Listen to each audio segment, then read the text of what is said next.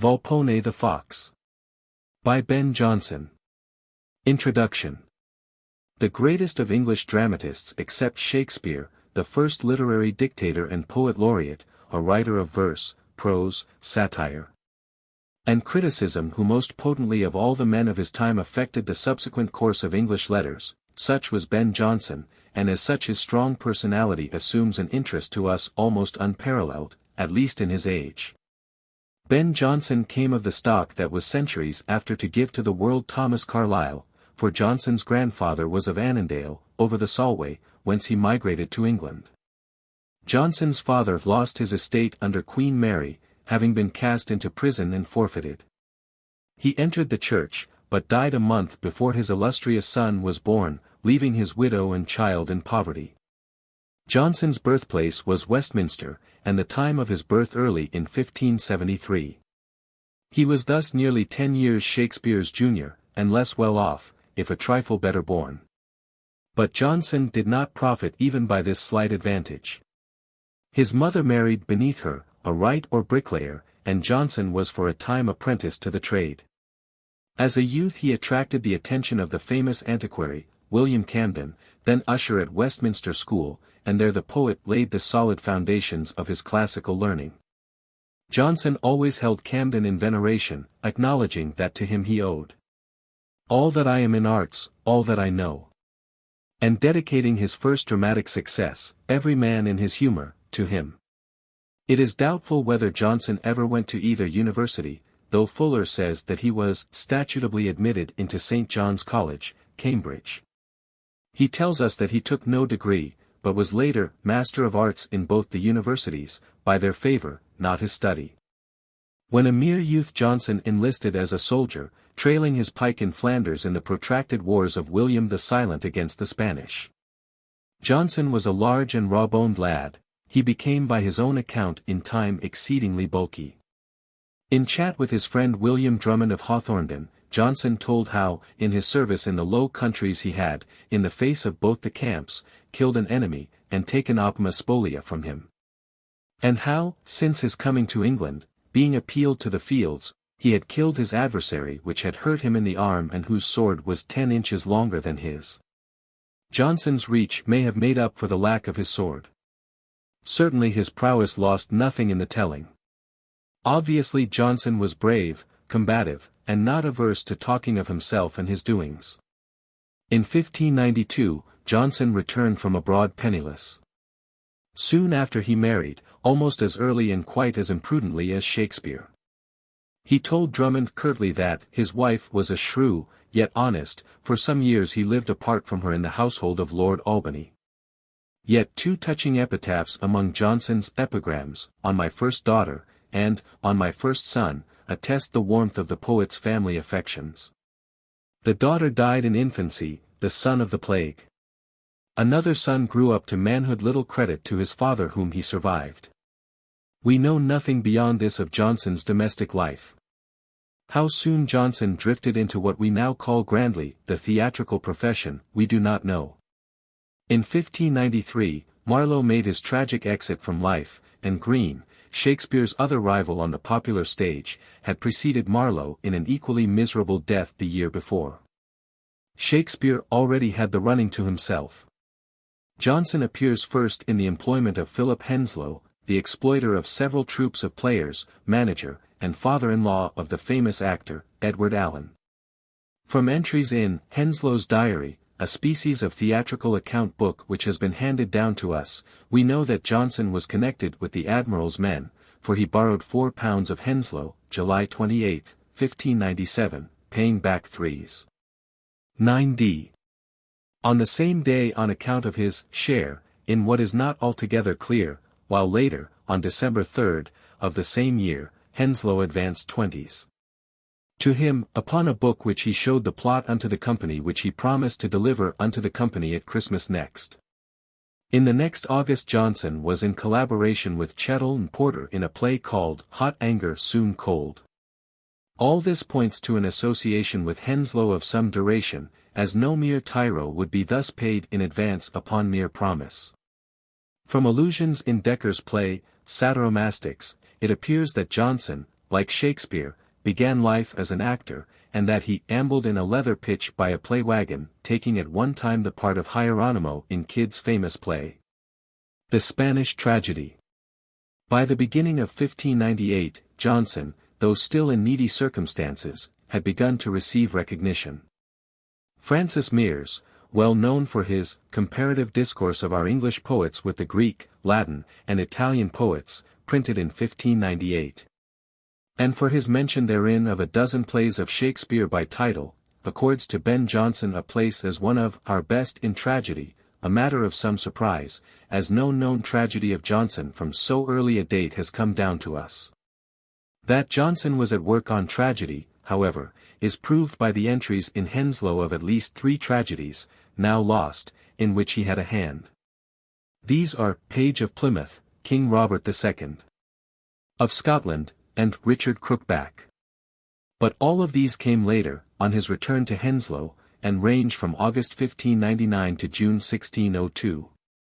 Returning to the autumn of 1598, an event now happened to sever for a time Jonson's relations with Henslowe.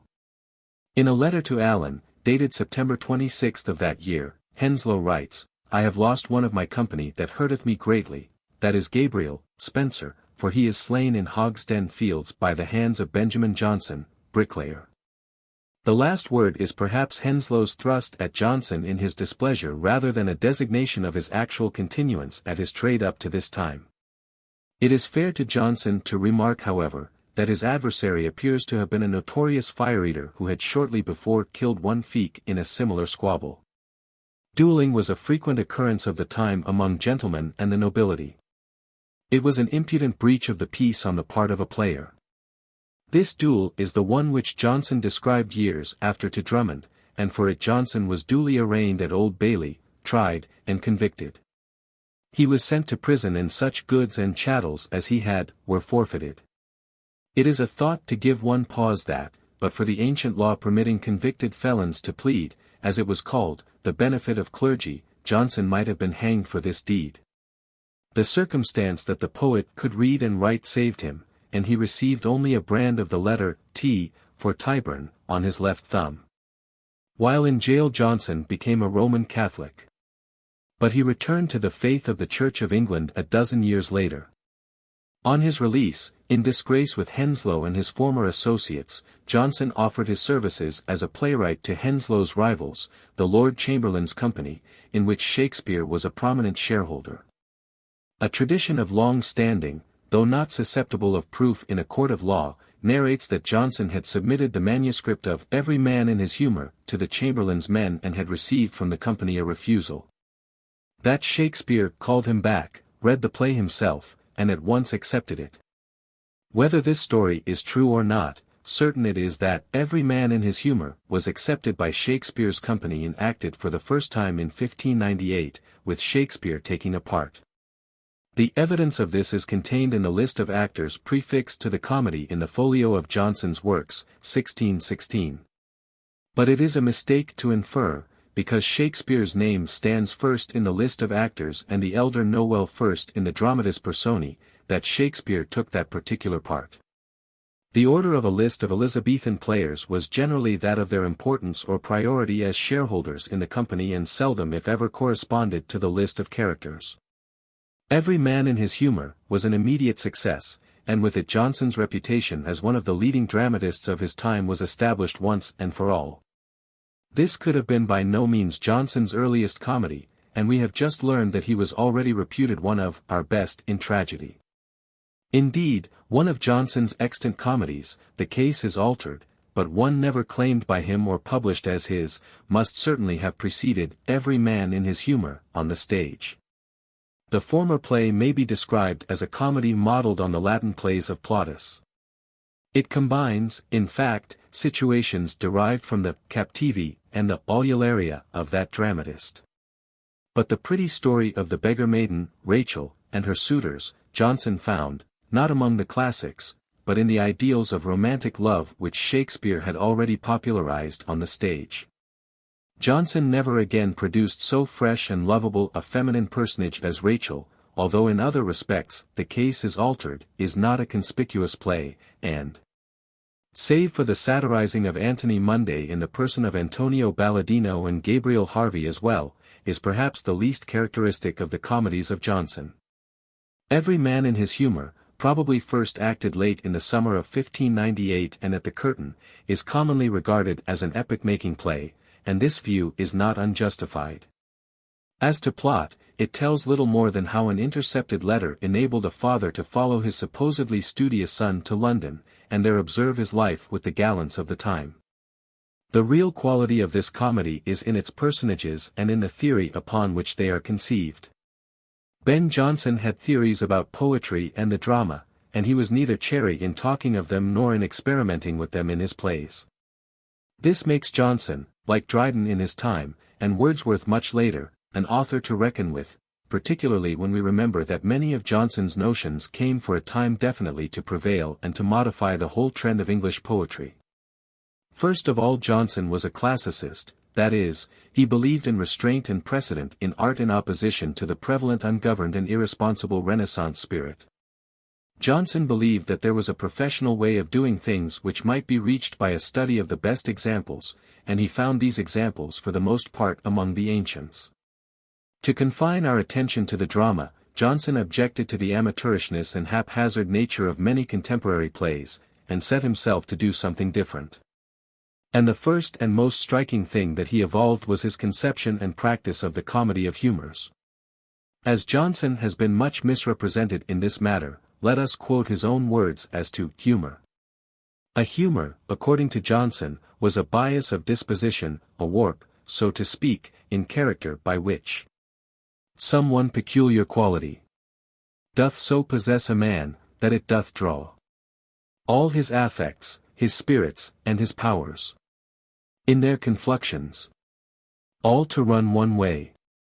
But continuing, Jonson is careful to add, but that a rook by wearing a pied feather, the cable hat band, or the three-piled ruff, a yard of shoe tie, or the Switzer's knot, on his French garters, should affect the humour. Oh, it is more than most ridiculous. Jonson's comedy of humours, in a word, conceived of stage personages on the basis of a ruling trait or passion, notable simplification of actual life be it observed in passing, and, placing these typified traits in juxtaposition in their conflict and contrast, struck the spark of comedy. Downright, as his name indicates, is a plain squire. Bobadil's humour is that of the braggart who is incidentally, and with delightfully comic effect, a coward. Brainworm's humour is the finding out of things to the end of fooling everybody. Of course he is fooled in the end himself. But it was not Jonson's theories alone that made the success of Every Man in His Humour. The play is admirably written and each character is vividly conceived, and with a firm touch based on observation of the men of the London of the day. Jonson was neither in this, his first great comedy, nor in any other play that he wrote, a supine classicist, urging that English drama return to a slavish adherence to classical conditions. He says as to the laws of the old comedy, meaning by laws, such matters as the unities of time and place and the use of chorus, I see not then, but we should enjoy the same license, or free power to illustrate and heighten our invention as they, the ancients, did, and not be tied to those strict and regular forms which the niceness of a few, who are nothing but form, would thrust upon us. Every Man in His Humour, is written in prose, a novel practice which Jonson had of his predecessor in comedy, John Lyly. Even the word humour seems to have been employed in the Johnsonian sense by Chapman before Jonson's use of it. Indeed, the comedy of humours itself is only a heightened variety of the comedy of manners which represents life, viewed at a satirical angle, and is the oldest and most persistent species of comedy in the language. None the less, Jonson's comedy merited its immediate success and marked out a definite course in which comedy long continued to run. To mention only Shakespeare's Falstaff and his Rout, Bardolph, Pistol, Dame Quickly, and the rest, whether in Henry IV or in The Merry Wives of Windsor, all are conceived in the spirit of humours. So are the captains, Welsh, Scotch, and Irish of Henry V, and Malvolio especially later, though Shakespeare never employed the method of humours for an important personage. It was not Jonson's fault that many of his successors did precisely the thing that he had reprobated, that is, degrade the humor into an oddity of speech, an eccentricity of manner, of dress, or cut of beard. There was an anonymous play called Every Woman in Her Humor. Chapman wrote A Humorous Day's Mirth, Day, Humor Out of Breath, Fletcher later, The Humorous Lieutenant, and Jonson, besides, Every Man Out of His Humor. Returned to the title in closing the cycle of his comedies in The Magnetic Lady or Humors Reconciled. With the performance of Every Man Out of His Humor, in 1599, by Shakespeare's company once more at the Globe, we turn a new page in Jonson's career. Despite his many real virtues, if there is one feature more than any other that distinguishes Jonson, it is his arrogance, and to this may be added his self-righteousness, especially under criticism or satire. Every Man Out of His Humor is the first of three comical satires which Jonson contributed to what Dekker called the Poetomachia or War of the Theatres as recent critics have named it. This play as a fabric of plot is a very slight affair. But as a satirical picture of the manners of the time, proceeding by means of vivid caricature, couched in witty and brilliant dialogue and sustained by that righteous indignation which must lie at the heart of all true satire, as a realization. In short, of the classical ideal of comedy, there had been nothing like Jonson's comedy since the days of Aristophanes. Every Man in His Humor, like the two plays that follow it, contains two kinds of attack, the critical or generally satiric, leveled at abuses and corruptions in the abstract. And the personal, in which specific application is made of all this in the lampooning of poets and others, Jonson's contemporaries. The method of personal attack by actual caricature of a person on the stage is almost as old as the drama. Aristophanes so lampooned Euripides in The Acharnians, and Socrates in The Clouds, to mention no other examples, and in English drama this kind of thing is alluded to again and again. What Jonson really did, was to raise the dramatic lampoon to an art, and make out of a casual burlesque and bit of mimicry a dramatic satire of literary pretensions and permanency.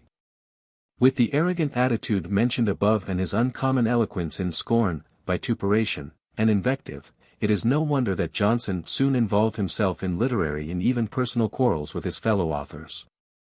The circumstances of the origin of this poetomachia are far from clear, and those who have written on the topic, except of late, have not helped to make them clearer. The origin of the war has been referred to satirical references, apparently to Jonson, contained in The Scourge of Villainy, a satire in regular form after the manner of the ancients by John Marston, a fellow playwright, subsequent friend and collaborator of Jonson's. On the other hand, epigrams of Jonson have been discovered, 49, 68, and 100, variously charging playwright, reasonably identified with Marston, with scurrility, cowardice, and plagiarism. Though the dates of the epigrams cannot be ascertained with certainty. Jonson's own statement of the matter to Drummond runs, he had many quarrels with Marston, beat him, and took his pistol from him, wrote his Poetaster on him. The beginning, of them were that Marston represented him on the stage. The best account of this whole subject is to be found in the edition of Poetaster and Satyromastrix by J. H. Penniman in Belles Lettres series, shortly to appear. See also his earlier work, The War of the Theatres, 1892. And the excellent contributions to the subject by H. C. Hart. In Notes and Queries, and in his edition of Jonson, 1906. Here at least we are on certain ground. And the principles of the quarrel are known. Histriomastics, a play revised by Marston in 1598, has been regarded as the one in which Jonson was thus represented on the stage. Although the personage in question, Chrysogonus, a poet, satirist, and translator, poor but proud, and contemptuous of the common herd, seems rather a complimentary portrait of Jonson than a caricature. As to the personages actually ridiculed in Every Man Out of His Humor, Carlo Buffoni was formerly thought certainly to be Marston, as he was described as a public, scurrilous, and profane jester. And elsewhere as the grand scourge or second untruss, that is, satirist, of the time, Joseph Hall being by his own boast the first, and Marston's work being entitled The Scourge of Villainy. Apparently we must now prefer for Carlo a notorious character named Charles Chester, of whom gossipy and inaccurate Aubrey relates that he was a bold impertinent fellow, a perpetual talker and made a noise like a drum in a room. So one time at a tavern Sir Walter Raleigh beats him and seals up his mouth, that is his upper and nether beard, with hard wax. From him Ben Jonson takes his Carlo Buffoni, i.e., jester, in Every Man in His Humour, sic. Is it conceivable that after all Jonson was ridiculing Marston, and that the point of the satire consisted in an intentional confusion of the grand scourge or second untruss with the scurrilous and profane Chester? We have digressed into detail in this particular case to exemplify the difficulties of criticism in its attempts to identify the allusions in these forgotten quarrels. We are on sounder ground of fact in recording other manifestations of Jonson's enmity. In The Case is Altered, there is clear ridicule in the character Antonio Balladino of Anthony Munday, pageant poet of the city, translator of romances and playwright as well. In Every Man in His Humour, there is certainly a caricature of Samuel Daniel, accepted poet of the court, sonneteer, and companion of men of fashion. These men held recognized positions to which Jonson felt his talents better entitled him. They were hence to him his natural enemies. It seems almost certain that he pursued both in the personages of his satire through Every Man Out of His Humour, and Cynthia's Revels, Daniel under the characters Fastidious Brisk and Hedon, Munday as Puntarvolo and Amorphous. But in these last we venture on quagmire once more. Jonson's literary rivalry of Daniel is traceable again and again, in the entertainments that welcomed King James on his way to London, in the masques at court, and in the pastoral drama. As to Jonson's personal ambitions with respect to these two men, it is notable that he became, not pageant poet, but chronologer to the city of London. And that, on the accession of the new king, he came soon to triumph over Daniel as the accepted entertainer of royalty. Cynthia's Revels, the second, comical satire, was acted in 1600, and, as a play, is even more lengthy, elaborate, and impossible than Every Man Out of His Humour.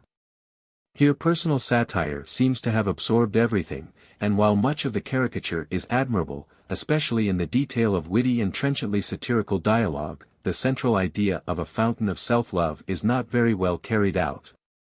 And the persons revert at times to abstractions, the action to allegory. It adds to our wonder that this difficult drama should have been acted by the children of Queen Elizabeth's chapel, among them Nathaniel Field with whom Jonson read Horace and Martial, and whom he taught later how to make plays.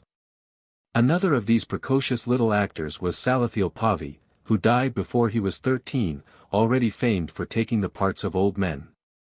Him Jonson immortalized in one of the sweetest of his epitaphs. An interesting sidelight is this on the character of this redoubtable and rugged satirist, that he should thus have befriended and tenderly remembered these little theatrical waifs. Some of whom, as we know, had been literally kidnapped to be pressed into the service of the theatre and whipped to the conning of their difficult parts. To the caricature of Daniel and Munday in Cynthia's Revels, must be added Aeneas, impudence, here assuredly Marston, and Asotus, the prodigal, interpreted as Lodge or, more perilously, Raleigh. Crites, like Aspermacelant in Every Man Out of His Humour, is Jonson's self-complacent portrait of himself, the just, wholly admirable, and judicious scholar, holding his head high above the pack of the yelping curs of envy and detraction. But careless of their puny attacks on his perfections with only too mindful a neglect. The third and last of the comical satires is Poet Astor, acted, once more, by the children of the chapel in 1601, and Jonson's only avowed contribution to the fray. According to the author's own account, this play was written in 15 weeks on a report that his enemies had entrusted to Dekker the preparation of Satyromastics, the untrussing of the humorous poet, a dramatic attack upon himself. In this attempt to forestall his enemies Jonson succeeded, and Poet Astor was an immediate and deserved success. While hardly more closely knit in structure than its earlier companion pieces, Poet Astor is planned to lead up to the ludicrous final scene in which, after a device borrowed from the Lexiphanes of Lucian, the offending Poet Astor Marston Crispinus, is made to throw up the difficult words with which he had overburdened his stomach as well as overlarded his vocabulary. In the end Crispinus with his fellow, Decker Demetrius, is bound over to keep the peace and never thenceforward malign, traduce, or detract the person or writings of Quintus Horatius Flaccus, Jonson, or any other eminent man transcending you in merit. One of the most diverting personages in Jonson's comedy is Captain Tuca. His peculiarity has been well described by Ward as a buoyant blackguardism which recovers itself instantaneously from the most complete exposure, and a picturesqueness of speech like that of a walking dictionary of slang. It was this character, Captain Tuca, that Decker hit upon in his reply, Satyromastics, and he amplified him, turning his abusive vocabulary back upon Jonson and adding an immodesty to his dialogue that did not enter into Jonson's conception. It has been held, altogether plausibly, that when Decker was engaged professionally, so to speak, to write a dramatic reply to Jonson, he was at work on a species of chronicle history, dealing with the story of Walter Tyrrell in the reign of William Rufus. This he hurriedly adapted to include the satirical characters suggested by Poetaster, and fashioned to convey the satire of his reply. The absurdity of placing Horace in the court of a Norman king is the result. But Decker's play is not without its palpable hits at the arrogance, the literary pride, and self-righteousness of Jonson Horace, whose Ningle or Pal, the absurd Asinius Bubo, has recently been shown to figure forth, in all likelihood, Jonson's friend, the poet Drayton. Slight and hastily adapted as is Satyromastics, especially in a comparison with the better wrought and more significant satire of Poetaster, the town awarded the palm to Decker, not to Jonson. And Jonson gave over in consequence his practice of comical satire. Though Jonson was cited to appear before the Lord Chief Justice to answer certain charges to the effect that he had attacked lawyers and soldiers in Poetaster, nothing came of this complaint. It may be suspected that much of this furious clatter and give and take was pure playing to the gallery. The town was agog with the strife, and on no less an authority than Shakespeare, Hamlet, 2. We learn that the Children's Company, acting the plays of Jonson, did so berattle the common stages, that many, wearing rapiers, are afraid of goose quills, and dare scarce come thither. Several other plays have been thought to bear a greater or less part in the war of the theatres. Among them the most important is a college play, entitled The Return from Parnassus, dating 1601 to 2002. In it a much-quoted passage makes Burbage, as a character, declare, "Why here's our fellow Shakespeare puts them all down, I and Ben Jonson, too. Oh, that Ben Jonson is a pestilent fellow. He brought up Horace, giving the poets a pill, but our fellow Shakespeare hath given him a purge that made him bewray his credit." Was Shakespeare then concerned in this war of the stages? And what could have been the nature of this purge? Among several suggestions, Troilus and Cressida has been thought by some to be the play in which Shakespeare thus put down his friend Jonson. A wiser interpretation finds the purge in Satyromastics, which, though not written by Shakespeare, was staged by his company, and therefore with his approval and under his direction as one of the leaders of that company. The last years of the reign of Elizabeth thus saw Jonson recognized as a dramatist second only to Shakespeare, and not second even to him as a dramatic satirist. But Jonson now turned his talents to new fields. Plays on subjects derived from classical story and myth had held the stage from the beginning of the drama, so that Shakespeare was making no new departure when he wrote his Julius Caesar, about 1600. Therefore when Jonson staged Sejanus, 3 years later and with Shakespeare's company once more, he was only following in the elder dramatist's footsteps. But Jonson's idea of a play on classical history, on the one hand, and Shakespeare's and the elder popular dramatists, on the other, were very different. Heywood some years before had put 5 straggling plays on the stage in quick succession, all derived from stories in Ovid and dramatized with little taste or discrimination. Shakespeare had a finer conception of form, but even he was contented to take all his ancient history from North's translation of Plutarch and dramatize his subject without further inquiry. Jonson was a scholar and a classical antiquarian.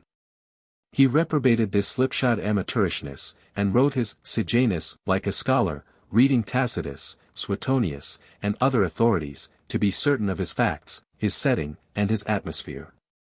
And somewhat pedantically noting his authorities in the margin when he came to print. Sejanus is a tragedy of genuine dramatic power in which is told with discriminating taste the story of the haughty favorite of Tiberius with his tragical overthrow. Our drama presents no truer nor more painstaking representation of ancient Roman life than may be found in Jonson's Sejanus and Catiline his Conspiracy, which followed in 1611.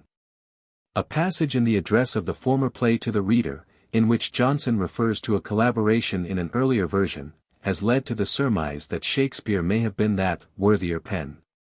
There is no evidence to determine the matter. In 1605, we find Jonson in active collaboration with Chapman and Marston in the admirable comedy of London life entitled Eastward Ho! In the previous year, Marston had dedicated his Malcontent, in terms of fervid admiration, to Jonson. So that the wounds of the war of the theatres must have been long since healed. Between Jonson and Chapman there was the kinship of similar scholarly ideals. The two continued friends throughout life. Eastward Ho! Achieved the extraordinary popularity represented in a demand for 3 issues in 1 year. But this was not due entirely to the merits of the play. In its earliest version, a passage which an irritable courtier conceived to be derogatory to his nation, the Scots, sent both Chapman and Jonson to jail, but the matter was soon patched up, for by this time Jonson had influence at court.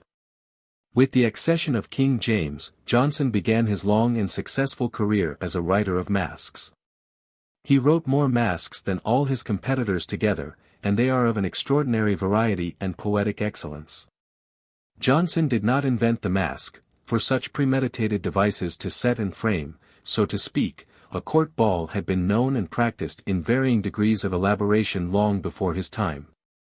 But Jonson gave dramatic value to the masque, especially in his invention of the anti-masque, a comedy or farcical element of relief, entrusted to professional players or dancers. He enhanced, as well, the beauty and dignity of those portions of the masque in which noble lords and ladies took their parts to create, by their gorgeous costumes and artistic grouping and evolutions, a sumptuous show. On the mechanical and scenic side Jonson had an inventive and ingenious partner in Inigo Jones, the royal architect, who more than any one man raised the standard of stage representation in the England of his day. Jonson continued active in the service of the court in the writing of masques and other entertainments far into the reign of King Charles. But, towards the end, a quarrel with Jones embittered his life, and the two testy old men appear to have become not only a constant irritation to each other, but intolerable bores at court.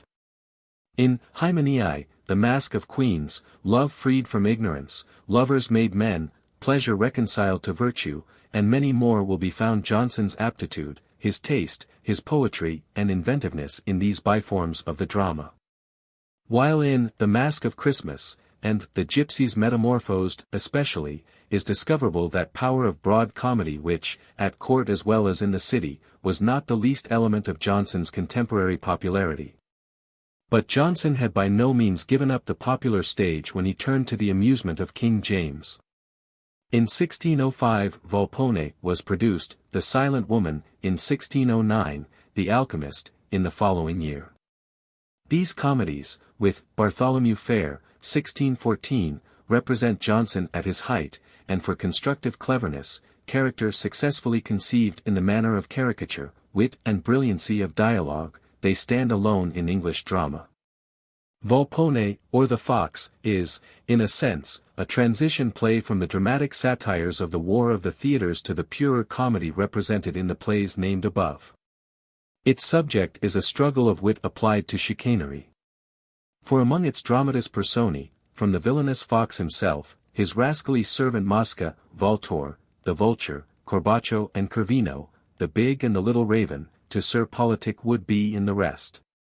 There is scarcely a virtuous character in the play.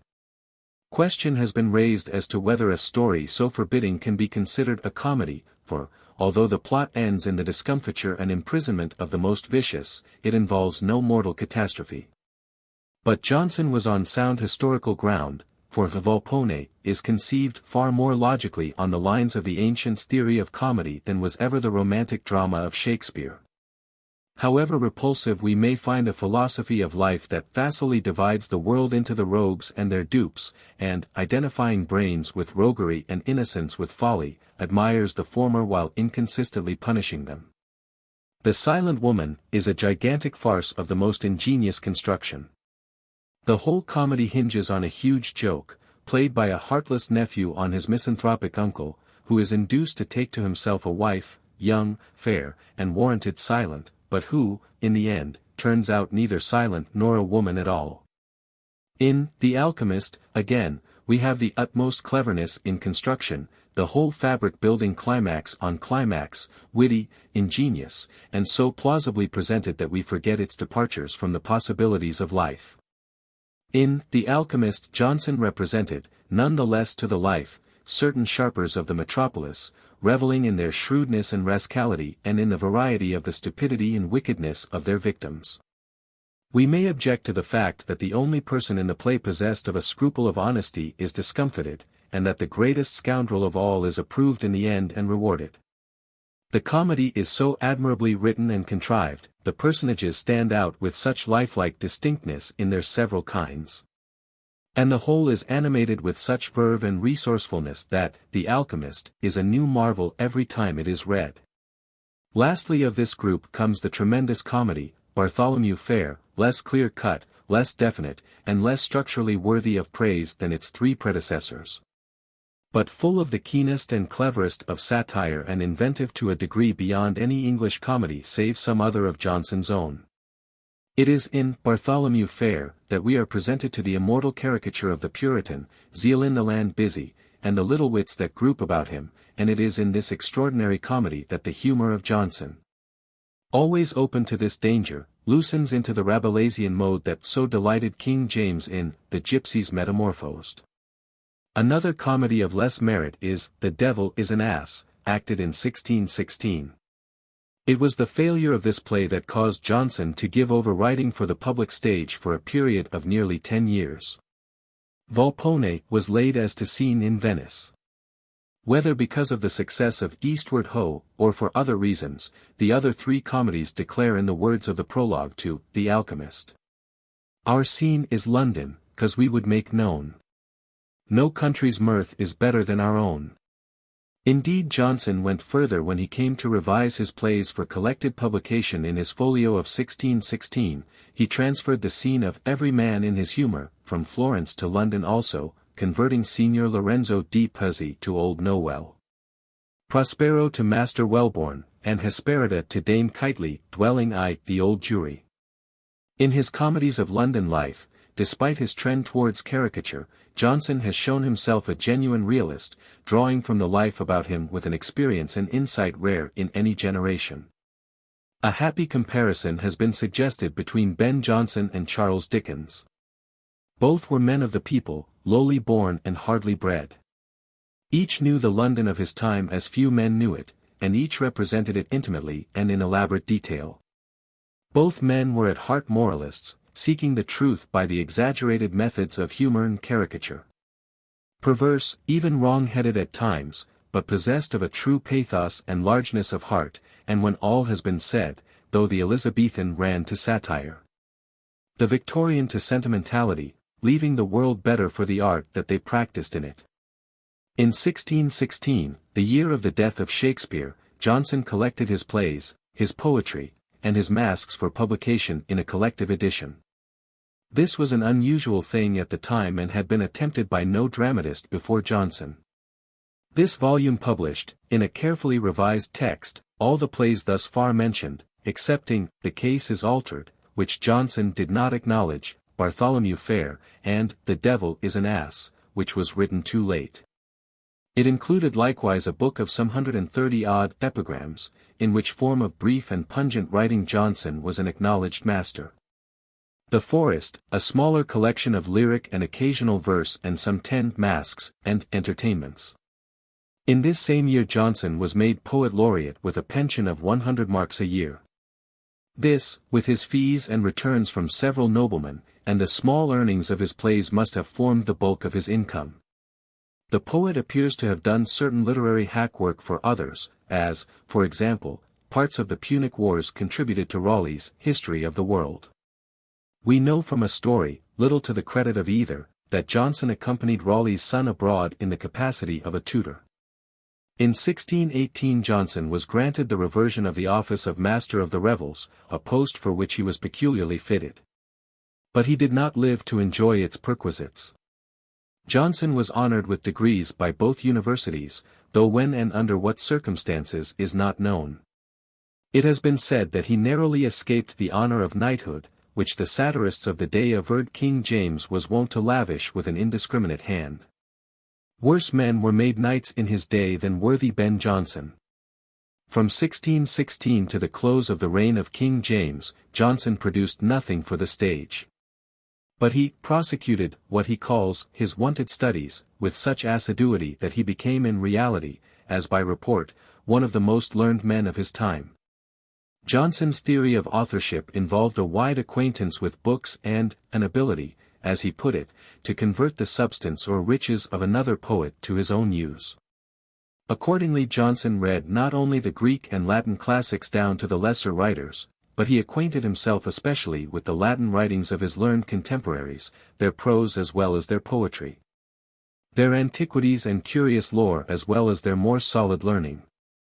Though a poor man, Jonson was an indefatigable collector of books. He told Drummond that the Earl of Pembroke sent him £20 every first day of the new year to buy new books.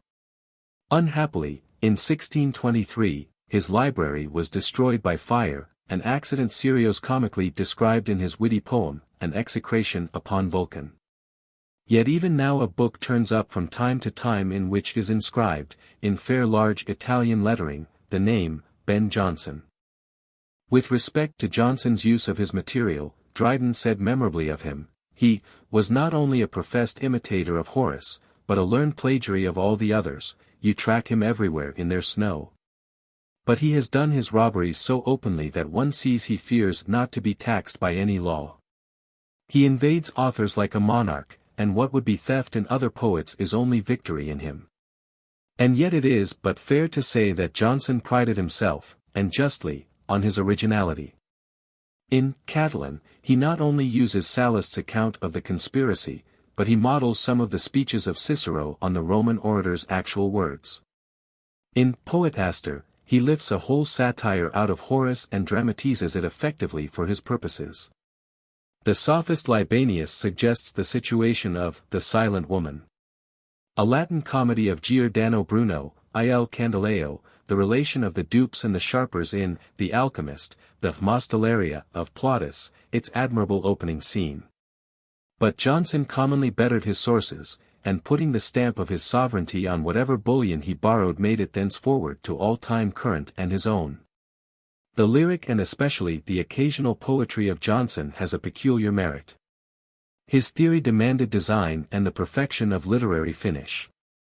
He was furthest from the rhapsodist and the careless singer of an idle day, and he believed that Apollo could only be worthily served in singing robes and laurel crowned.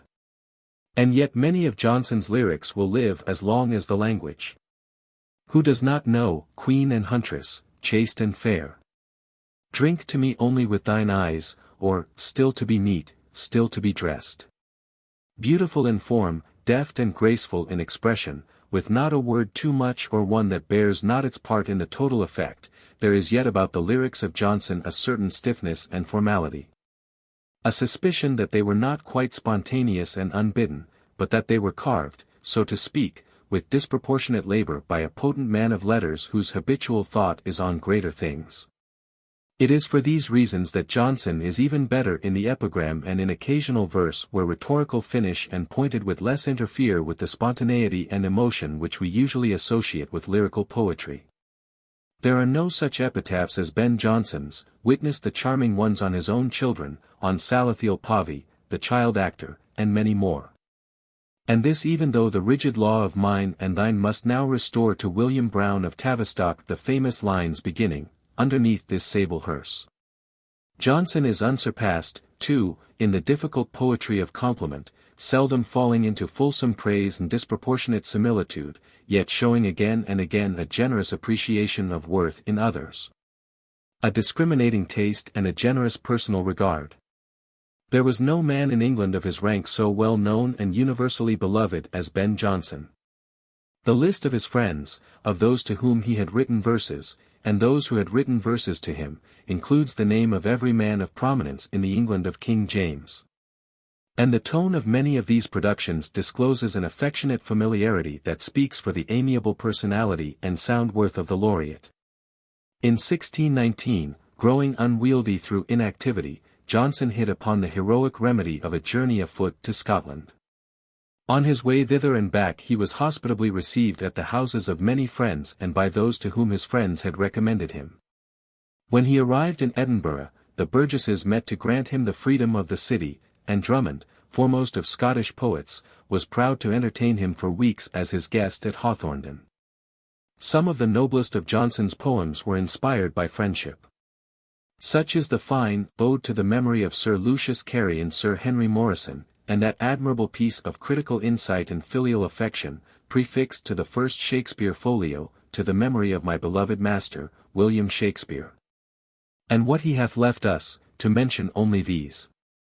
Nor can the earlier Epode, beginning not to know vice at all, be matched in stately gravity and gnomic wisdom in its own wise and stately age.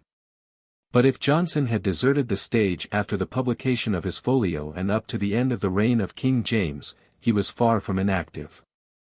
For year after year his inexhaustible inventiveness continued to contribute to the masking and entertainment at court. In The Golden Age Restored, Pallas turns the Iron Age with its attendant evils into statues which sink out of sight.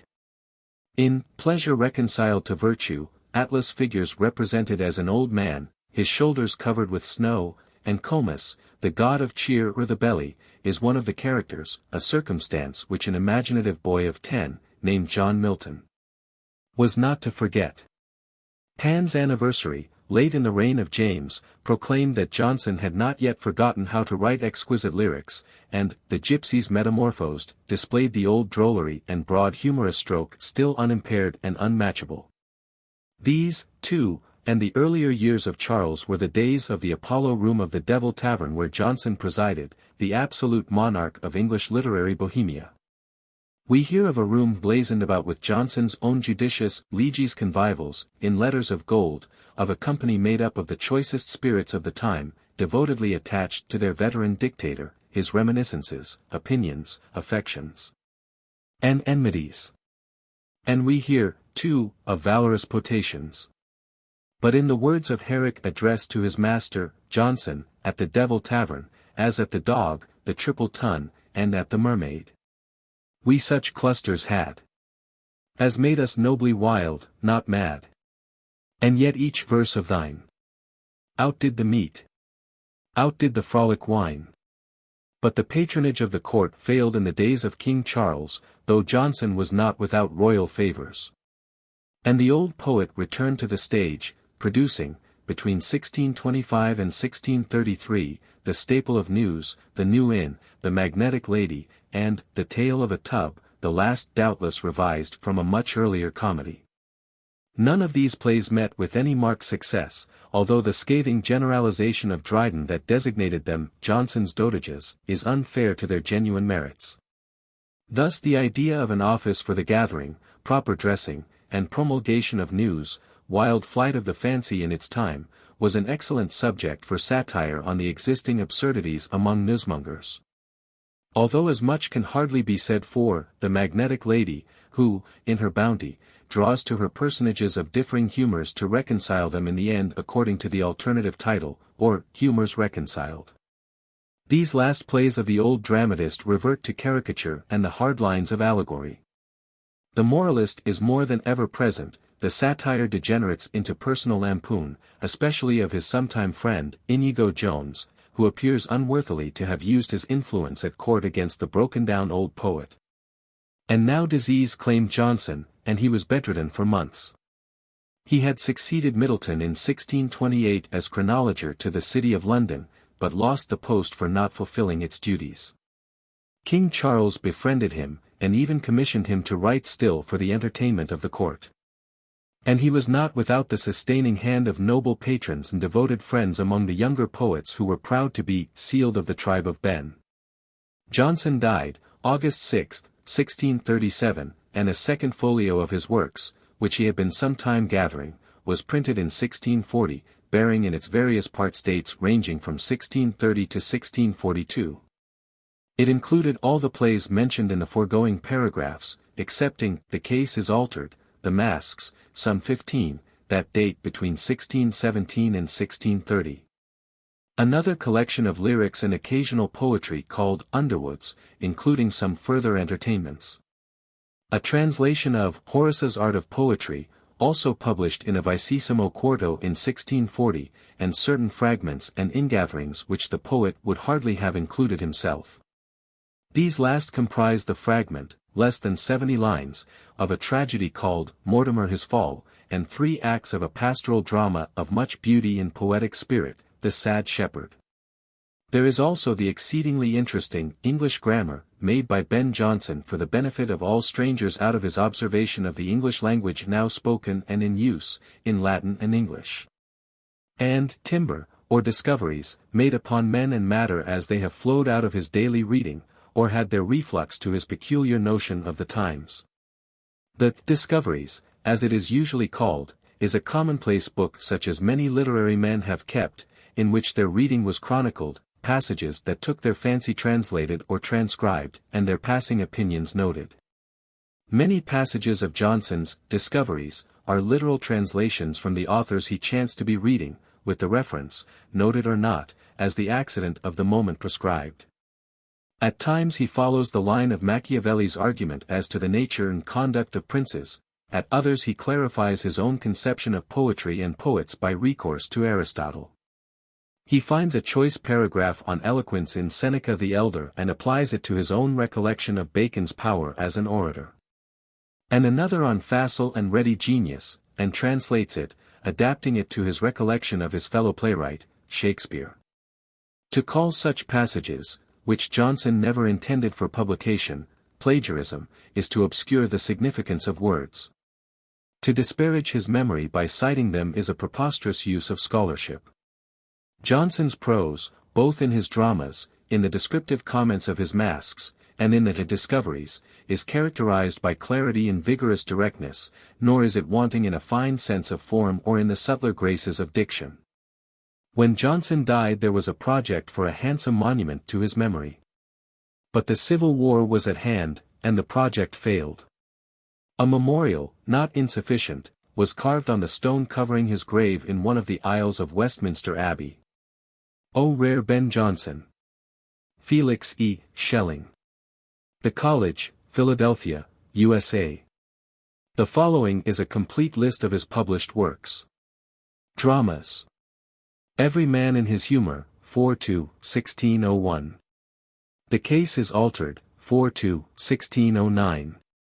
Every Man Out of His Humor, 4–1600. Cynthia's Revels, 4–1601. Poetaster, 4–1602. Sejanus, 4–1605. Eastward Ho, with Chapman and Marston, 4–1605. Volpone, 4–1607. Epicoene, or the Silent Woman, 4–1609, folios, 1616. The Alchemist, 4–1612. Catalan, His Conspiracy, 4–1611. Bartholomew Fayer, 4–1614, folios, 1631. The Devil is an Assy, folios, 1631. The Staple of News, folios, 1631. The New Sun, 8vo, 1631, folios, 1692. The Magnetic Lady, or Humors Reconciled, folios, 1640. A Tale of a Tub, folios, 1640. The Sad Shepherd, or A Tale of Robin Hood, folios, 1641. Mortimer His Fall, fragment, folios, 1640. To Jonson have also been attributed additions to Kyd's Geronimo, and collaboration in The Widow with Fletcher and Middleton, and in The Bloody Brother with Fletcher. Poems. Epigrams, The Forest, Underwoods, published in Foals, 1616, 1640. Selections, Execration against Vulcan, and Epigrams, 1640. G. Hor Flaccus His Art of Poetry, Englished by Ben Jonson, 1640. Leges Convivialis, Folios, 1692. Other minor poems first appeared in Gifford's edition of Works. Prose. Timber, or Discoveries Made Upon Men and Matter, Folios, 1641. The English Grammar, made by Ben Jonson for the benefit of strangers, Folios, 1640. Masques and Entertainments were published in the early folios. Works. Fall, 1616, Volume 2, 1640, 1631, 41. Folios, 1692, 1716-19, 1729. Edited by P. Whalley, 7 volumes, 1756. By Gifford, with Memoir, 9 volumes, 1816, 1846. Re-edit by F. Cunningham, 3 volumes, 1871. In 9 volumes, 1875. By Barry Cornwall, with Memoir, 1838. By B. Nicholson, Mermaid Series, with Introduction by C. H. Herford, 1893, etc. 9 Plays, 1904. Edition H. C. Hart, Standard Library, 1906, etc. Plays and Poems, with Introduction by H. Morley, Universal Library, 1885. Plays, 7, and Poems, Nunes, 1905. Poems, with Memoir by H. Bennett, Carlton Classics, 1907. Masques and Entertainments, edition by H. Morley, 1890. Selections. J. A. Symonds, with Biographical and Critical Essay. Canterbury Poets, 1886. Grossart, Brave Translunary Things, 1895. Arbour, Johnson Anthology, 1901. Underwoods, Cambridge University Press, 1905. Lyrics, Jonson, Beaumont and Fletcher, The Chap Books. No. 4, 1906. Songs, from Plays, Masques, etc. With earliest known setting, Erigny Press, 1906. Life. See Memoirs affixed to Works. J. A. Symonds, English Worthies, 1886. Notes of Ben Jonson Conversations with Drummond of Hawthornden. Shakespeare Society, 1842. Ed. With Introduction and Notes by P. Sidney, 1906. Swinburne, A Study of Ben Jonson, 1889. Volpone. Or, The Fox. By Ben Jonson. To the most noble and most equal sisters, the two famous universities, for their love and acceptance shown to his poem in the presentation, Ben Jonson, the grateful acknowledger, dedicates both it and himself. Never, most equal sisters, had any man a wit so presently excellent, as that it could raise itself, but there must come both matter, occasion, commenders, and favourers to it. If this be true, and that the fortune of all writers doth daily prove it, it behoves the careful to provide well towards these accidents. And, having acquired them, to preserve that part of reputation most tenderly, wherein the benefit of a friend is also defended. Hence is it, that I now render myself grateful, and am studious to justify the bounty of your act. To which, though your mere authority were satisfying, yet it being an age wherein poetry and the professors of it hear so ill on all sides, there will a reason be looked for in the subject. It is certain, nor can it with any forehead be opposed, that the too much license of poetasters in this time, hath much deformed their mistress. That, every day, their manifold and manifest ignorance doth stick unnatural reproaches upon her, but for their petulancy, it were an act of the greatest injustice either to let the learned suffer, or so divine a skill, which indeed should not be attempted with unclean hands, to fall under the least contempt. For, if men will impartially, and not asquint, look toward the offices and function of a poet, they will easily conclude to themselves the impossibility of any man's being the good poet, without first being a good man. He that is said to be able to inform young men to all good disciplines, inflame grown men to all great virtues, keep old men in their best and supreme state, or, as they decline to childhood, recover them to their first strength. That comes forth the interpreter and arbiter of nature, a teacher of things divine no less than human, a master in manners. And can alone, or with a few, effect the business of mankind. This, I take him, is no subject for pride and ignorance to exercise their railing rhetoric upon. But it will here be hastily answered, that the writers of these days are other things. That not only their manners, but their natures, are inverted, and nothing remaining with them of the dignity of poet, but the abused name, which every scribe usurps. That now, especially in dramatic, or, as they term it, stage poetry, nothing but ribaldry, profanation, blasphemy, all license of offense to God and man is practiced. I dare not deny a great part of this, and am sorry I dare not, because in some men's abortive features, and would they had never boasted the light, it is over true. But that all are embarked in this bold adventure for hell, is a most uncharitable thought, and, uttered, a more malicious slander. For my particular, I can, and from a most clear conscience, affirm, that I have ever trembled to think toward the least profaneness. Have loathed the use of such foul and unwashed bawdry, as is now made the food of the scene, and, howsoever I cannot escape from some, the imputation of sharpness, but that they will say, I have taken a pride, or lust, to be bitter. And not my youngest infant but hath come into the world with all his teeth. I would ask of these supercilious politics, what nation, society, or general order or state, I have provoked? What public person? Whether I have not in all these preserved their dignity, as mine own person, safe? My works are read, aloud, I speak of those that are entirely mine, look into them, what broad reproofs have I used? Where have I been particular? Where personal? Except to a mimic, cheater, bawd, or buffoon, creatures, for their insolencies, worthy to be taxed. Yet to which of these so pointingly, as he might not either ingenuously have confessed, or wisely dissembled his disease? But it is not rumor can make men guilty, much less entitle me to other men's crimes.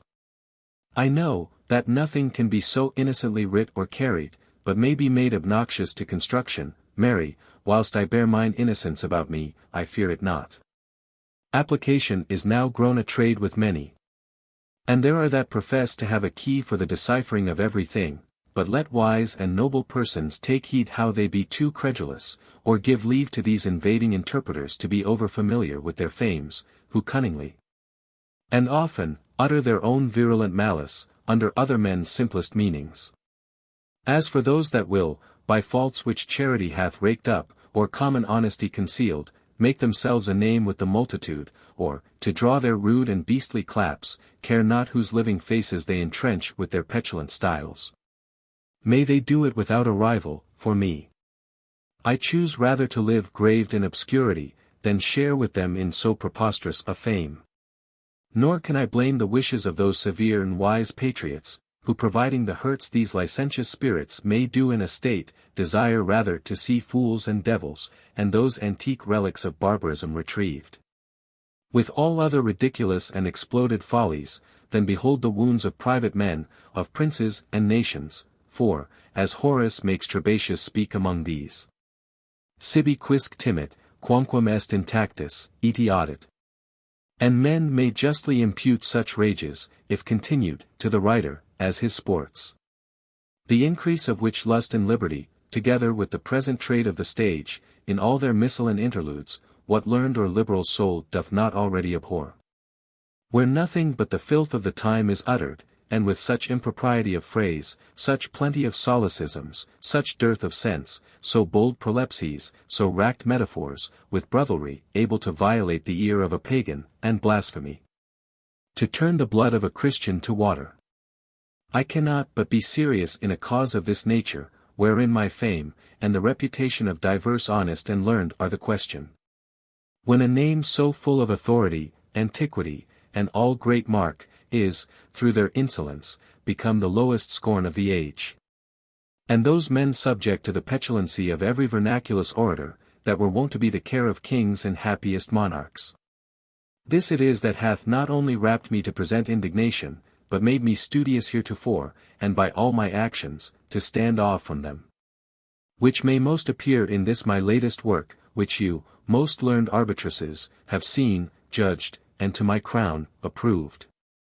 Wherein I have labored for their instruction and amendment, to reduce not only the ancient forms, but manners of the scene, the easiness, the propriety, the innocence, and last, the doctrine, which is the principal end of poesy.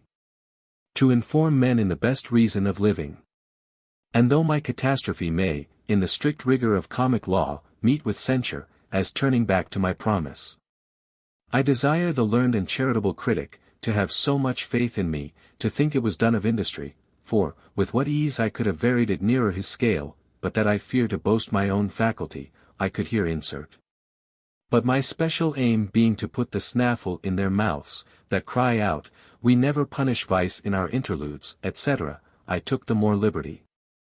Though not without some lines of example, drawn even in the ancients themselves, the goings out of whose comedies are not always joyful, but oft times the bawds, the servants, the rivals, yea, and the masters are mulcted.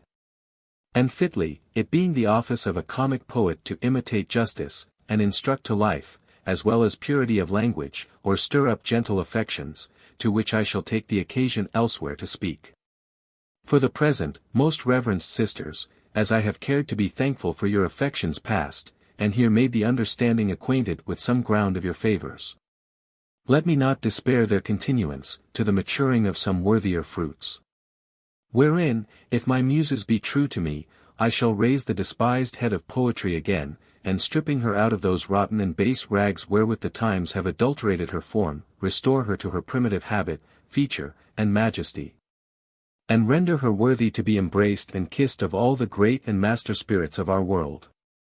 As for the vile and slothful, who never effected an act worthy of celebration, or are so inward with their own vicious natures, as they worthily fear her, and think it an high point of policy to keep her in contempt, with their declamatory and windy invectives, she shall out of just rage incite her servants, who are genus irritabile, to spout ink in their faces, that shall eat farther than their marrow into their fames, and not Cinemus the barber, with his art, shall be able to take out the brands. But they shall live, and be read, till the wretches die, as things worst deserving of themselves in chief, and then of all mankind. From my house in the Blackfriars. This 11th day of February, 1607. Dramatis Personae. Volpone, a Magnifico. Mosca, his parasite. Voltore, an advocate. Corbaccio, an old gentleman. Corvino, a merchant. Bonario, son to Corbaccio. Sir Politic would be, a knight. Peregrine, a gentleman traveller. Nano, a dwarf. Castrone, an eunuch. Androgyno, an hermaphrodite. Grege, or mob. Commendadori, officers of justice. Mercatori, 3 merchants. Avocatori, 4 magistrates. Notario, the register. Lady would be, Sir Politic's wife. Celia, Corvino's wife. Servitori, servants, 2 waiting women, etc. Scene, Venice. The argument. Volpone, childless, rich, feigns sick, despairs. Offers his state to hopes of several heirs. Lies languishing, his parasite receives. P resents of all, assures, deludes, then weaves. Oh, their cross plots, which ope themselves, are told. New tricks for safety are sought, they thrive, when bold. Each tempts the other again, and all are sold. Prologue. Now, luck yet sends us, and a little wit will serve to make our play hit. according to the palates of the season. Here is rhyme, not empty of reason. This we were bid to credit from our poet, whose true scope, if you would know it, in all his poems still hath been this measure: to mix profit with your pleasure.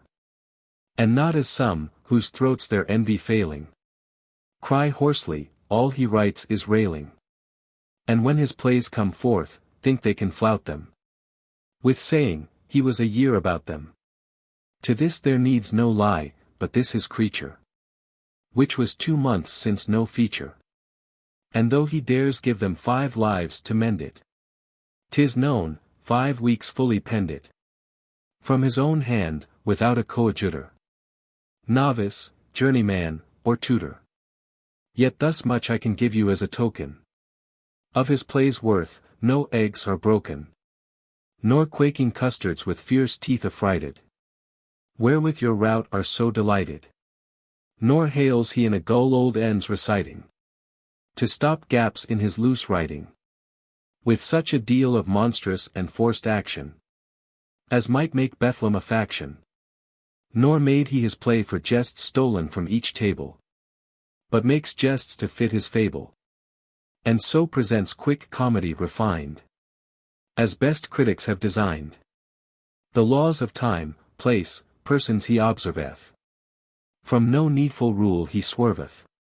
All gall and copperas from his ink he draineth, only a little salt remaineth, wherewith he'll rub your cheeks, till red, with laughter, they shall look fresh a week after. Act 1. Scene 1.1. A room in Volpone's house. Enter Volpone and Mosca. Volp, good morning to the day, and next, my gold. Open the shrine, that I may see my saint. Mosca withdraws the curtain, and discovers piles of gold, plate, jewels, etc. Hail the world's soul, and mine. More glad than is the teeming earth to see the longed-for sun peep through the horns of the celestial ram.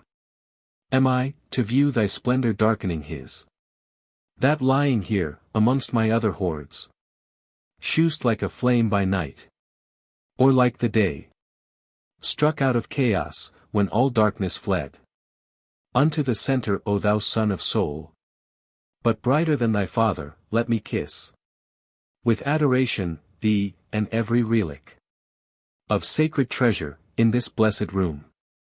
Well did wise poets, by thy glorious name, title that age which they would have the best.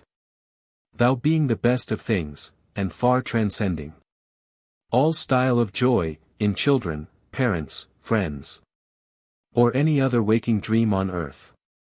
Thy looks when they to Venus did ascribe, they should have given her 20,000 cupids. Such are thy beauties and our loves, dear saint.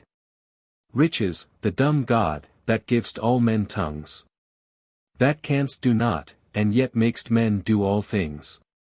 The price of souls, even hell, with thee to boot, is made worth heaven. Thou art virtue, fame, honor, and all things else. Who can get thee? He shall be noble, valiant, honest, wise. Mos, and what he will, sir. Riches are in fortune. A greater good than wisdom is in nature.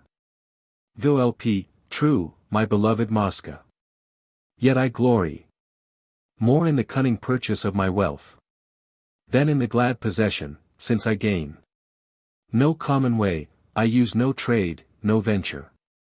I wound no earth with plowshares, fat no beasts to feed the shambles, have no mills for iron, oil, corn, or men, to grind them into powder.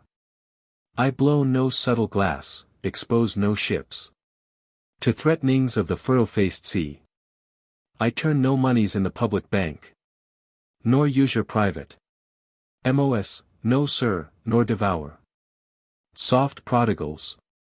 You shall have some will swallow a melting air as glibly as your Dutch will pills of butter, and ne'er purge for it. Tear forth the fathers of poor families out of their beds, and coffin them alive. In some kind clasping prison, where their bones may be forthcoming, when the flesh is rotten. But your sweet nature doth abhor these courses. You loathe the widow's or the orphan's tears. Should wash your pavements, or their piteous cries ring in your roofs, and beat the air for vengeance. Volpone, right, Mosca, I do loathe it. Mos, and besides, sir, you are not like a thresher that doth stand with a huge flail, watching a heap of corn, and, hungry, dares not taste the smallest grain, but feeds on mallows, and such bitter herbs. Nor like the merchant, who hath filled his vaults with Romagna, and rich Candian wines, yet drinks the lees of Lombard's vinegar. You will not lie in straw, whilst moths and worms feed on your sumptuous hangings and soft beds. You know the use of riches, and dare give now from that bright heap, to me, your poor observer, or to your dwarf, or your hermaphrodite, your eunuch, or what other household trifle your pleasure allows maintenance. Volpone, hold thee, Mosca. Gives him money. Take of my hand, thou strick'st on truth in all. And they are envious term thee parasite. Call forth my dwarf, my eunuch, and my fool, and let them make me sport. Exit Mos. What should I do but cocker up my genius, and live free? To all delights my fortune calls me to. I have no wife, no parent, child, ally, to give my substance to. But whom I make must be my heir, and this makes men observe me. This draws new clients daily, to my house. Women and men of every sex and age, that bring me presents, send me plate, coin, jewels, with hope that when I die, which they expect, each greedy minute, it shall then return tenfold upon them. Whilst some, covetous above the rest, seek to engross me whole, and counterwork the one unto the other, contend in gifts, as they would seem in love. All which I suffer, playing with their hopes, and am content to coin them into profit, to look upon their kindness, and take more, and look on that, still bearing them in hand, letting the cherry knock against their lips, and draw it by their mouths, and back again. How now? Re-enter Mosca with Nano, Androgeno, and Castrone.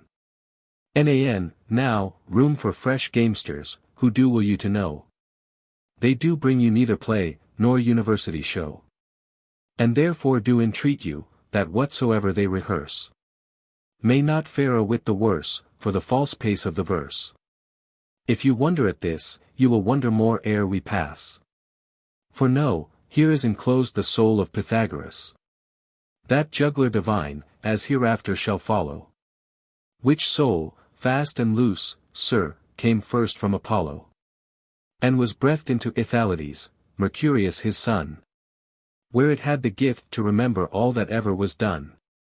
From thence it fled forth, and made quick transmigration to Goldilocked Euphorbus, who was killed in good fashion at the siege of old Troy, by the cuckold of Sparta. Hermotimus was next, I find it in my carta, to whom it did pass, where no sooner it was missing, but with one Pyrrhus of Delos it learned to go a-fishing, and thence did it enter the sophist of Greece. From Pythagore, she went into a beautiful piece, hight Aspasia, the meretrix. And the next toss of her was again of a whore, she became a philosopher. Crates the cynic, as itself doth relate it. Since kings, knights, and beggars, knaves, lords and fools gat it. Besides, ox and ass, camel, mule, goat, and brock. In all which it hath spoke, as in the cobbler's cock. But I come not here to discourse of that matter. Or his 1, 2, or 3, or his great oath, by quarter. His musics, his trigon, his golden thigh. Or his telling how elements shift, but I would ask, how of late thou best suffered translation. And shifted thy coat in these days of reformation. And, like one of the reformed, a fool, as you see. Counting all old doctrine heresy. Nan, but not on thine own forbid meats hast thou ventured. And, on fish, when first a Carthusian I entered. Nan, why, then thy dogmatical silence hath left thee. And, of that an obstreperous lawyer bereft me. Nan, O wonderful change, when Sir Lawyer forsook thee. For Pythagoras' sake, what body then took thee? And, a good dull mule. Nan, and how? By that means. Thou wert brought to allow of the eating of beans. And, yes.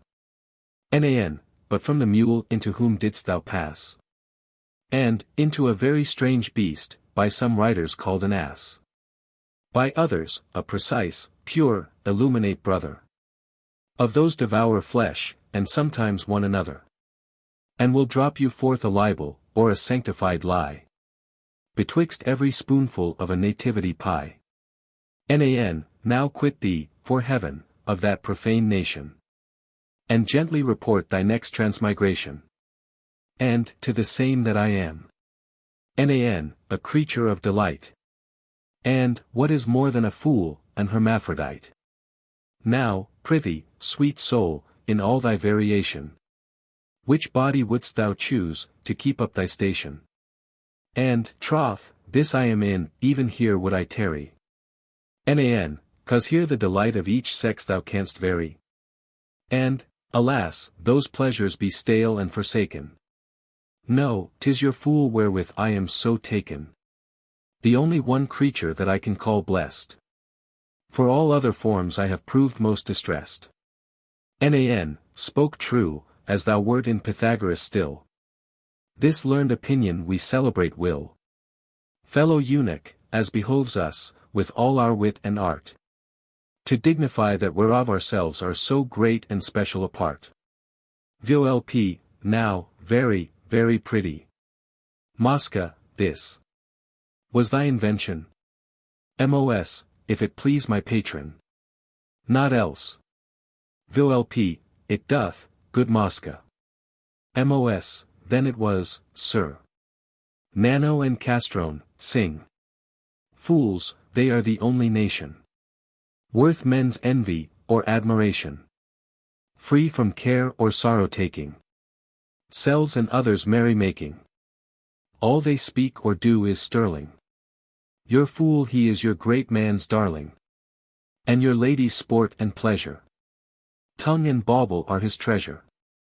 E'en his face begetteth laughter.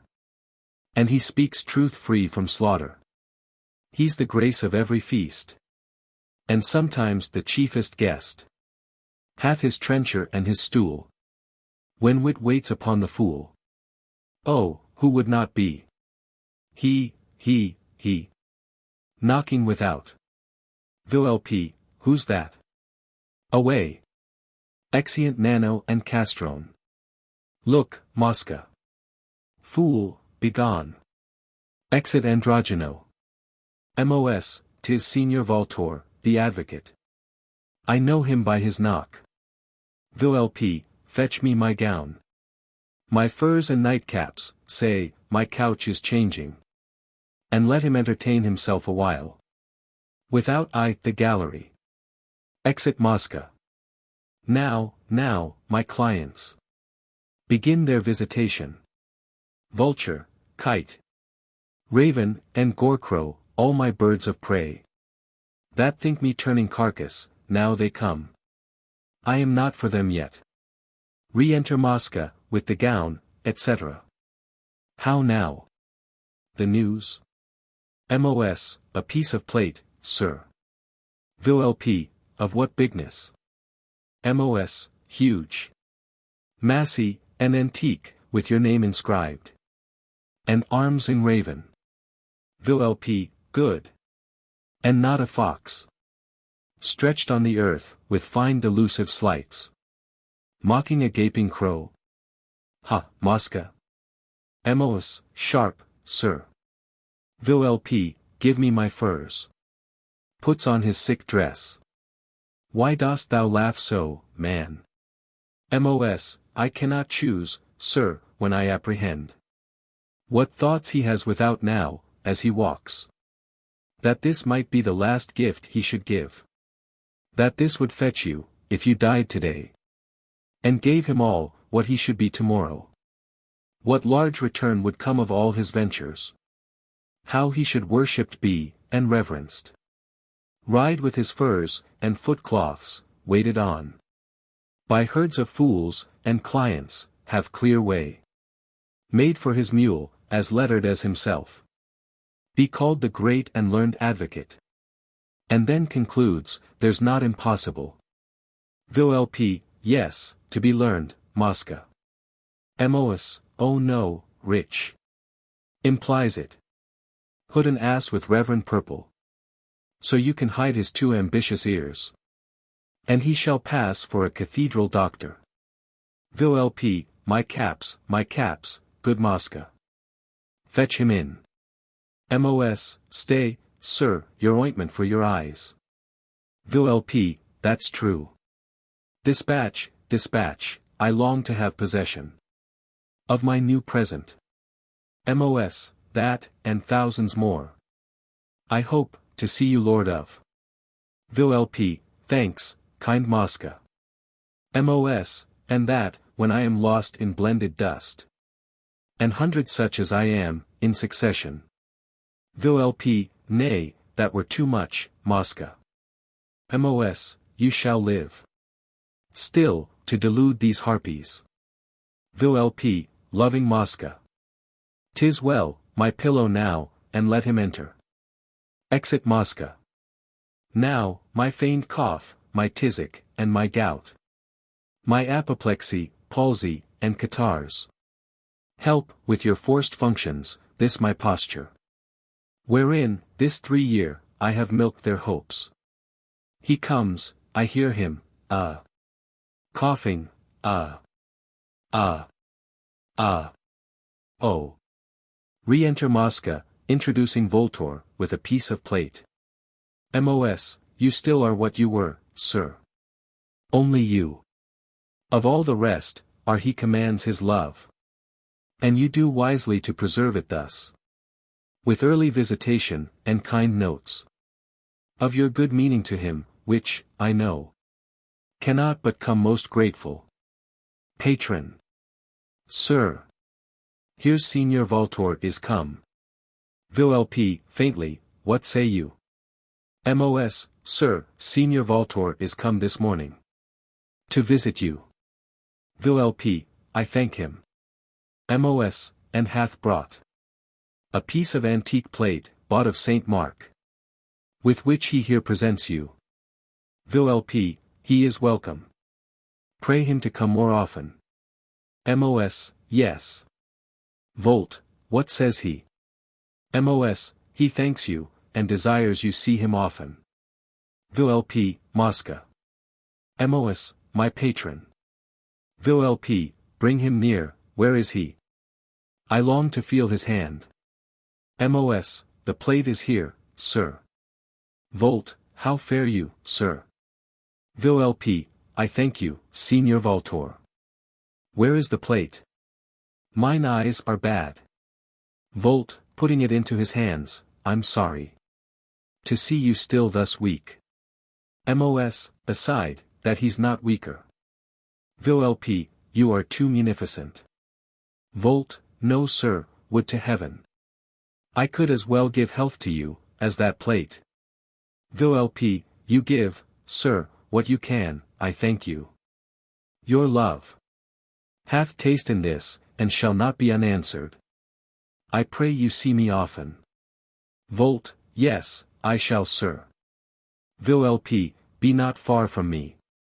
Mos, do you observe that, sir? Volp, hearken unto me still, it will concern you. Mos, you are a happy man, sir, know your good. Volp, I cannot now last long. Mos, you are his heir, sir. Volt, am I? Volp, I feel me going,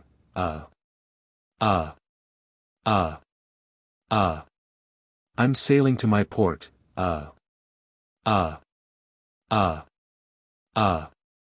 and I am glad I am so near my haven. Mos, alas, kind gentlemen. Well, we must all go. Volt, but, Mosca. Mos, age will conquer. Volt, pray thee hear me.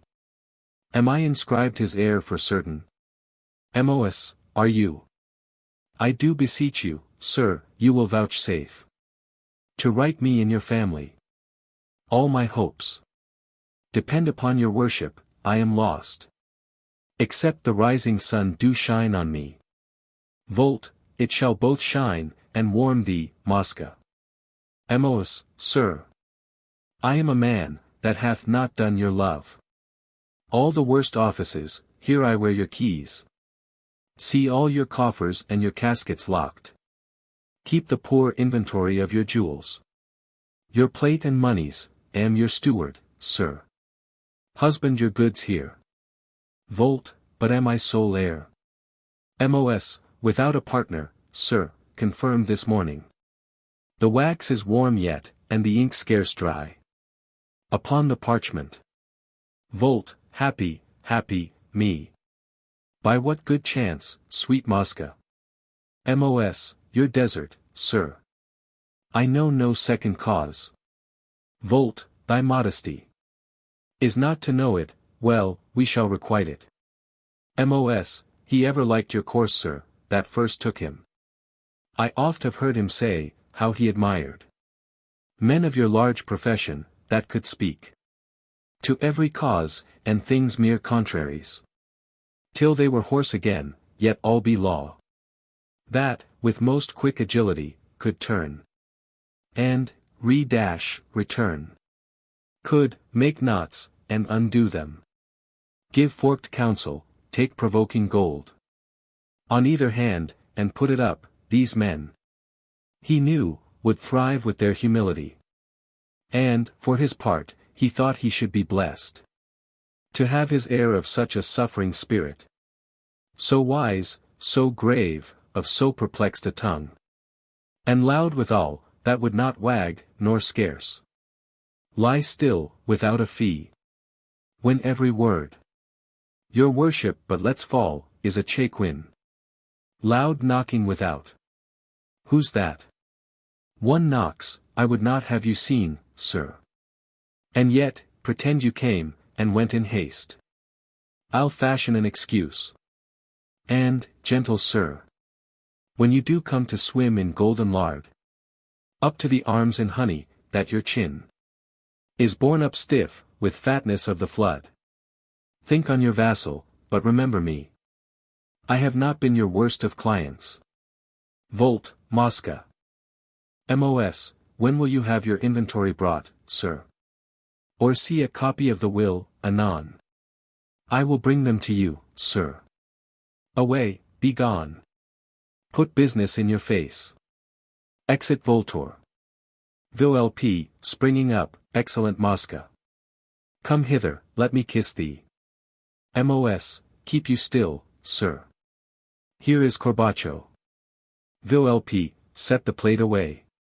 The vulture's gone, and the old ravens come. Mos, betake you to your silence, and your sleep. Stand there and multiply. Putting the plate to the rest. Now, shall we see a wretch who is indeed more impotent than this can feign to be, yet hopes to hop over his grave dot. Enter Corbaccio. Signor Corbaccio. You're very welcome, sir. Sorby, how does your patron? Mos, troth, as he did, sir, no amends. Sorby, what? Mends he? Mos, no, sir, he's rather worse.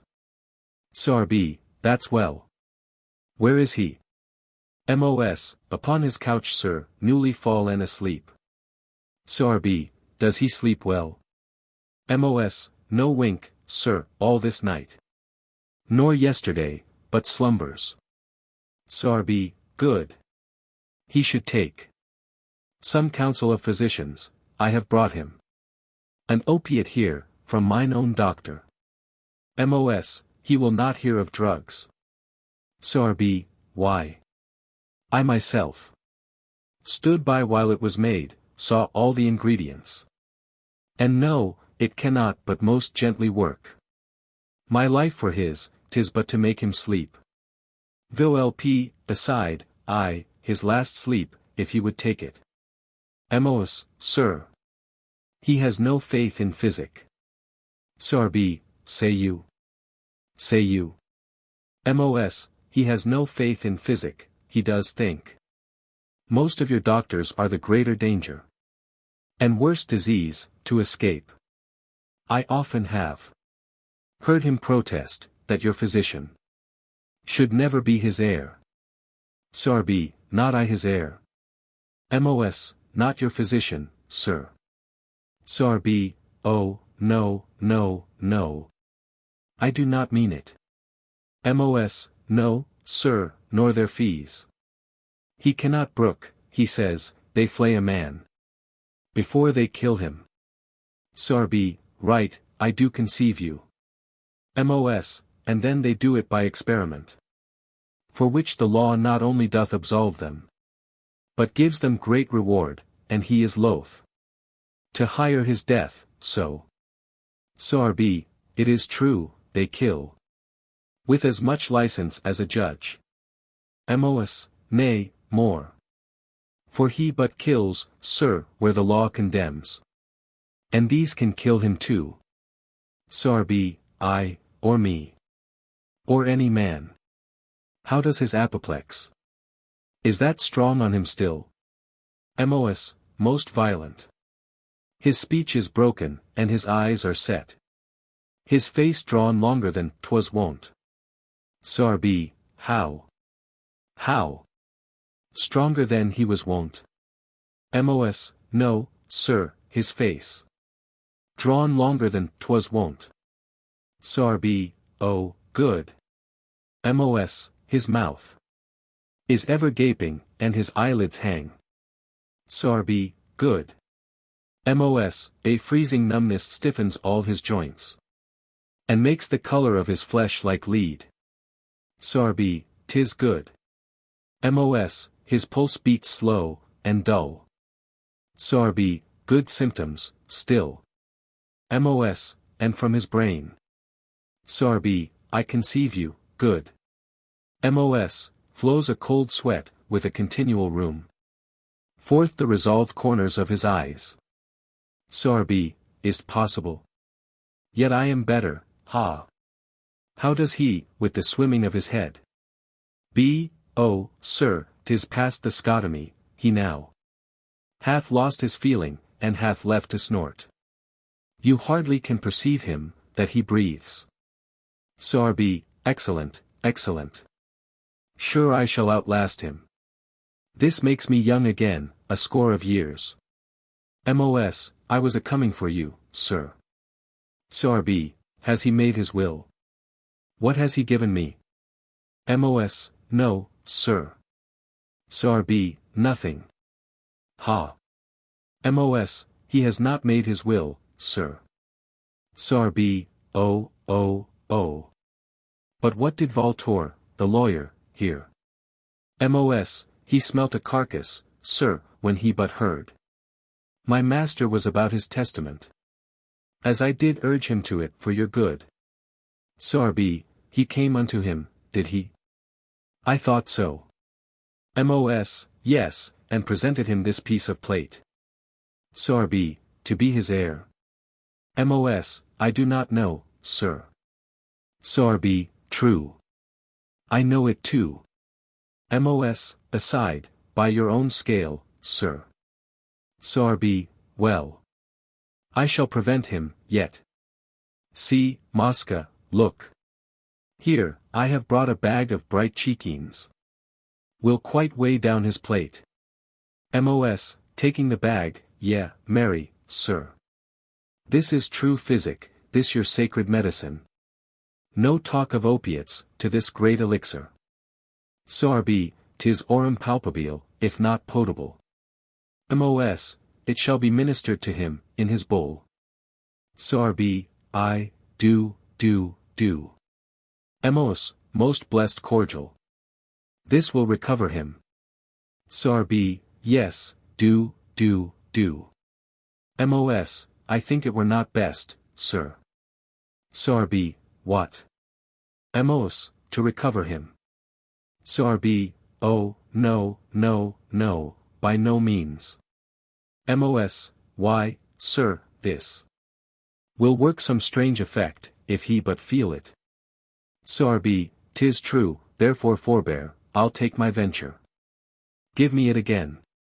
Mos, at no hand. Pardon me.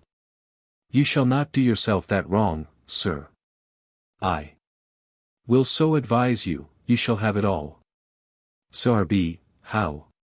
Mos, all, sir, 'tis your right, your own, no man can claim a part, 'tis yours, without a rival.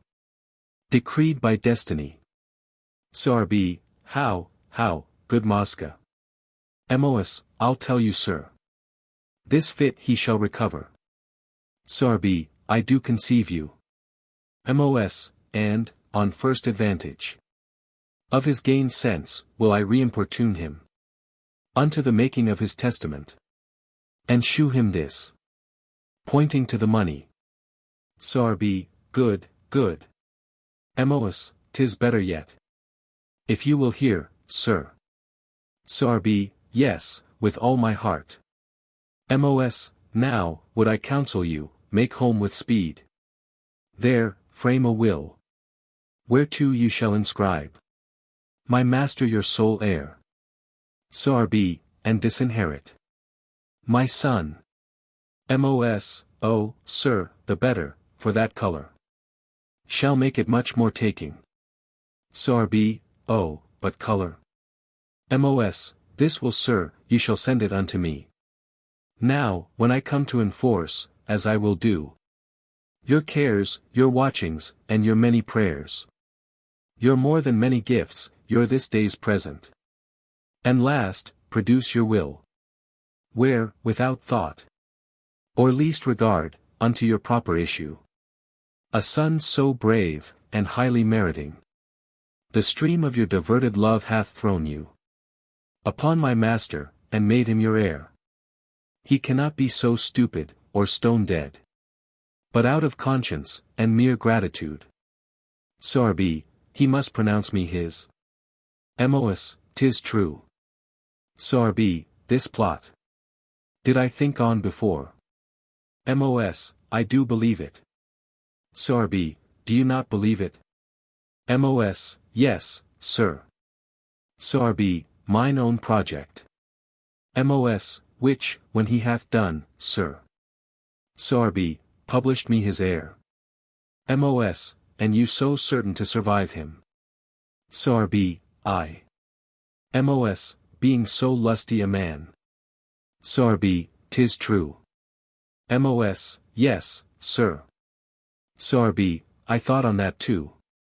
See, how he should be the very organ to express my thoughts. Mos, you have not only done yourself a good, Sorb, but multiplied it on my son. Mos, 'tis right, sir. Sorb, still, my invention. Mos, loss, sir. Heaven knows. It hath been all my study, all my care. I e'en grow grey withal, how to work things. Sorb, I do conceive, sweet Mosca. Mos, you are he for whom I labor here. Sorb, I, do. I'll straight about it. Going.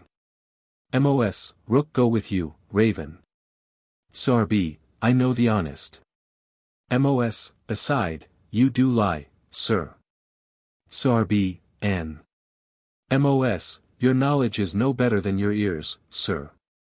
Sorb, I do not doubt, to be a father to thee. Mos, nor I to gull my brother of his blessing.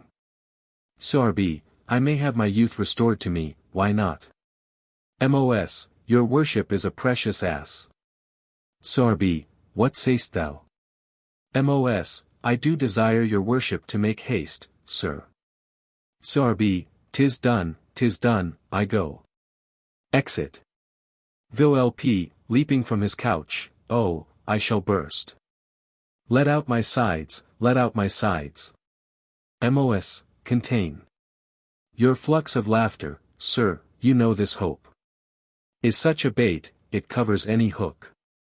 Volpe, oh, but thy working, and thy placing it. I cannot hold, good rascal, let me kiss thee. I never knew thee in so rare a humour. Mos, alas sir, I but do as I am taught. Follow your grave instructions, give them words.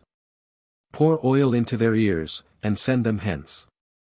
Volpe, 'tis true, 'tis true. What a rare punishment. Is avarice to itself. Mos, I, with our help, sir. Volpe, so many cares, so many maladies. So many fears attending on old age. Yea, death so often called on, as no wish can be more frequent with them, their limbs faint. Their senses dull, their seeing, hearing, going. All dead before them. Yea, their very teeth. Their instruments of eating, failing them. Yet this is reckoned life. Nay, here was one. Is now gone home, that wishes to live longer. Feels not his gout, nor palsy. Feigns himself. Younger by scores of years, flatters his age. With confident belying it, hopes he may. With charms, like Ezen, have his youth restored. And with these thoughts so battens, as if fate would be as easily cheated on, as he. And all turns heir. Knocking within. Who's that there, now? A third? Mos, close, to your couch again, I hear his voice. It is Corvino, our spruce merchant. Volpe, lies down as before, dead. Mos, another bout, sir, with your eyes.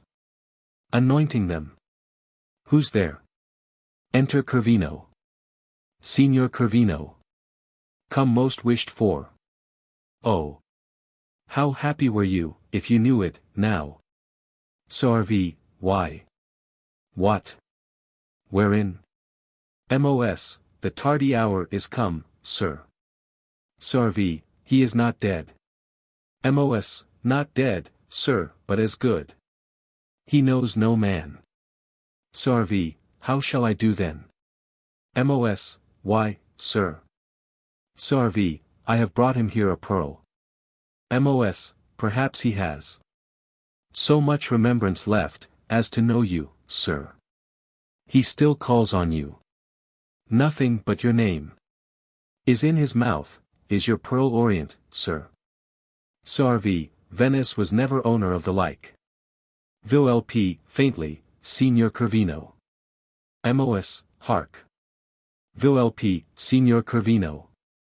Mos, he calls you, step and give it him. He's here, sir. And he has brought you a rich pearl. Sorvi, how do you, sir? Tell him, it doubles the 12th caract. Mos, sir. He cannot understand, his hearing's gone. And yet it comforts him to see you. Sorvi, say. I have a diamond for him, too. Mos, best shew it, sir. Put it into his hand, 'tis only there. He apprehends, he has his feeling, yet. See how he grasps it. Sorvi, loss, good gentleman. How pitiful the sight is. Mos, tut. Forget, sir. The weeping of an heir should still be laughter. Under a visor.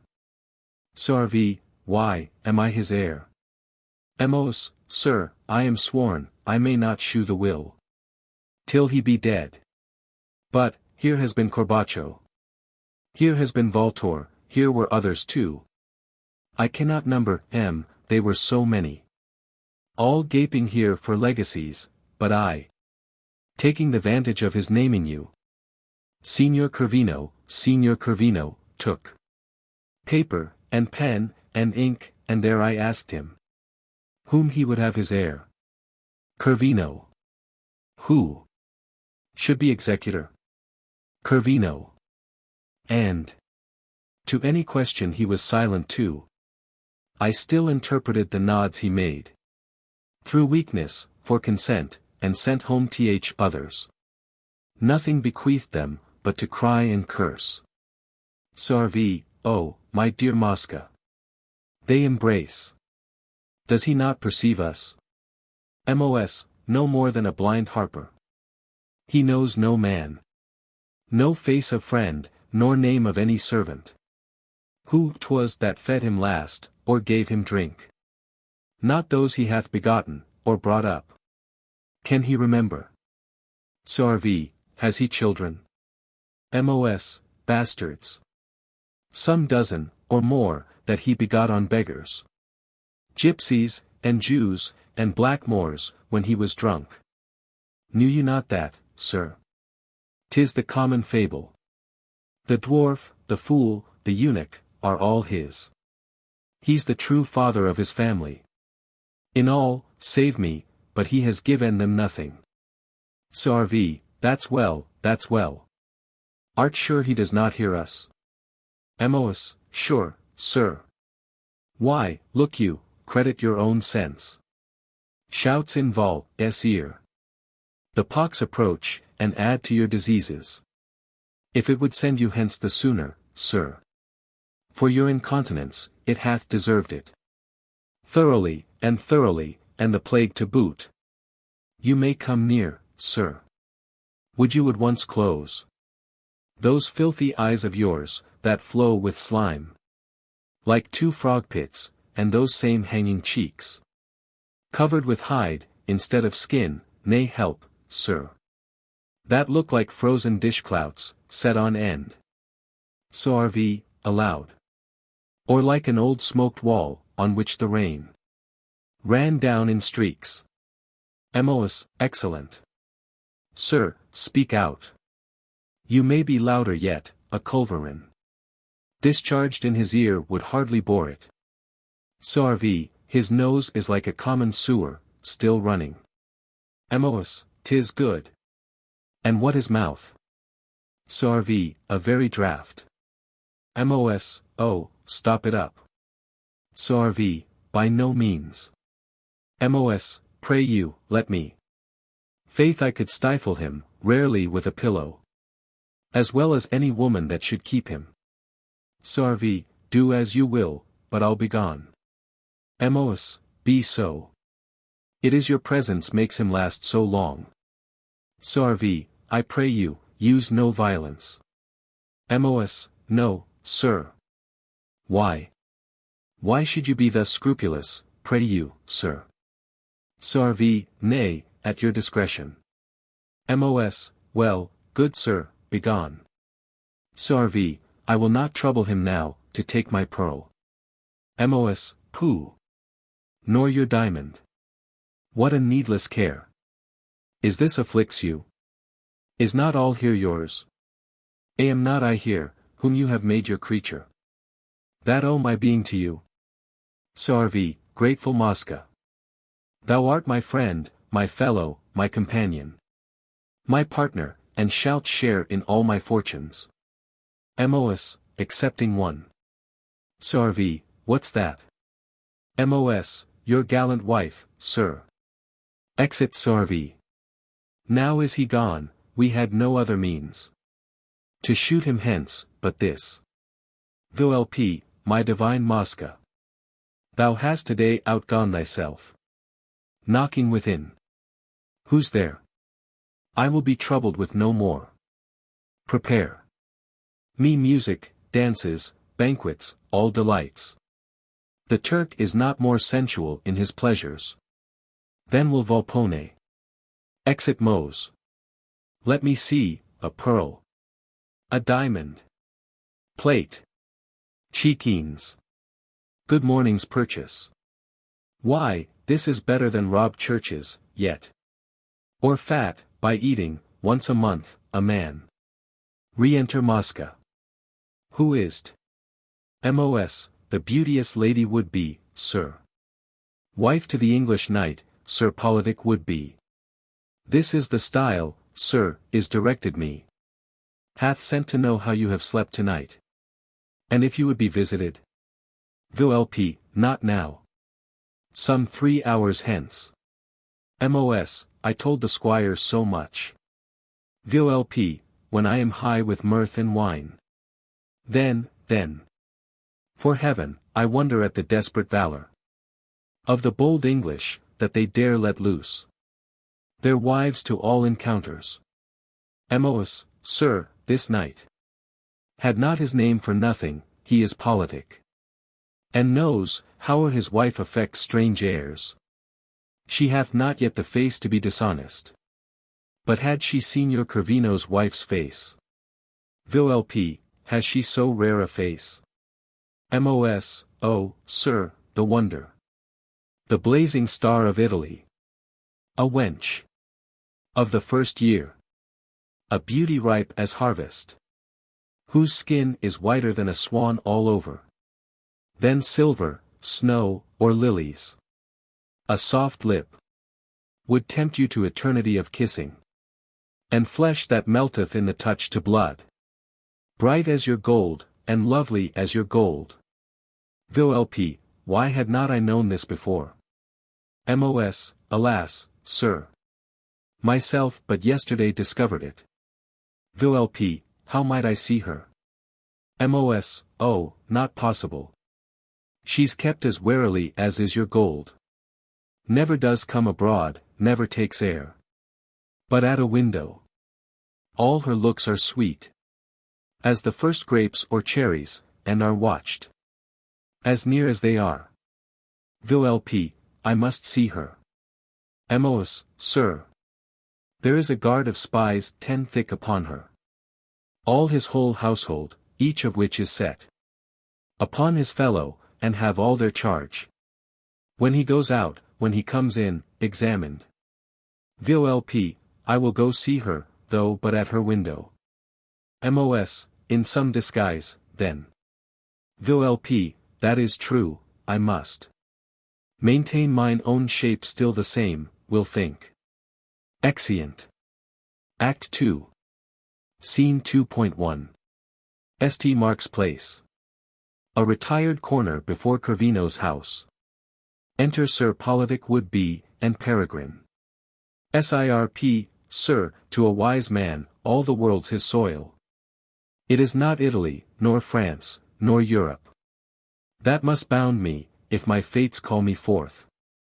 Yet, I protest, it is no salt desire of seeing countries, shifting a religion. Nor any disaffection to the state.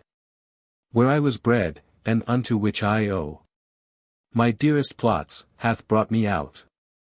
Much less that idle, antique, stale, grey-headed project of knowing men's minds, and manners, with Ulysses. But a peculiar humour of my wife's, laid for this height of Venice, to observe. To quote, to learn the language, and so forth. I hope you travel, sir, with license. Pr, yes. Sirp, I dare the safelier converse, how long, sir? Since you left England? Pr, 7 weeks. Sirp, so lately. You have not been with my Lord Ambassador? Pr, not yet, sir.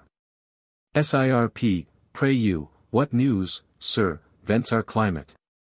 I heard last night a most strange thing reported by some of my lord's followers, and I long to hear how 'twill be seconded. Pr, what was't, sir? Sirp, marry, sir, of a raven that should build in a ship royal of the king's. Pr, aside. This fellow, does he gull me, tro? Or is gulled? Your name, sir? Sirp, my name is Politic would-be. Pr, aside, oh, that speaks him. A knight, sir. Sirp, a poor knight, sir.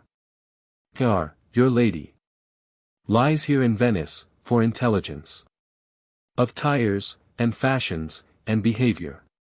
Among the courtesans, the fine lady would be.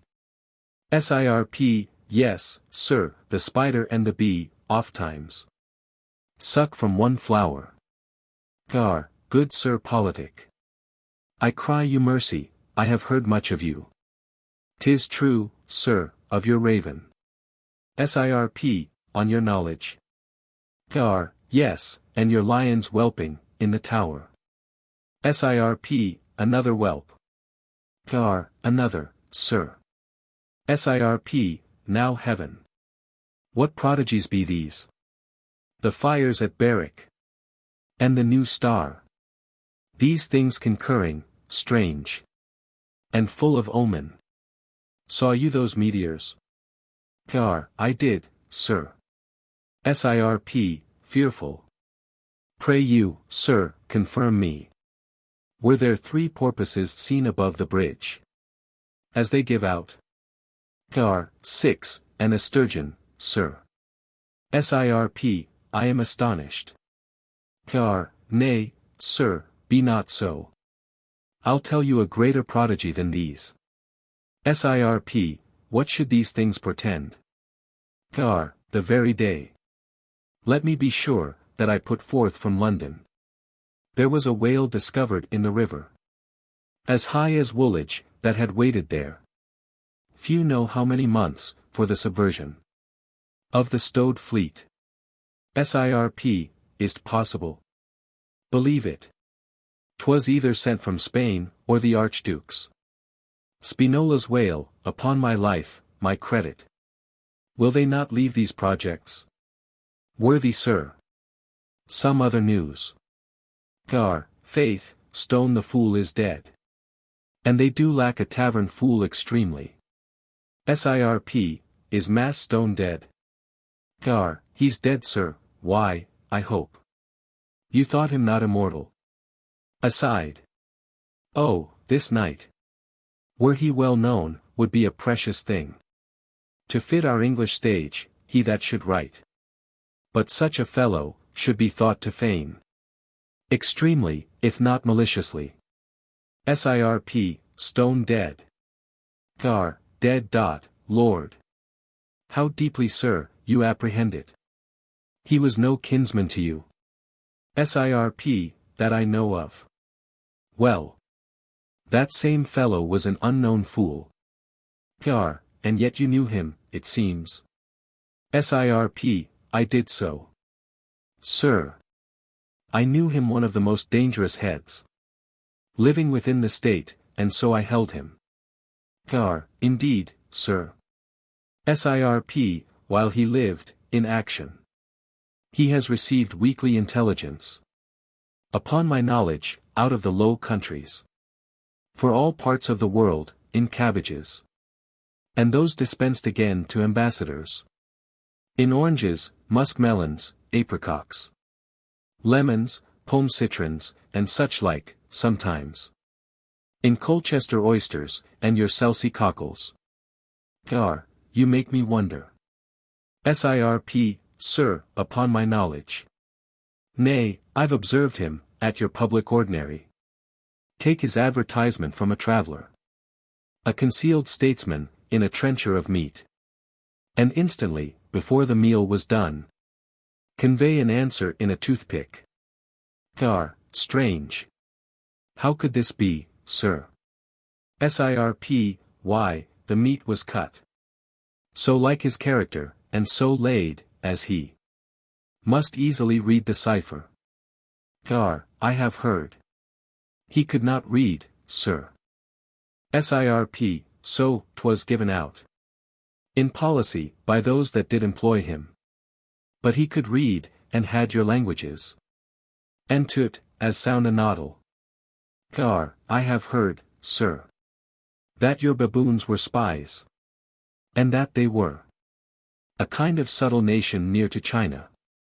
Sirp, your Mamulucci. Faith, they had.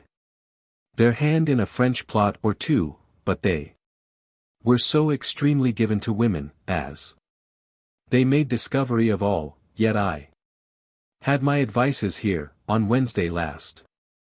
From one of their own coat, they were returned. Made their relations, as the fashion is.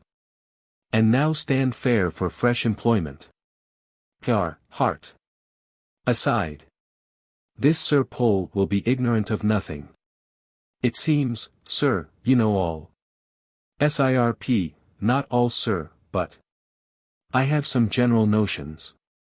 I do love to note and to observe, though I live out free from the active torrent, yet I'd mark the currents and the passages of things for mine own private use, and know the ebbs and flows of state. Believe it, sir, I hold myself in no small tie unto my fortunes, for casting me thus luckily upon you, whose knowledge, if your bounty equal it, may do me great assistance, in instruction, for my behavior, and my bearing, which is yet so rude and raw. Sirp, why, came you forth empty of rules, for travel? Faith, I had some common ones, from out that vulgar grammar, which he that cried Italian to me, taught me. Sirp, why this it is, that spoils all our brave bloods, trusting our hopeful gentry unto pedants, fellows of outside, and mere bark. You seem to be a gentleman, of ingenuous race. I not profess it, but my fate hath been to be, where I have been consulted with, in this high kind, touching some great men's sons, persons of blood, and honor. Enter Mosca and Nano disguised, followed by persons with materials for erecting a stage. Who be these, sir? Mos, under that window, there, T must be the same. Sirp, fellows, to mount a bank. Did your instructor in the dear tongues never discourse to you of the Italian mountebanks? Yes, sir. Sirp, why? Here shall you see one. They are quacksalvers. Fellows, that live by venting oils and drugs. Sirp, was that the character he gave you of them? As I remember. Sirp, pity his ignorance. They are the only knowing men of Europe. Great general scholars, excellent physicians, most admired statesmen, professed favorites, and cabinet councillors to the greatest princes. The only languaged men of all the world. And, I have heard, they are most lewd impostors. Made all of terms and shreds, no less beliers of great men's favours, than their own vile medicines, which they will utter upon monstrous oaths, selling that drug for 2 pence, ere they part, which they have valued at 12 crowns before. Sirp, sir, calumnies are answered best with silence. Yourself shall judge. Who is it mounts, my friends? Mos, Scoto of Mantua, sir. Sirp, is he? Nay, then. I'll proudly promise, sir, you shall behold another man than has been fancied to you. I wonder yet, that he should mount his bank here in this nook, that has been wont to appear in face of the piazza. Here, he comes. Enter Volpone, disguised as a mountebank doctor, and followed by a crowd of people. Volp, 2 Nano, Mount Zany. Mob, follow, follow, follow, follow. Sirp, see how the people follow him. He's a man. May write 10,000 crowns in bank here. Note. Volpone mounts the stage. Mark but his gesture, I do use to observe the state he keeps in getting up. 'Tis worth it, sir. Volp, most noble gentlemen, and my worthy patrons. It may seem strange, that I, your Scoto Mantuano, who was ever wont to fix my bank in face of the public piazza, near the shelter of the portico to the Procuratia, should now, after 8 months' absence from this illustrious city of Venice, humbly retire myself into an obscure nook of the piazza. Sirp, did not I now object the same? Heir, peace, sir. Volpe, let me tell you, I am not, as your Lombard proverb saith, cold on my feet, or content to part with my commodities at a cheaper rate, than I accustomed, look not for it. Nor that the calumnious reports of that impudent detractor, and shame to our profession, Alessandro Buttoni, I mean, who gave out, in public, I was condemned as forzato to the galleys, for poisoning the Cardinal Bembo's cook, hath at all attached. Much less dejected me. No, no, worthy gentlemen. To tell you true, I cannot endure to see the rabble of these ground ciarlatani, that spread their cloaks on the pavement, as if they meant to do feats of activity, and then come in lamely, with their mouldy tails out of Boccaccio, like stale Tabarine. The fabulist, some of them discoursing their travels, and of their tedious captivity in the Turk's galleys, when, indeed, were the truth known, they were the Christians' galleys, where very temperately they eat bread and drunk water, as a wholesome penance, enjoined them by their confessors, for base pilferys. Sirp, note but his bearing, and contempt of these Volpe, these turdy facey nasty patty lousy farticle rogues, with one poor groatsworth of unprepared antimony, finely wrapped up in several scartocchios, are able, very well, to kill their 20 a week, and play. Yet, these meagre, starved spirits, who have half stopped the organs of their minds with earthy oppilations, want not their favourers among your shriveled salad-eating artisans, who are overjoyed that they may have their half-parth of physic. Though it purge them into another world, it makes no matter. Sirp, excellent. Have you heard better language, sir? Volpe, well, let them go. And, gentlemen, honourable gentlemen. Know, that for this time, our bank, being thus removed from the clamours of the Canaglia, shall be the scene of pleasure and delight, for I have nothing to sell, little or nothing to sell. Sirp, I told you, sir, his end. Heir, you did so, sir. Volpe, I protest, I, and my 6 servants, are not able to make of this precious liquor, so fast as it is fetched away from my lodging by gentlemen of your city, strangers of the terra firma, worshipful merchants, aye, and senators too, who, ever since my arrival, have detained me to their uses, by their splendidest liberalities. And worthily. For, what avails your rich man to have his magazine stuffed with Moscadelli, or of the purest grape, when his physicians prescribe him, on pain of death, to drink nothing but water concocted with aniseeds? O health! Health! The blessing of the rich, the riches of the poor. Who can buy thee at too dear a rate, since there is no enjoying this world without thee? Be not then so sparing of your purses, honourable gentlemen, as to abridge the natural course of life. Heir, you see his end. Sirp, I, is not good. Volpe, for, when a humid flux, or catarrh, by the mutability of air, falls from your head into an arm or shoulder, or any other part, take you a ducat, or your chaquin of gold, and apply to the place affected, see what good effect it can work. No, no.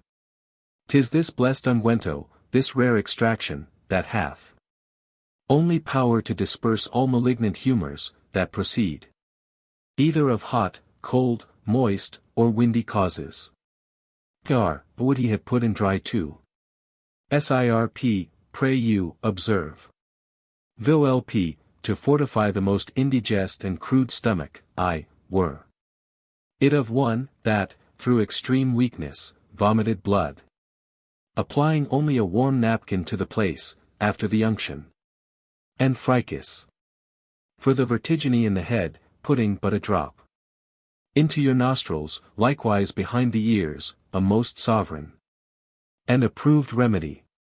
The mal caduco, cramps, convulsions, paralyses, epilepsies, tremor cordia, retired nerves, ill vapors of the spleen, stopping of the liver, the stone, the strangury, hernia ventosa, iliaca patio, stops a dysenteria immediately, easeth the torsion of the small guts, and cures melancholia hypochondriaca, being taken and applied according to my printed receipt, pointing to his bill and his vial. For, this is the physician, this the medicine, this counsels, this cures, this gives the direction, this works the effect. And, in sum, both together may be termed an abstract of the theoric and practic in the Aesculapian art. 'Twill cost you 8 crowns. And, Zon Furtada, prithee sing a verse extempore in honor of it. Sirp, how do you like him, sir? Heir, most strangely, Sirp, is not his language rare? Heir, but alchemy. I never heard the like, or Broden's books. Nano, sings. Had old Hippocrates, or Galen. That to their books put medicines all in. But known this secret, they had never. Of which they will be guilty ever. Been murderers of so much paper. Or wasted many a hurtless taper. No Indian drug had e'er been famed. Tobacco, sassafras not named. Ne yet, of guacum one small stick, sir. Nor Raymond Lully's great elixir. Ne had been known the Danish Gonswort. Or Paracelsus, with his long sword. Heir, all this, yet, will not do, 8 crowns is high. Volp, no more. Gentlemen, if I had but time to discourse to you the miraculous effects of this my oil, surnamed Oglio del Scoto. With the countless catalogue of those I have cured of the aforesaid, and many more diseases, the patents and privileges of all the princes and commonwealths of Christendom. Or but the depositions of those that appeared on my part, before the Signory of the Sanita and most learned College of Physicians, where I was authorized, upon notice taken of the admirable virtues of my medicaments, and mine own excellency in matter of rare and unknown secrets, not only to disperse them publicly in this famous city, but in all the territories that happily joy under the government of the most pious and magnificent states of Italy. But may some other gallant fellow say, oh, there be divers that make profession to have as good, and as experimented receipts as yours, indeed. Very many have essayed, like apes, in imitation of that, which is really and essentially in me, to make of this oil bestowed great cost in furnaces, stills, alembics, continual fires, and preparation of the ingredients, as indeed there goes to its 600 several simples, besides some quantity of human fat, for the conglutination, which we buy of the anatomists. But, when these practitioners come to the last decoction, blow, blow, puff, puff, and all flies in fumo, ha, ha, ha. Poor wretches! I rather pity their folly and indiscretion, than their loss of time and money, for these may be recovered by industry, but to be a fool born, is a disease incurable. For myself, I always from my youth have endeavored to get the rarest secrets, and book them either in exchange, or for money. I spared nor cost nor labor, where anything was worthy to be learned. And gentlemen, honorable gentlemen, I will undertake, by virtue of chemical art, out of the honorable hat that covers your head, to extract the 4 elements. That is to say, the fire, air, water, and earth, and return you your felt without burn or stain. For, whilst others have been at the Baulu, I have been at my book. And am now past the craggy paths of study, and come to the flowery plains of honor and reputation. SIRP, I do assure you, sir, that is his aim. VLP, but, to our price. PR, and that withal, Sir Pole. VLP, you all know, honorable gentlemen, I never valued this ampulla, or vial, at less than 8 crowns, but for this time I am content to be deprived of it for 6 crowns is the price, and less, in courtesy I know you cannot offer me. Take it. Or leave it, howsoever, both it and I am at your service. I ask you not as the value of the thing, for then I should demand of you 1,000 crowns, so the Cardinals Montalto, Farnese, the great Duke of Tuscany, my gossip, with divers other princes, have given me, but I despise money. Only to shew my affection to you, honorable gentlemen, and your illustrious state here, I have neglected the messages of these princes, mine own offices. Framed my journey hither, only to present you with the fruits of my travels. Tune your voices once more to the touch of your instruments, and give the honorable assembly some delightful recreation. PR, what monstrous and most painful circumstance is here, to get some 3 or 4 gazettes. Some 3d in the whole. For that, 'twill come to. Nano, sings. You that would last long, list to my song. Make no more coil, but buy of this oil. Would you be ever fair and young? Stout of teeth, and strong of tongue. Tart of palate. Quick of ear. Sharp of sight. Of nostril clear. Moist of hand. And light of foot. Or, I will come nearer to't. Would you live free from all diseases? Do the act your mistress pleases. Yet fright all aches from your bones. Here's a medicine, for the nones. VLP, well, I am in a humor at this time to make a present of the small quantity my coffer contains, to the rich, in courtesy, and to the poor for God's sake. Wherefore now mark.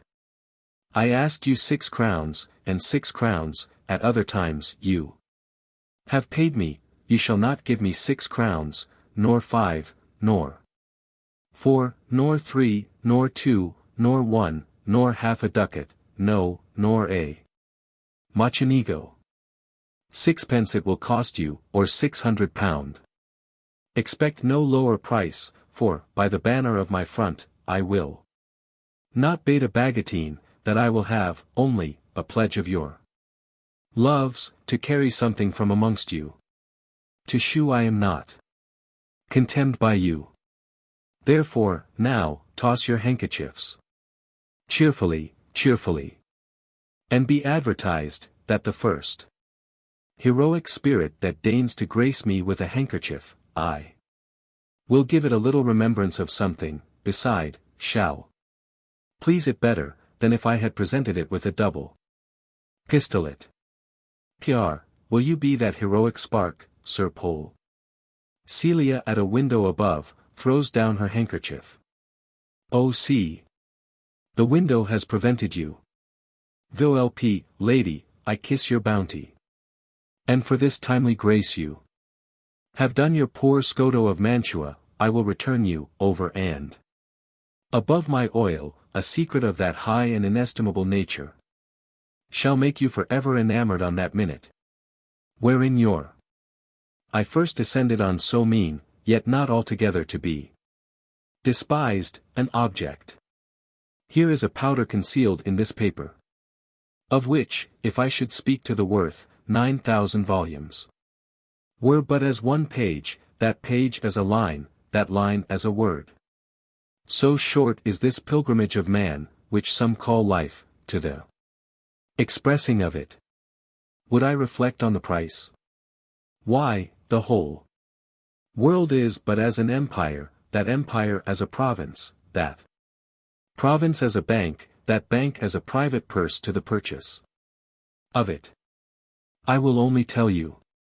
It is the powder that made Venus a goddess, given her by Apollo, that kept her perpetually young. Cleared her wrinkles, firmed her gums, filled her skin, colored her hair. From her derived to Helen, and at the sack of Troy. Unfortunately lost, till now, in this our age, it was as happily recovered, by a studious antiquary, out of some ruins of Asia, who sent a moiety of it to the court of France. But much sophisticated, wherewith the ladies there, now, colour their hair.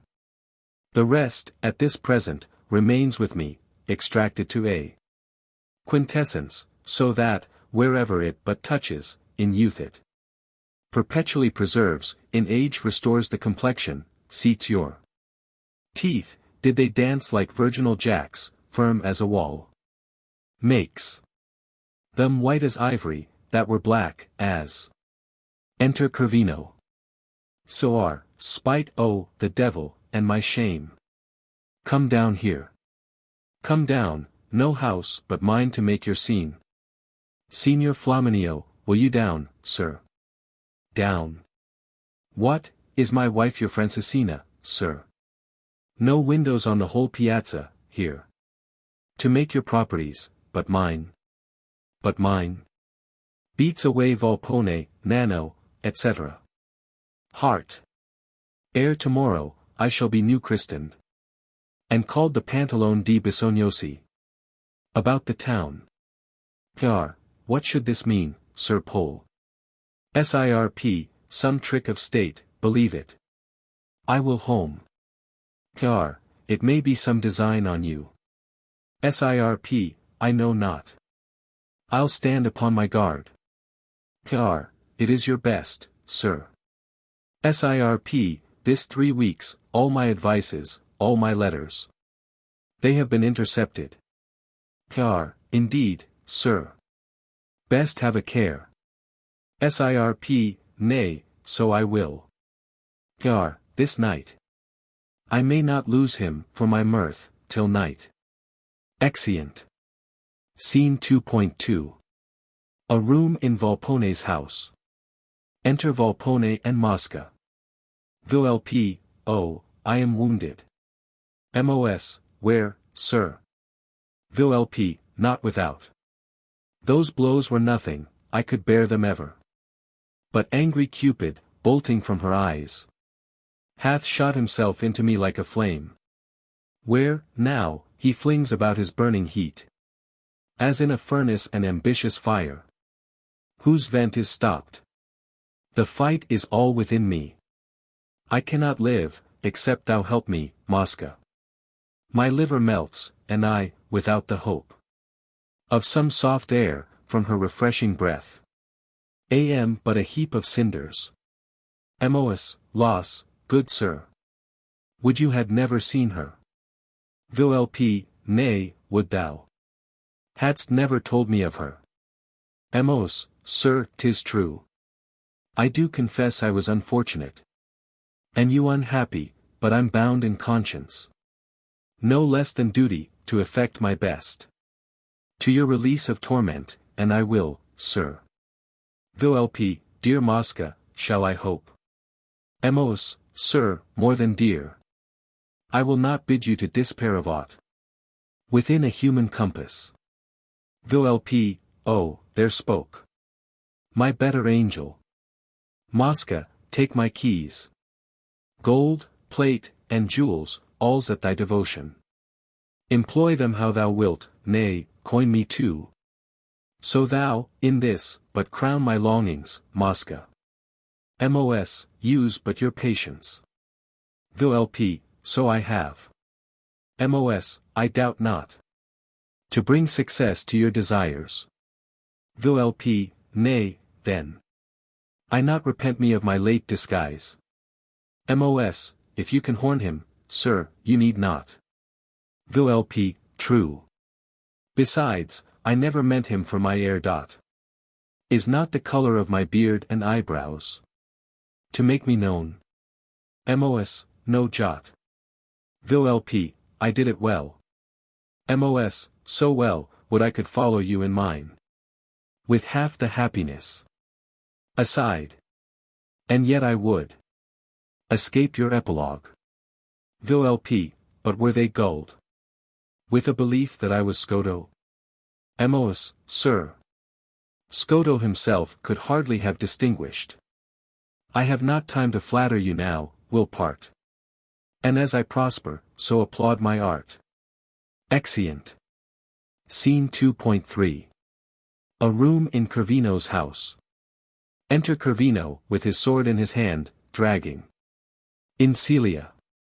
Sarv, death of mine honor, with the city's fool. A juggling, tooth-drawing, prating mountebank. And at a public window. Where, whilst he, with his strained action, and his dole of faces, to his drug lecture draws your itching ears. A crew of old, unmarried, noted lechers stood leering up like satyrs. And you smile most graciously, and fan your favors forth, to give your hot spectators satisfaction. What, was your mountebank their call? Their whistle? Or were you enamored on his copper rings? His saffron jewel, with the toadstone int? Or his embroidered suit, with the cope stitch?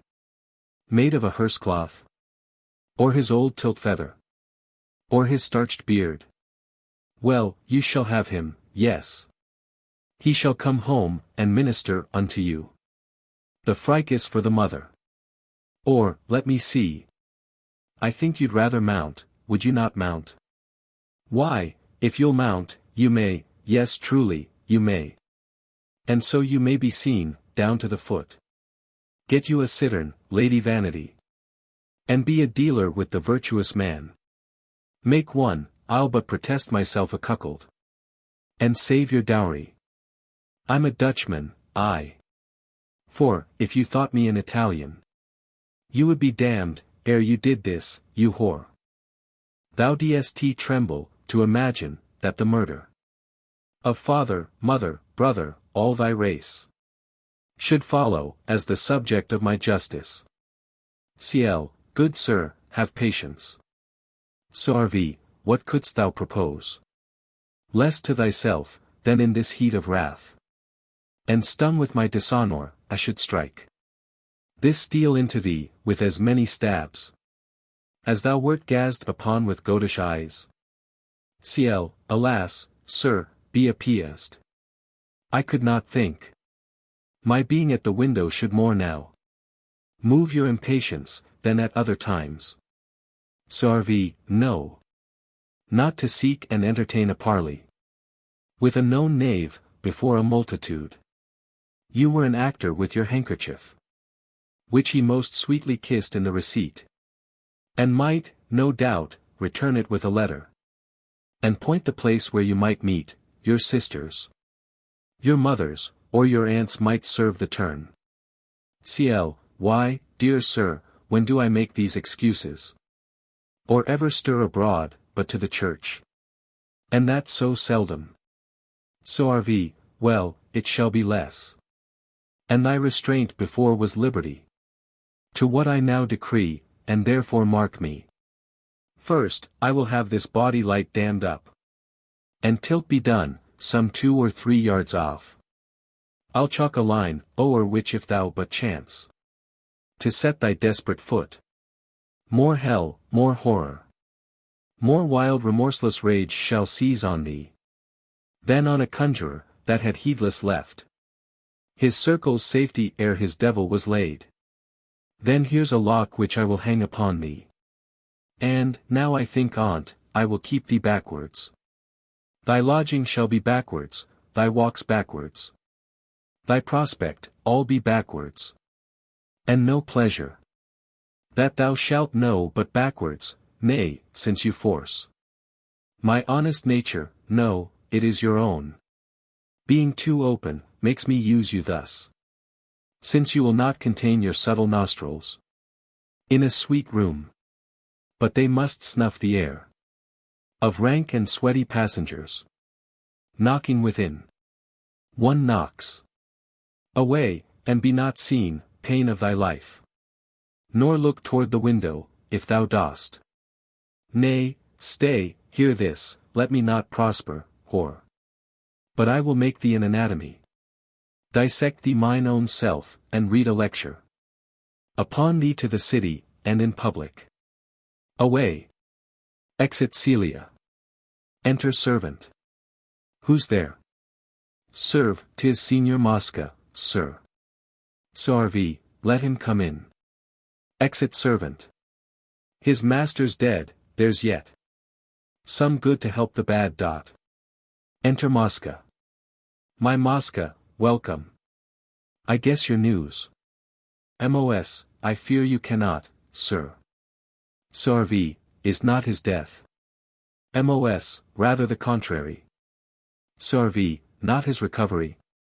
Mos, yes, sir. Sarvi, I am cursed.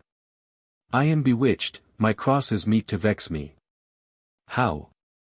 How? How? How? Mos, why, sir, with Scoto's oil. Corbaccio and Voltore brought of it. Whilst I was busy in an inner room. Sarvi, death. That damned mountebank, but for the law. Now, I could kill the rascal, it cannot be. His oil should have that virtue. Have not I known him a common rogue, come fiddling in to the osteria, with a tumbling whore? And, when he has done all his forced tricks, been glad of a poor spoonful of dead wine, with flies in't? It cannot be. All his ingredients are a sheep's gall, a roasted bitch's marrow, some few sawed earwigs, pounded caterpillars, a little capon's grease, and fasting spittle. I know them to a dram. Mos, I know not, sir. But some on't, there, they poured into his ears. Some in his nostrils, and recovered him. Applying but the fricas. Sarvi, pox that fricas. Mos, and since, to seem the more officious and flattering of his health, there, they have had at extreme fees, the College of Physicians consulting on him, how they might restore him. Where one would have a cataplasm of spices, another a flayed ape clapped to his breast, a third would have it a dog, a fourth an oil with wild cat skins. At last, they all resolved that, to preserve him, was no other means. But some young woman must be straight sought out, lusty, and full of juice, to sleep by him. And to this service, most unhappily, and most unwillingly, am I now employed. Which here I thought to pre-acquaint you with. For your advice, since it concerns you most.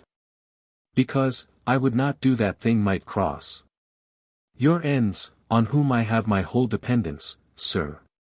Yet, if I do it not, they may delate my slackness to my patron, work me out of his opinion. And they're all your hopes, ventures, or whatsoever, are all frustrate. I do but tell you, sir. Besides, they are all now striving, who shall first present him, therefore. I could entreat you, briefly conclude somewhat. Prevent them if you can. Sarvi, death to my hopes. This is my villainous fortune.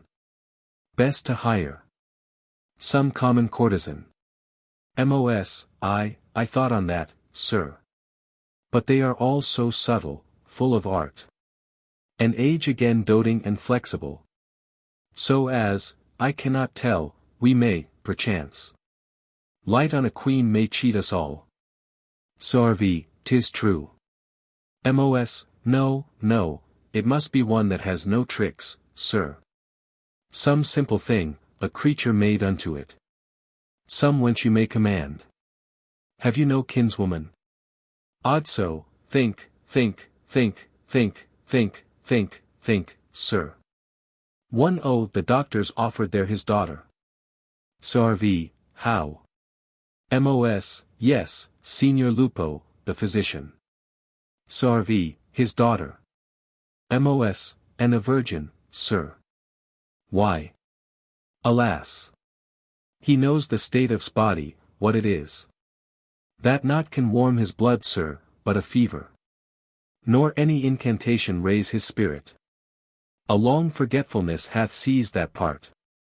Beside, sir, who shall know it? Some one or two. Sarvi, I prithee give me leave. Walks aside. If any man. But I had this luck, the thing in self. I know, is nothing, wherefore should not I as well command my blood and my affections as this dull doctor? In the point of honor, the cases are all one of wife and daughter. Mos, aside, I hear him coming. Sarvi, she shall do't, 'tis done. Slight. If this doctor, who is not engaged, unless be for his counsel, which is nothing, offer his daughter, what should I, that am so deeply in? I will prevent him, wretch. Covetous wretch, Mosca, I have determined. Mos, how, sir? Sarvi, will make all sure. The party you what of? Shall be mine own wife, Mosca. Mos, sir, the thing. But that I would not seem to counsel you. I should have motioned to you, at the first. And make your count, you have cut all their throats. Why? 'Tis directly taking a possession. And in his next fit, we may let him go. 'Tis but to pull the pillow from his head. And he is throttled, it had been done before. But for your scrupulous doubts. Sarvi, a plague on't. My conscience fools my wit. Well, I'll be brief. And so be thou, lest they should be before us. Go home, prepare him, tell him with what zeal and willingness I do it, swear it was. On the first hearing, as thou mayst do, truly. Mine own free motion. Mos, sir, I warrant you. I'll so possess him with it, that the rest of his starved clients shall be banished all. And only you received. But come not, sir. Until I send, for I have something else to ripen for your good, you must not note. Sarvi, but do not you forget to send now. Mos, fear not. Exit. Sarvi, where are you, wife? My Celia. Wife. Re-enter Celia. What, blubbering? Come, dry those tears. I think thou thought'st me in earnest. Ha! By this light I talked so but to try thee. Methinks the lightness of the occasion should have confirmed thee. Come, I am not jealous. Ciel, no. Sarvi, faith I am not I, nor never was. It is a poor and profitable humor. Do not I know, if women have a will, they'll do 'gainst all the watches of the world. And that the fiercest spies are tamed with gold. Tut, I am confident in thee, thou shalt see't. And see I'll give thee cause too, to believe it. Come kiss me. Go, and make thee ready, straight. In all thy best attire, thy choicest jewels. Put them all on, and, with them, thy best looks. We are invited to a solemn feast. At old Volpone's, where it shall appear how far I am free from jealousy or fear. Exeunt. Act 3. Scene 3.1. A street. Enter Mosca. Mos, I fear, I shall begin to grow in love with my dear self, and my most prosperous parts. They do so spring and burgeon. I can feel a whimsy in my blood, I know not how.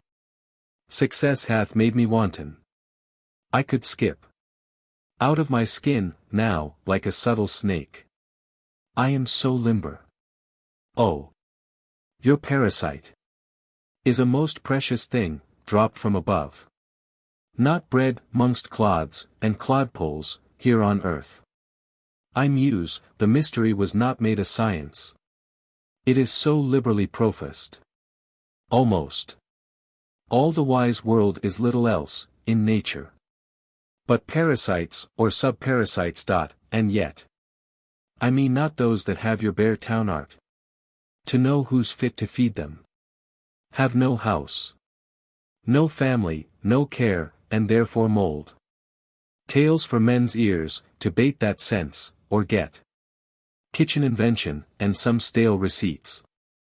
To please the belly, and the groin. Nor those. With their court dog tricks, that can fawn and fleer. Make their revenue out of legs and faces. Echo my lord, and lick away a moth. But your fine elegant rascal, that can rise. And stoop, almost together, like an arrow. Shoot through the air as nimbly as a star. Turn short as doth a swallow, and be here. And there, and here, and yonder, all at once. Present to any humor, all occasion. And change a visor, swifter than a thought. This is the creature had the art born with him. Toils not to learn it, but doth practice it.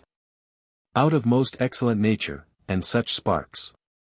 Are the true parasites, others but their Xanis. Enter Bonario. Mos, who's this? Bonario, old Corbaccio's son. The person I was bound to seek. Fair sir. You are happily met. Bioan, that cannot be by thee. Mos, why, sir?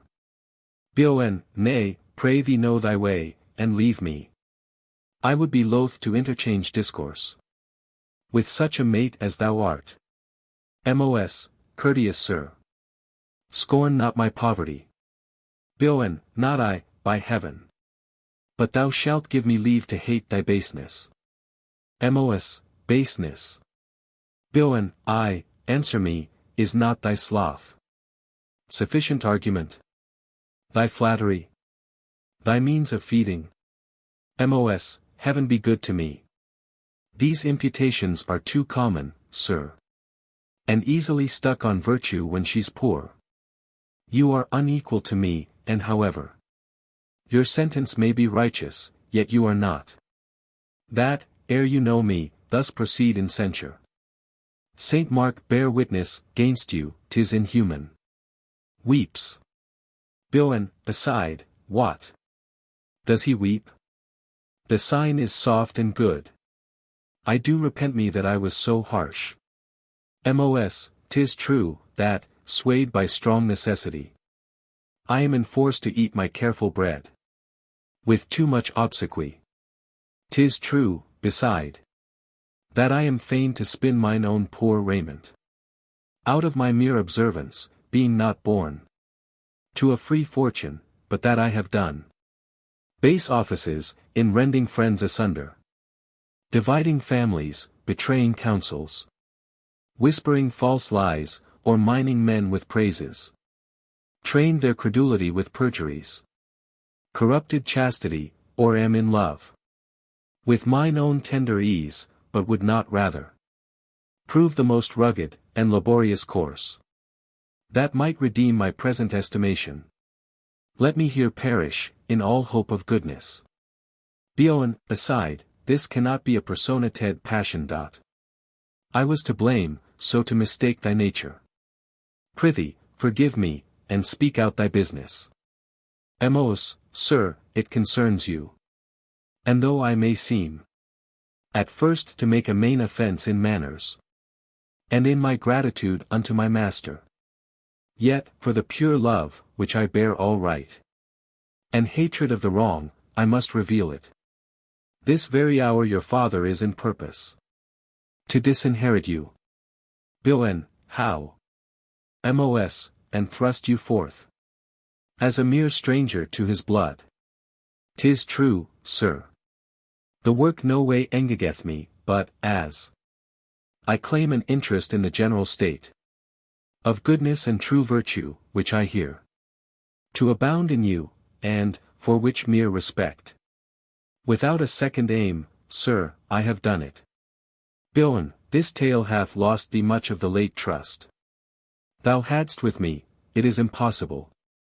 I know not how to lend it any thought. My father should be so unnatural.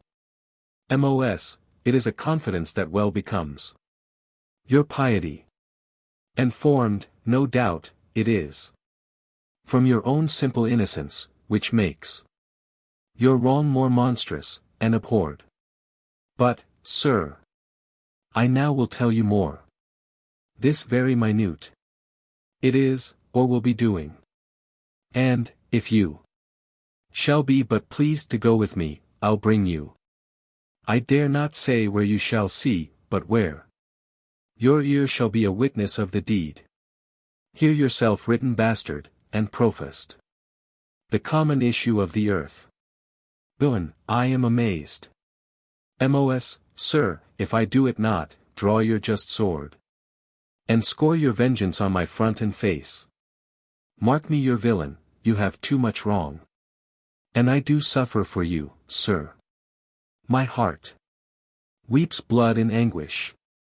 Boon, lead, I follow thee. Exeunt. Scene 3.2. A room in Volpone's house. Enter Volpone. Volp, Mosca stays long, methinks. Bring forth your sports. And help to make the wretched time more sweet. Enter Nano, Androgyno, and Castrone. Nan, dwarf, fool, and eunuch, well met here we be. A question it were now, whether of us three, being all the known delicates of a rich man, in pleasing him, claim the precedency can. Cas, I claim for myself. And so doth the fool. Nan, 'tis foolish indeed, let me set you both to school. First for your dwarf, he's little and witty. And everything, as it is little, is pretty. Else why do men say to a creature of my shape, so soon as they see him, it's a pretty little ape? And why a pretty ape, but for pleasing imitation of greater men's actions, in a ridiculous fashion? Beside, this feat body of mine doth not crave half the meat, drink, and cloth, one of your bulks will have. Admit your fool's face be the mother of laughter. Yet, for his brain, it must always come after. And though that do feed him, 'tis a pitiful case. His body is beholding to such a bad face. Knocking within. Volp, who's there? My couch. Away. Look. Nano, see. Exe. And Cass.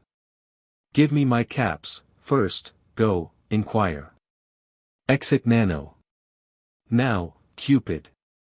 Send it be Mosca, and with fair return. Nan, within, it is the beauteous madam. Volp, would be, is it? Nan, the same. Volp, now torment on me. Squire her in. For she will enter, or dwell here for ever. Nay, quickly. Retires to his couch.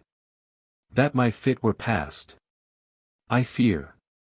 A second hell too, that my loathing this will quite expel my appetite to the other. Would she were taking now her tedious leave. Lord, how it threats me what I am to suffer. Re-enter Nano, with Lady Politic would be. Lady P, I thank you, good sir. Pray you signify. Unto your patron, I am here. This band shoes not my neck enough. I trouble you, sir. Let me request you, bid one of my women come hither to me. In good faith, I am dressed most favorably, today. It is no matter. 'Tis well enough. Enter one waiting woman. Look, see, these petulant things. How they have done this. Volp, aside, I do feel the fever entering in at mine ears. Oh, for a charm to fright it hence. Lady P, come nearer, is this curl in his right place, or this? Why is this higher than all the rest? You have not washed your eyes, yet. Or do they not stand even in your head? Where is your fellow? Call her. Exit one woman. Nan, now, Saint Mark. Deliver us. Anon, she will beat her women. Because her nose is red. Re-enter one with two woman. Lady P, I pray you, view. This tire, forsooth, are all things apt, or no? One one hair a little, here, sticks out, forsooth. Lady P, does't so, forsooth? And where was your dear sight? When it did so, forsooth? What now? Bird-eyed? And you too? Pray you, both approach and mend it. Now, by that light, I muse you are not ashamed. I, that have preached these things so oft unto you. Read you the principles, argued all the grounds. Disputed every fitness, every grace. Called you to counsel of so frequent dressings. Nan, aside, more carefully than of your fame or honor. Lady P, made you acquainted, what an ample dowry. The knowledge of these things would be unto you able, alone, to get you noble husbands. At your return, and you thus to neglect it. Besides you seeing what a curious nation. The Italians are, what will they say of me? The English lady cannot dress herself. Here's a fine imputation to our country. Well, go your ways, and stay, in the next room. This Fucus was too coarse too, it's no matter. Good sir, you will give them entertainment. Exeunt nano and waiting women. Volp, the storm comes toward me. Lady P, goes to the couch, how does my Volpone? Volp, troubled with noise, I cannot sleep, I dreamt. That a strange fury entered, now, my house. And, with the dreadful tempest of her breath, did cleave my roof asunder. Lady P, believe me, and I had the most fearful dream, could I remember't. Volp, aside, out on my fate. I have given her the occasion. How to torment me, she will tell me hers. Lady P, me thought, the golden mediocrity. Polite and delicate. Volp, oh, if you do love me. No more, I sweat, and suffer, at the mention of any dream, feel, how I tremble yet. Lady P, alas, good soul. The passion of the heart. Seed pearl were good now, boiled with syrup of apples. Tincture of gold, and coral, citron pills. Your elecampane root, myrobolans. Volp, aside, ah me, I have ta'en a grasshopper by the wing. Lady P, burnt silk, and amber, you have muscadel. Good in the house. Volp, you will not drink, and part. Lady P, no, fear not that. I doubt, we shall not get. Some English saffron, half a dram would serve. Your 16 cloves, a little musk, dried mints. Bugloss, and barley meal. Volp, aside, she's in again. Before I feigned diseases, now I have one. Lady P, and these applied with a right scarlet cloth. Volp, aside, another flood of words. A very torrent. Lady P, shall I, sir, make you a poultice? Volp, no, no, no. I am very well, you need prescribe no more. Lady P, I have a little studied physic. But now, I'm all for music, save, in the forenoons. An hour or two for painting. I would have. A lady, indeed, to have all, letters, and arts. Be able to discourse, to write, to paint. But principal, as Plato holds, your music. And, so does wise Pythagoras, I take it. Is your true rapture, when there is consent. In face. In voice, and clothes, and is, indeed, our sex's chiefest ornament. Volp, the poet. As old in time as Plato, and as knowing. Says that your highest female grace is silence. Lady P, which of your poets? Petrarch, or Tasso, or Dante? Guarini? Ariosto?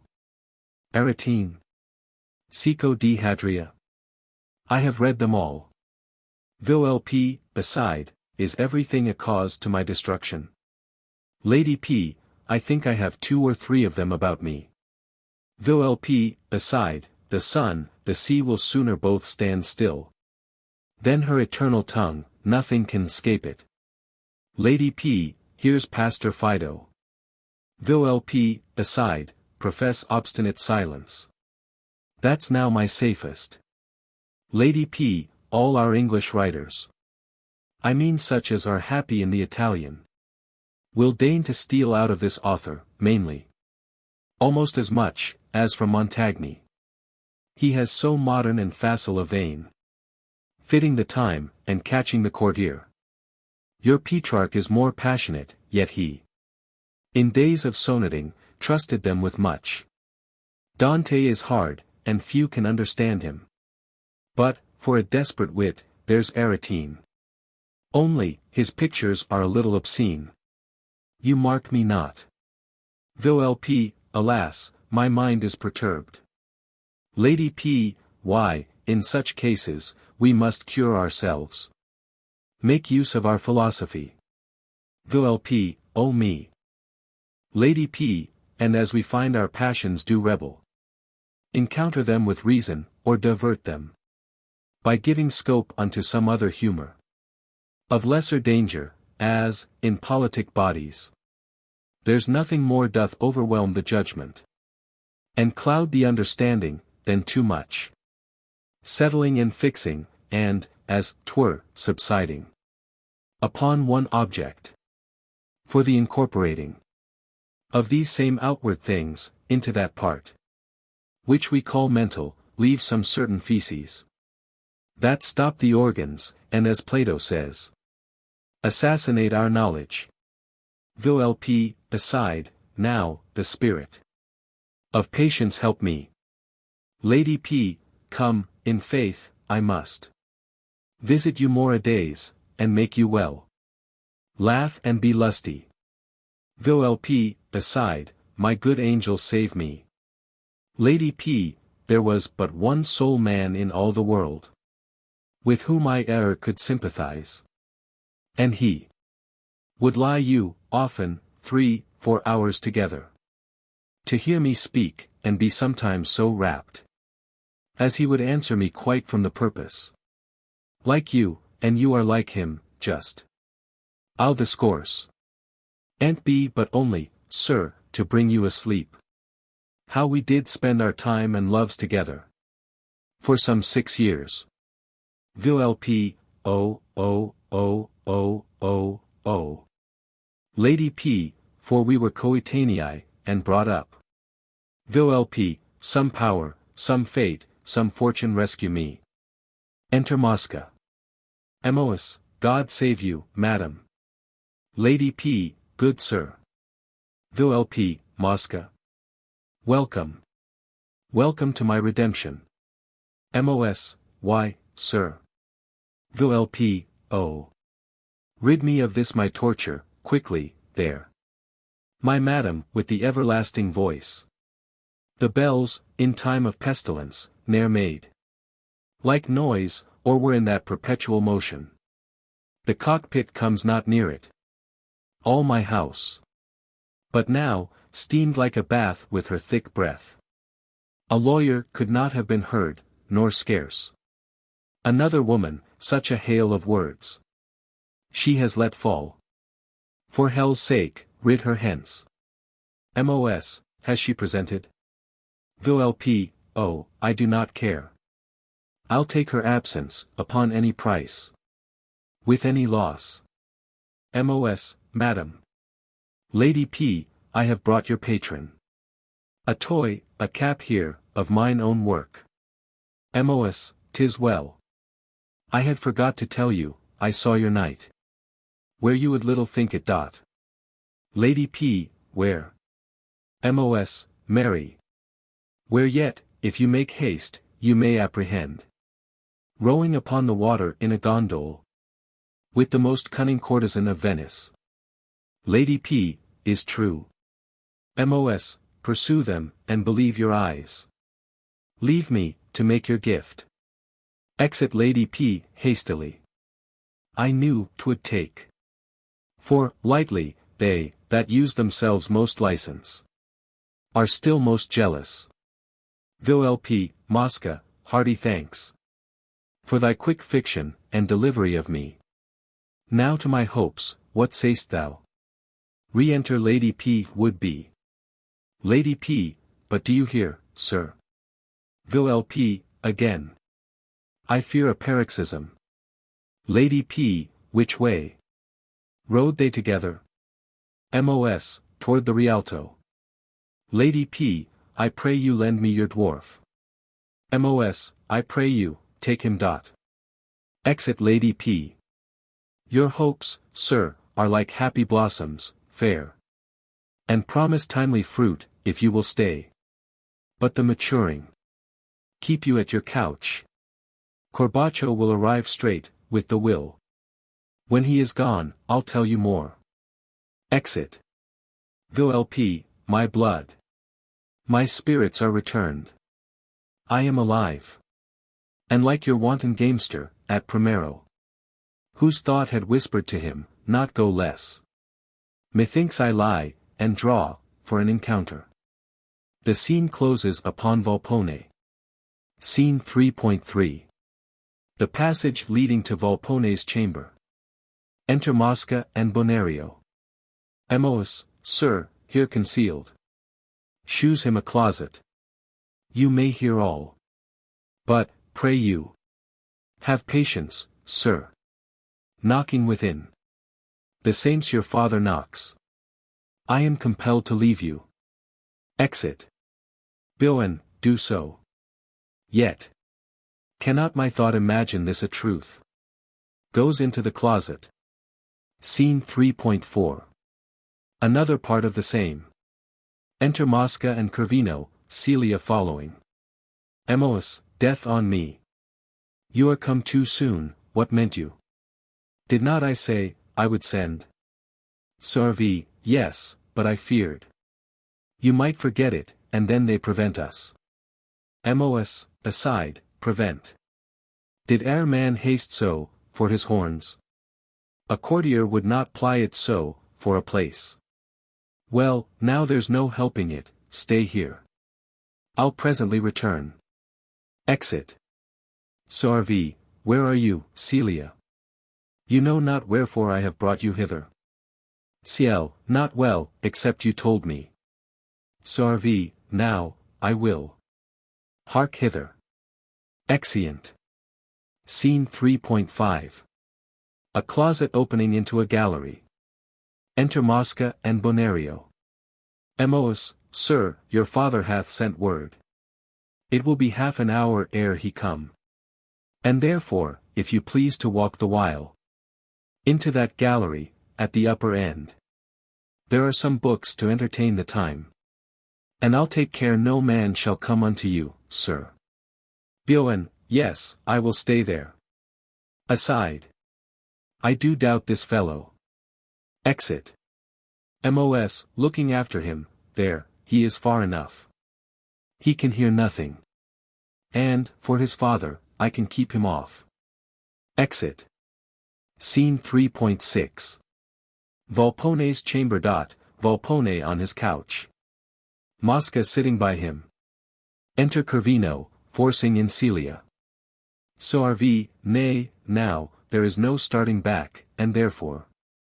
Resolve upon it, I have so decreed. It must be done. Nor would I moved, afore. Because I would avoid all shifts and tricks that might deny me. Ciel, sir, let me beseech you. Affect not these strange trials, if you doubt my chastity, why, lock me up for ever. Make me the heir of darkness. Let me live where I may please your fears, if not your trust. Sorvi, believe it, I have no such humor, I. All that I speak I mean, yet I'm not mad. Nor horn mad, see you. Go to, shew yourself obedient, and a wife. Ciel, O heaven. Sorvi, I say it. Do so. Ciel, was this the train? Sarv, I've told you reasons. What the physicians have set down, how much. It may concern me, what my engagements are. My means. And the necessity of those means. For my recovery, wherefore, if you be loyal, and mine, be one, respect my venture. CL, before your honor. Sarv, honor. Tut, a breath. There's no such thing, in nature, a mere term. Invented to awe fools. What is my gold?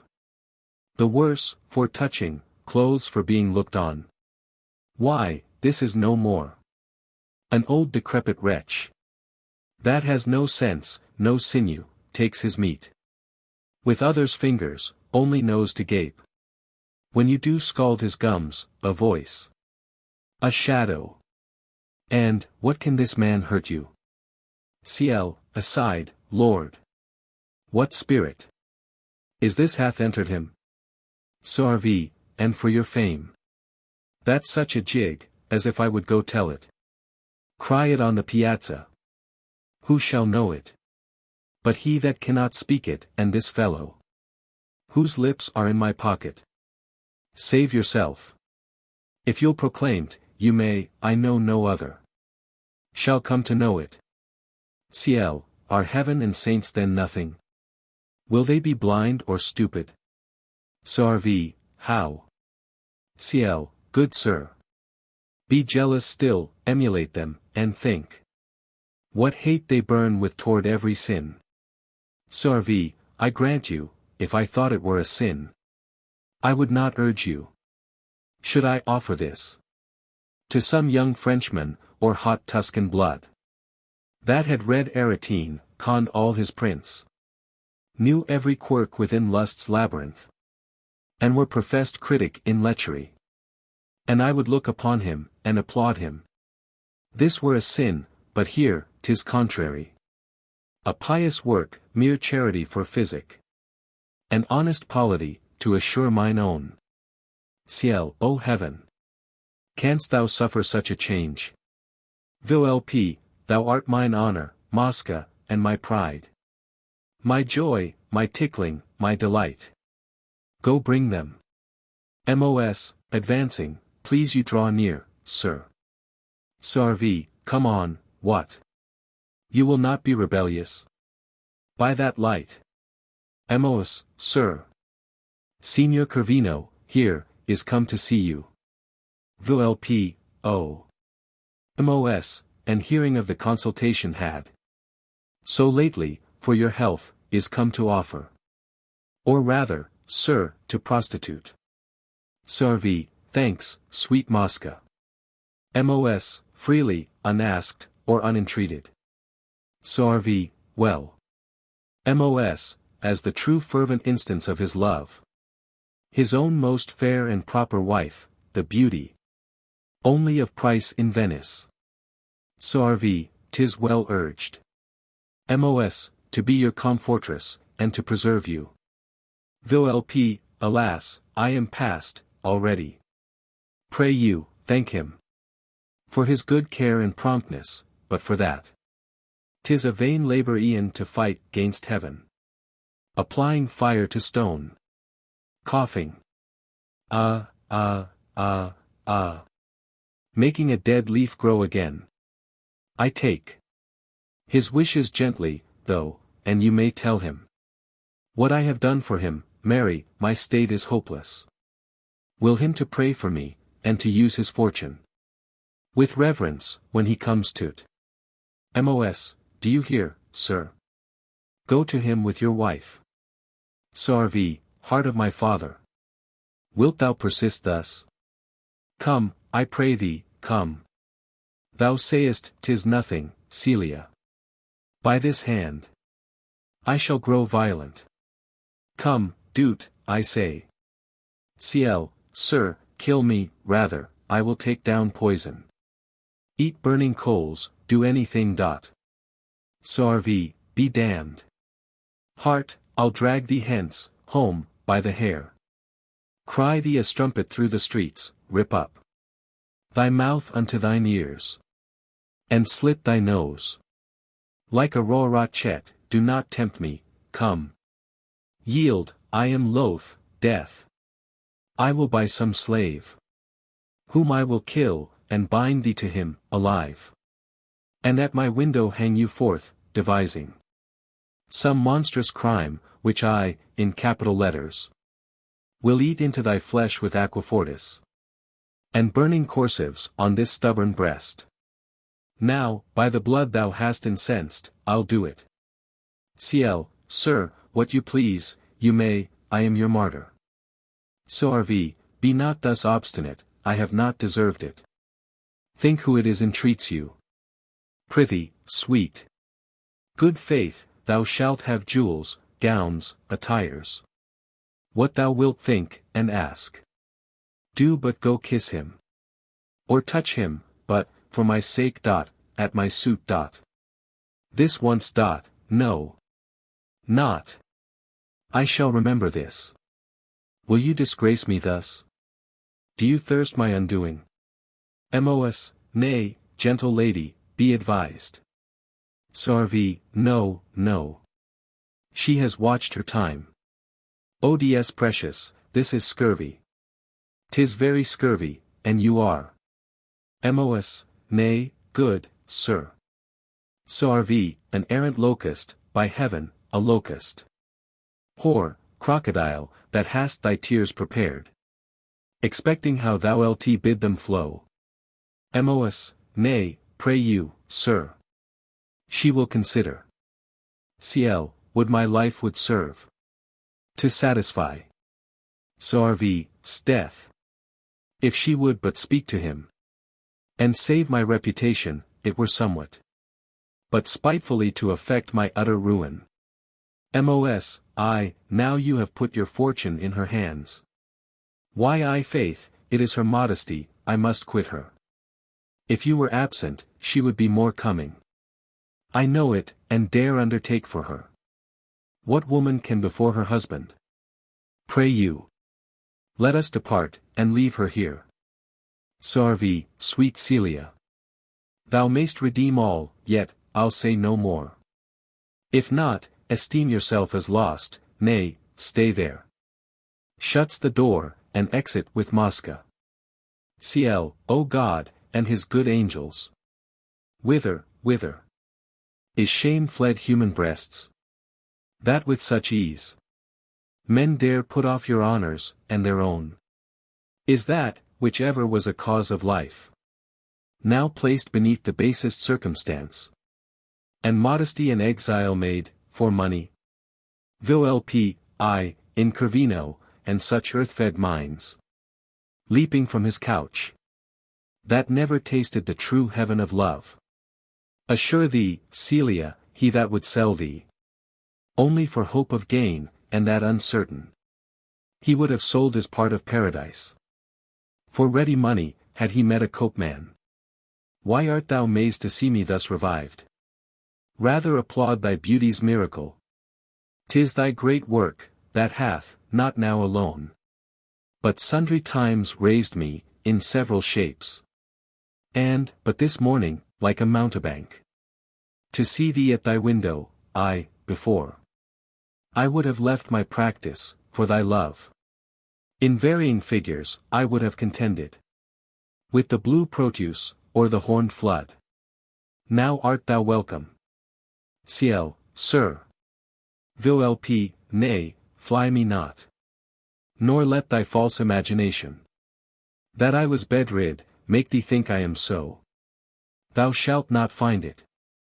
I am, now, as fresh, as hot, as high, and in as jovial plight, as when, in that so celebrated scene, at recitation of our comedy, for entertainment of the great Valois, I acted young Antinous, and attracted the eyes and ears of all the ladies present, to admire each graceful gesture, note, and footing. Sings. Come, my Celia, let us prove, while we can, the sports of love. Time will not be ours forever. He, at length, our good will sever. Spend not then his gifts in vain. Suns, that set, may rise again. But if once we loose this light, 'tis with us perpetual night. Why should we defer our joys? Fame and rumor are but toys. Cannot we delude the eyes of a few poor household spies? Or his easier ears beguile? Thus removed by our wile. 'Tis no sin love's fruits to steal, but the sweet thefts to reveal. To be taken, to be seen, these have crimes accounted been. Ciel, some serene blast me, or dire lightning strike this my offending face. Volpone, why droops my Celia? Thou hast, in place of a base husband, found a worthy lover. Use thy fortune well, with secrecy and pleasure. See, behold, what thou art queen of, not in expectation, as I feed others, but possessed, and crowned. See, here, a rope of pearl, and each, more orient than that the brave Egyptian queen caroused. Dissolve and drink them. See, a carbuncle may put out both the eyes of our street mark. A diamond would have bought Lollia Paulina when she came in like starlight, hid with jewels that were the spoils of provinces. Take these, and wear, and lose them, yet remains an earring. To purchase them again, and this whole state, a gem but worth a private patrimony, is nothing. We will eat such at a meal. The heads of parrots, tongues of nightingales, the brains of peacocks, and of estrix, shall be our food, and, could we get the phoenix, though nature lost her kind, she were our dish. Ciel, good sir, these things might move a mind affected with such delights. But I, whose innocence is all I can think wealthy, or worth enjoying, and which, once lost, I have not to lose beyond it, cannot be taken with these sensual baits. If you have conscience, Volpone, 'tis the beggar's virtue. If thou hast wisdom, hear me, Celia. Thy baths shall be the juice of July flowers, spirit of roses, and of violets, the milk of unicorns, and panther's breath, gathered in bags, and mixed with Cretan wines. Our drink shall be prepared gold and amber, which we will take, until my roof whirl round with the vertigo, and my dwarf shall dance. My eunuch sing, my fool make up the antic, whilst we, in changed shapes, act Ovid's tales. Thou, like Europa now, and I like Jove. Then I like Mars, and thou like Erycine. So, of the rest, till we have quite run through, and wearied all the fables of the gods. Then will I have thee in more modern forms, attired like some sprightly dame of France, brave Tuscan lady, or proud Spanish beauty. Sometimes, unto the Persian Sophie's wife, or the Grand Signor's mistress. And, for change, to one of our most artful courtesans, or some quick Negro, or cold Russian. And I will meet thee in as many shapes, where we may so transfuse our wandering souls, out at our lips, and score up sums of pleasures. Sings, that the curious shall not know how to tell them as they flow, and the envious, when they find what their number is, be pined. Ciel, if you have ears that will be pierced, or eyes that can be opened, a heart that may be touched, or any part that yet sounds man about you, if you have touch of holy saints, or heaven, do me the grace to let me escape. If not, be bountiful and kill me. You do know I am a creature, hither ill betrayed, by one whose shame I would forget it were. If you will deign me neither of these graces, yet feed your wrath, sir, rather than your lust.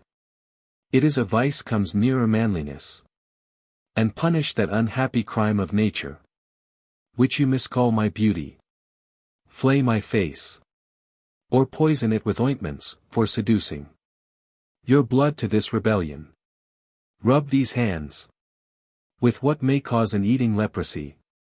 E'en to my bones and marrow, anything that may disfavor me, save in my honor.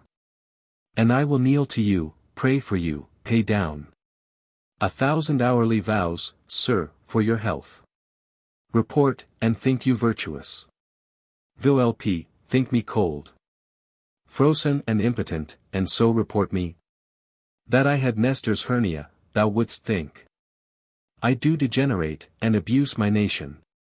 To play with opportunity thus long, I should have done the act, and then have parleyed. Yield, or I'll force thee. Seizes her. Sell, oh, just God. Volpe, in vain. Boen, rushing in, forbear, foul ravisher, libidinous swine. Free the forced lady, or thou deest, impostor. But that I'm loath to snatch thy punishment out of the hand of justice, thou shouldst, yet, be made the timely sacrifice of vengeance. Before this altar, and this dross, thy idol dot. Lady, let's quit the place, it is the den of villainy. Fear not, you have a guard. And he, ere long, shall meet his just reward. Exeunt bon. And sell. Volpe, fall on me, roof, and bury me in ruin. Become my grave, that wert my shelter. Oh! I am unmasked, unspirited, undone. Betrayed to beggary, to infamy. Enter Mosca, wounded and bleeding. Mos, where shall I run, most wretched shame of men? To beat out my unlucky brains. Volpe, here, here. What? Dost thou bleed? Mos, oh that his well-driven sword had been so courteous to have cleft me down unto the navel, ere I lived to see my life, my hopes, my spirits, my patron, all thus desperately engaged, by my error. Volpe, woe on thy fortune. Mos, and my follies, sir. Volpe, thou hast made me miserable. Mos, and myself, sir. Who would have thought he would have hearkened, so? Volpe, what shall we do? Mos, I know not, if my heart could expiate the mischance, I'd pluck it out. Will you be pleased to hang me? Or cut my throat? And I'll requite you, sir. Let us die like Romans. Since we have lived like Grecians. Knocking within. Volpe, hark. Who's there? I hear some footing. Officers, the Safi. Come to apprehend us. I do feel the brand hissing already at my forehead, now. Mine ears are boring. Mos, to your couch, sir, you. Make that place good, however. Volpone lies down, as before. Guilty men suspect what they deserve still. Enter Corbaccio. Signor Corbaccio. Sorbi, why, how now, Mosca? Mos, oh, undone, amazed, sir. Your son, I know not by what accident. Acquainted with your purpose to my patron. Touching your will, and making him your heir. Entered our house with violence, his sword drawn. Sought for you, called you wretch, unnatural. Vowed he would kill you. Sorbi, me. Mos, yes, and my patron. Sorbi, this act shall disinherit him indeed. Here is the will. Mos, 'tis well, sir. Sorbi, right and well. Be you as careful now for me. Enter Voltore, behind. Mos, my life, sir, is not more tendered, I am only yours. Sorbi, how does he? Will he die shortly, thinkst thou? Mos, I fear he'll outlast May. Sorbi, today. Mos, no, last out May, sir. Sorbi, couldst thou not give him a dram? Mos, oh, by no means, sir. Sorbi, nay, I'll not bid you. Volt, coming forward, this is a knave, I see. Mos, seeing Voltore, how? Signor Voltore. Aside, did he hear me? Volt, parasite. Mos, who's that? Oh, sir, most timely welcome. Volt, scarce. To the discovery of your tricks, I fear. You are his, only. And mine, also. Are you not? Mos, who? I, sir. Volt, you, sir. What device is this? About a will. Mos, a plot for you, sir. Volt, come. Put not your foists upon me, I shall scent them. Mos, did you not hear it? Volt, yes, I hear Corbaccio. Hath made your patron there his heir. Mos, 'tis true. By my device, drawn to it by my plot. With hope. Volt, your patron should reciprocate. And you have promised?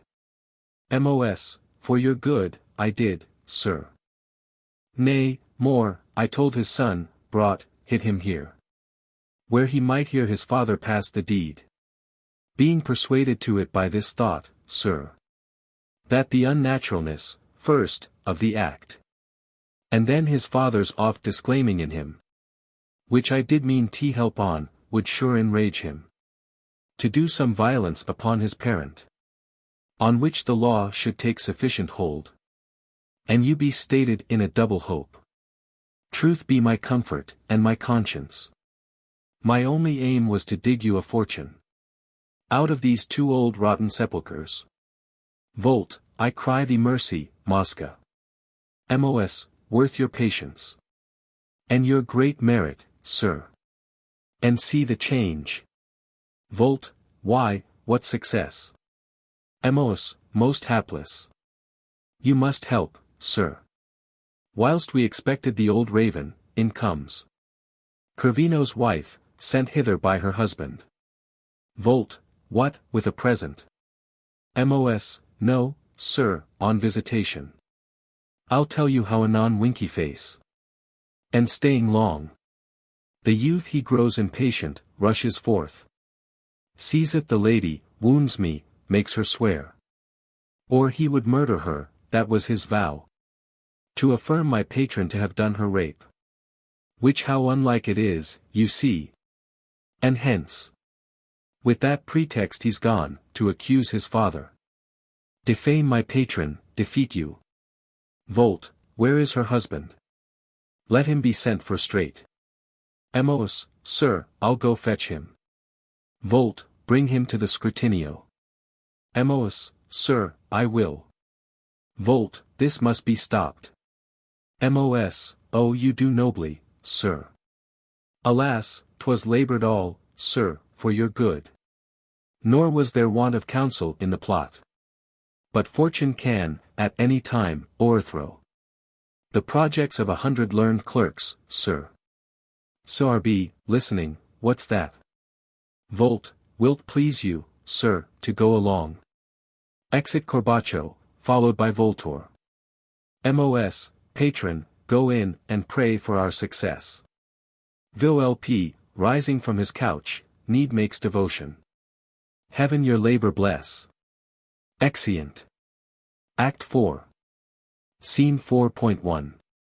A street. Enter Sir Politic would-be and Peregrine. SIRP, I told you, sir, it was a plot, you see.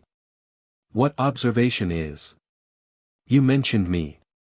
For some instructions, I will tell you, sir. Since we are met here in this height of Venice. Some few particulars I have set down. Only for this meridian, fit to be known. Of your crude traveller, and they are these. I will not touch, sir, at your phrase, or clothes. For they are old. Sir, I have better. SIRP, pardon. I meant, as they are themes. Oh, sir, proceed. I'll slander you no more of wit, good sir. SIRP, first, for your garb, it must be grave and serious. Very reserved, and locked, not tell a secret. On any terms, not to your father, scarce. A fable, but with caution, make sure choice. Both of your company, and discourse. Beware. You never speak a truth. Car, how? Sirp, not to strangers. For those be they you must converse with, most. Others I would not know, sir, but at distance. So as I still might be a savor in them. You shall have tricks else passed upon you hourly. And then, for your religion, profess none. But wonder at the diversity, of all. And, for your part, protest, were there no other. But simply the laws, the land, you could content you. Nick. Machiavel, and Monsieur Baudin, both. Were of this mind. Then must you learn the use. And handling of your silver fork at meals. The metal of your glass, these are main matters. With your Italian winky face. And to know the hour. When you must eat your melons, and your figs. Car, is that a point of state too? Sirp, here it is. For your Venetian, if he see a man preposterous in the least, he has him straight. He strips him. I'll acquaint you, sir. I now have lived here, 'tis some 14 months. Within the first week of my landing here. All took me for a citizen of Venice. I knew the forms, so well. Car, aside, and nothing else. Sirp, I had read Contarine, took me a house. Dealt with my Jews to furnish it with movables. Well, if I could but find one man. To mine own heart, whom I durst trust, I would. Car, what, sir? Sirp, make him rich. Make him a fortune. He should not think again. I would command it. Car, as how? Sirp, with certain projects that I have. Which I may not discover. Car, aside, if I had. But one to wager with, I would lay odds now. He tells me instantly. Sirp, one is, and that. I care not greatly who knows, to serve the state. Of Venice with red herrings for 3 years. And at a certain rate, from Rotterdam. Where I have correspondence. There's a letter. Sent me from one of the states, and to that purpose. He cannot write his name, but that's his mark. Car, he's a chandler. Sirp, no, a cheesemonger. There are some others too with whom I treat. About the same negotiation. And I will undertake it, for, 'tis thus. I'll do't with ease, I have cast it all, your hoy. Carries but 3 men in her, and a boy. And she shall make me 3 returns a year. So, if there come but one of 3, I save. If 2, I can defalk, but this is now. If my main project fail. Car, then you have others.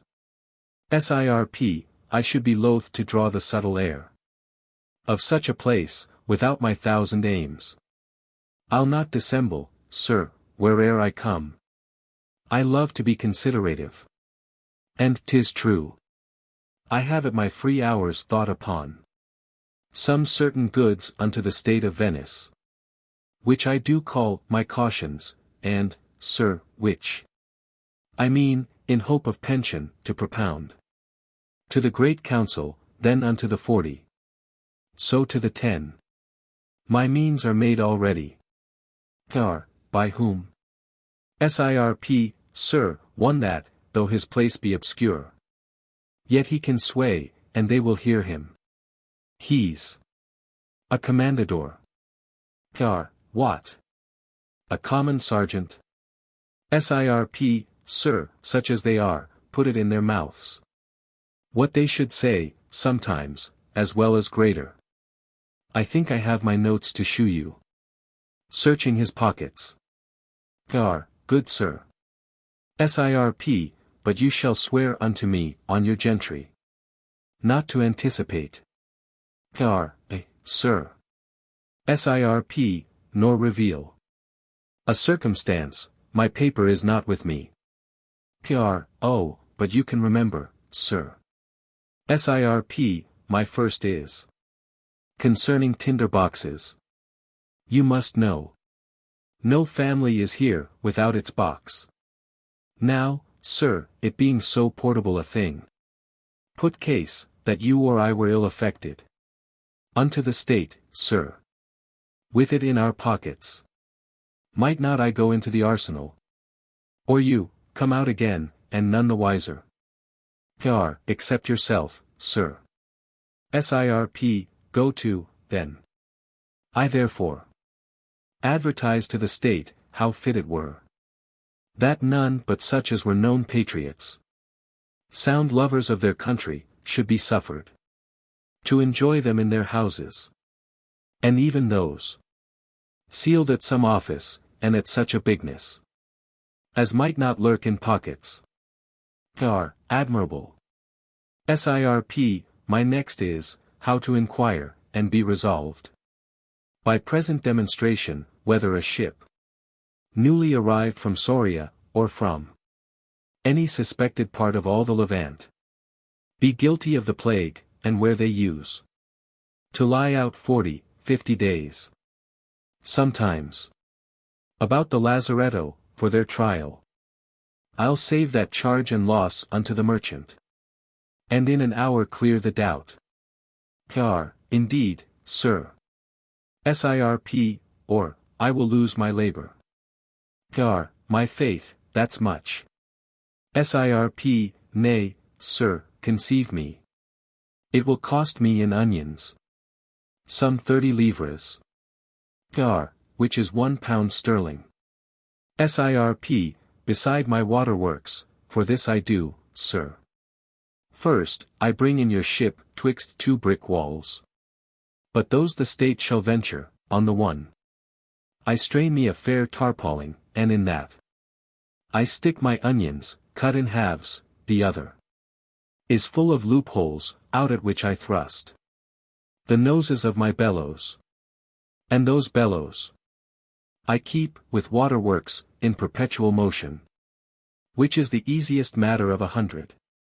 Now, sir, your onion, which doth naturally attract the infection, and your bellows blowing the air upon him, will show, instantly, by his changed color, if there be contagion. Or else remain as fair as at the first. Now it is known, 'tis nothing. Pr, you are right, sir. Sirp, I would I had my note. Pr, faith, so would I. But you have done well for once, sir.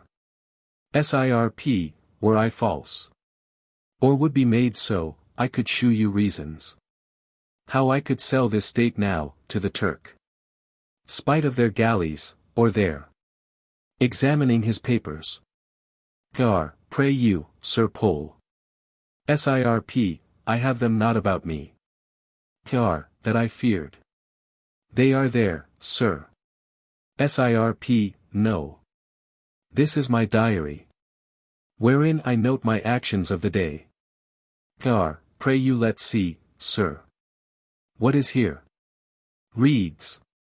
Notandum. A rat had gnawn my spur leathers. Notwithstanding, I put on new, and did go forth, but first I threw 3 beans over the threshold. Item. I went and bought 2 toothpicks, whereof one I burst immediately, in a discourse with a Dutch merchant, bout Ragaion del Stato. From him I went and paid a machinigo for piecing my silk stockings. By the way, I cheapened sprats, and at St. Mark's I urined. Faith, these are politic notes.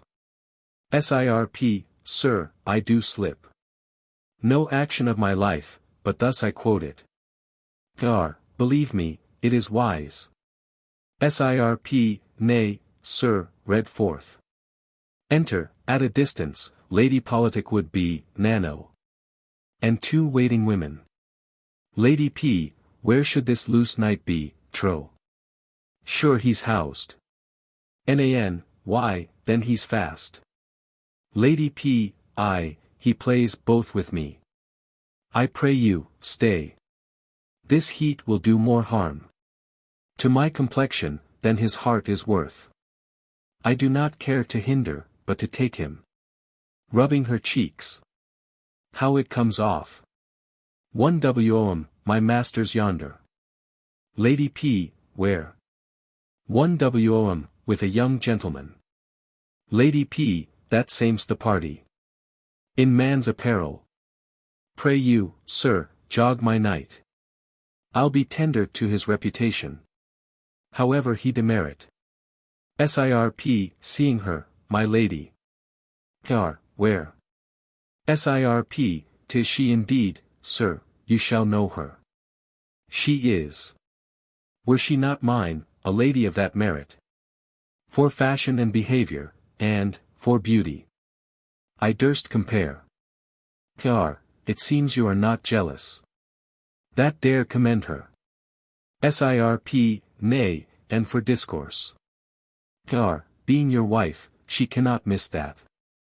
Sirp, introducing Pr, madam. Here is a gentleman, pray you, use him fairly.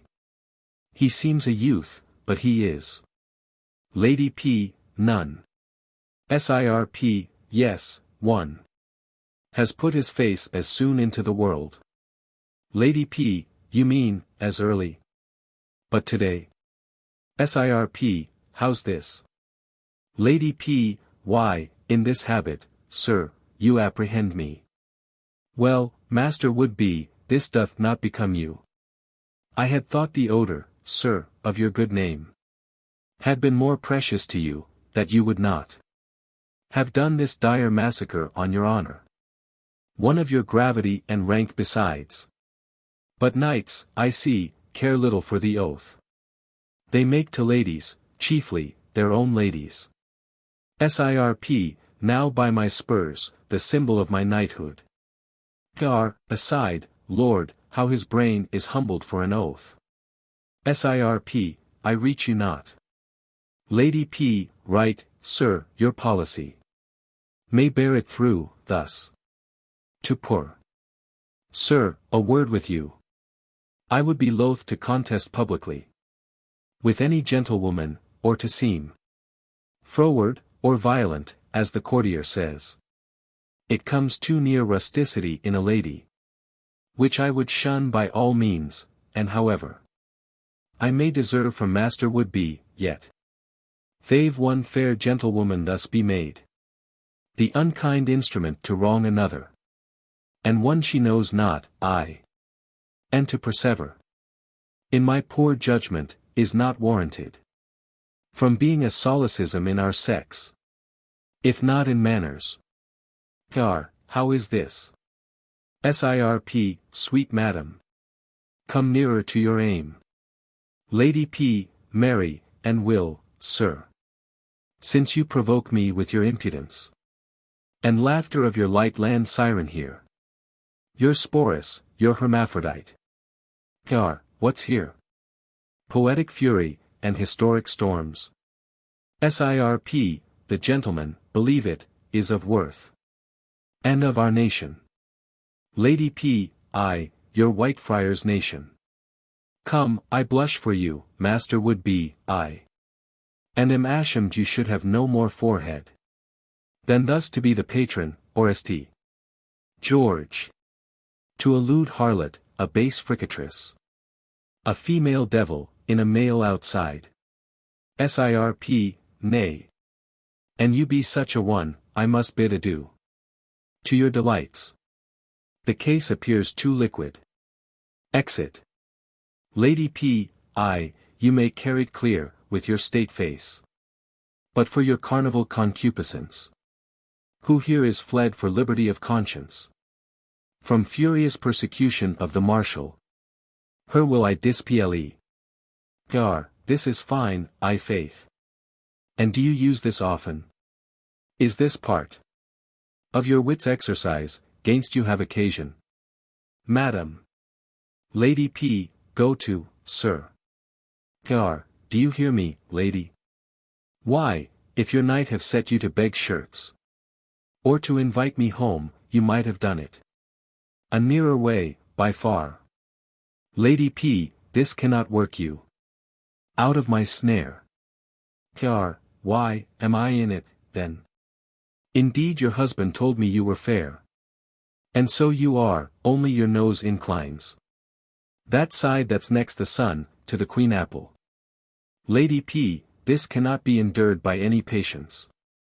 Enter Mosca. Mos, what is the matter, madam? Lady P, if the Senate write not my quest in this, I'll protest them. To all the world, no aristocracy. Mos, what is the injury, lady? Lady P, why, the cowlet you told me of, here I have ta'en disguised. Mos, who? This. What means your ladyship? The creature I mentioned to you is apprehended now. Before the Senate, you shall see her. Lady P, where? Mos, I'll bring you to her. This young gentleman. I saw him land this morning at the port. Lady P, is't possible? How has my judgment wandered? Sir, I must, blushing, say to you, I have erred. And plead your pardon. Heir, what, more changes yet? Lady P, I hope you have not the malice to remember a gentlewoman's passion. If you stay in Venice here, please you to use me, sir. Mos, will you go, madam? Lady P, pray you, sir, use me. In faith, the more you see me, the more I shall conceive. You have forgot our quarrel. Exeunt lady would be, Mosca, Nano, and waiting women. Heir, this is rare. Sir Politic would be. No, Sir Politic bawd. To bring me thus acquainted with his wife. Well, wise Sir Pole, since you have practiced thus upon my freshmanship, I'll try your salt head. What proof it is against a counterplot. Exit. Scene 4.2. The Scrutinio, or Senate House. Enter Voltore, Corbaccio, Corvino, and Mosca. Volt, well, now you know the carriage of the business. Your constancy is all that is required. Unto the safety of it. Mos, is the lie safely conveyed amongst us? Is that sure? Knows every man his burden? Sarvi, yes. Mos, then shrink not. Sarvi, but knows the advocate the truth? Mos, oh, sir. By no means, I devised a formal tale that salved your reputation. But be valiant, sir. Sarvi, I fear no one but him, that this his pleading should make him stand for a co-heir. Mos, cohalter. Hang him, we will but use his tongue, his noise. As we do croakers here. Sarvi, I, what shall he do? Mos, when we have done, you mean? Sarvi, yes. Mos, why, we'll think. Sell him for Mumia, he's half dust already. To Voltore. Do not you smile, to see this buffalo. How he does sport it with his head. Aside. I should. If all were well and past. To Corbaccio. Sir, only you are he that shall enjoy the crop of all. And these not know for whom they toil. Sarbi, I, peace. Mos, turning to Corvino, but you shall eat it. Much. Aside. To Voltore. Worshipful sir. Mercury sit upon your thundering tongue. Or the French Hercules, and make your language as conquering as his club, to beat along. As with a tempest, flat, our adversaries. But much more yours, sir. Volt, here they come, have done. Mos, I have another witness, if you need, sir. I can produce. Volt, who is it? Mos, sir, I have her. Enter Avvocatori and take their seats. Bonario, Celia, Notario, Commandadori, Safi. and other officers of justice. 1 Aviosi, the like of this the Senate never heard of. 2 Aviosi, 'twill come most strange to them when we report it. 4 Aviosi, the gentlewoman has been ever held of unreproved name. 3 Aviosi, so has the youth. 4 Aviosi, the more unnatural part that of his father. 2 Aviosi, more of the husband. 1 Aviosi, I not know to give his act a name, it is so monstrous. 4 Aviosi, but the impostor, he's a thing created to exceed example. 1 Aviosi, and all after times. 2 Aviosi, I never heard a true voluptuary described, but him. 3 Aviosi, appear yet those were cited. Not all, but the old Magnifico, Volpone. 1 Aviosi, why is not he here? Mos, please your fatherhoods. Here is his advocate, himself so weak, so feeble. 4 Aviosi, what are you? Bioan, his parasite. His knave, his pander, I beseech the court. He may be forced to come, that your grave eyes may bear strong witness of his strange impostures. Volt, upon my faith and credit with your virtues. He is not able to endure the air. 2 Aviosi, bring him, however. 3 Aviosi, we will see him. 4 Aviosi, fetch him. Volt, your fatherhood's fit pleasures be obeyed. Exeunt officers. But sure, the sight will rather move your pities than indignation. May it please the court. In the meantime, he may be heard in me. I know this place most void of prejudice, and therefore crave it, since we have no reason to fear our truth should hurt our cause. 3 Aviosi, speak free. Volt, then know, most honored fathers, I must now discover to your strangely abused ears the most prodigious and most frontless piece of solid impudence and treachery that ever vicious nature yet brought forth to shame the state of Venice. This lewd woman, that wants no artificial looks or tears to help the visor she has now put on, hath long been known a close adulteress to that lascivious youth there, not suspected, I say, but known, and taken in the act with him, and by this man, the easy husband, pardoned, whose timeless bounty makes him now stand here, the most unhappy, innocent person that ever man's own goodness made accused. For these not knowing how to owe a gift of that dear grace, but with their shame, being placed so above all powers of their gratitude, began to hate the benefit, and, in place of thanks, devised to extirpate the memory of such an act, wherein I pray your fatherhoods to observe the malice, yea, the rage of creatures discovered in their evils. And what heart such take, even from their crimes, but that anon will more appear. This gentleman, the father, hearing of this foul fact, with many others, which daily struck at his too tender ears, and grieved in nothing more than that he could not preserve himself apparent, his son's ills, growing to that strange flood, at last decreed to disinherit him. 1 Aviosi, these be strange turns. 2 Aviosi, the young man's fame was ever fair and honest. Volt, so much more full of danger is his vice that can beguile so under shade of virtue. But, as I said, my honored sires, his father, having this settled purpose, by what means to him betrayed, we know not, and this day appointed for the deed, that parricide, I cannot style him better, by confederacy, preparing this his paramour to be there, entered Volpone's house, who was the man your fatherhoods must understand, designed for the inheritance. There sought his father. But with what purpose sought he him, my lords? I tremble to pronounce it, that a son unto a father, and to such a father. Should have so foul, felonious intent. It was to murder him, when being prevented by his more happy absence, what then did he? Not check his wicked thoughts. No, now new deeds. Mischief doth ever end where it begins. An act of horror, fathers.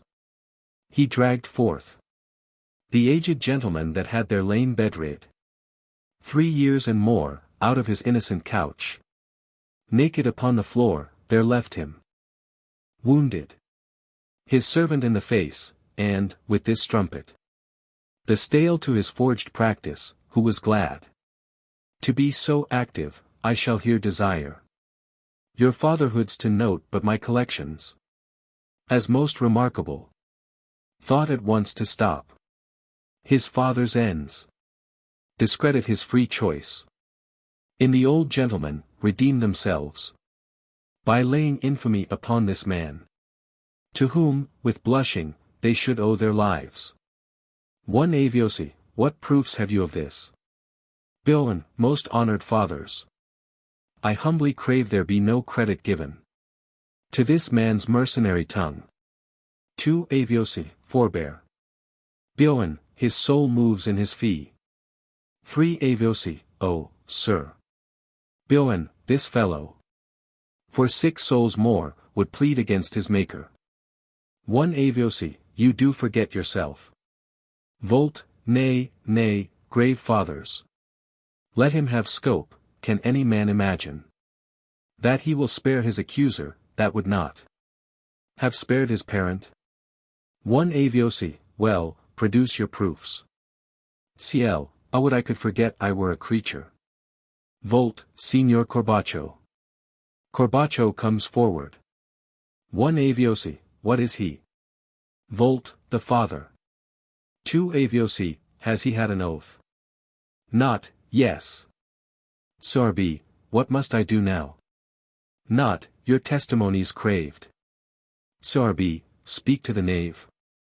I'll have my mouth first stopped with earth, my heart abhors his knowledge, I disclaim in him. 1 Aviosi, but for what cause? Sorbi, the mere portent of nature. He is an utter stranger to my loins. Bioen, have they made you to this? Sorbi, I will not hear thee. Monster of men, swine, goat, wolf, parasite. Speak not, thou viper. Bioen, sir, I will sit down. And rather wish my innocence should suffer. Then I resist the authority of a father. Signor Corvino. Corvino comes forward. 2 Aviosi, this is strange. 1 Aviosi, who's this? Not, the husband.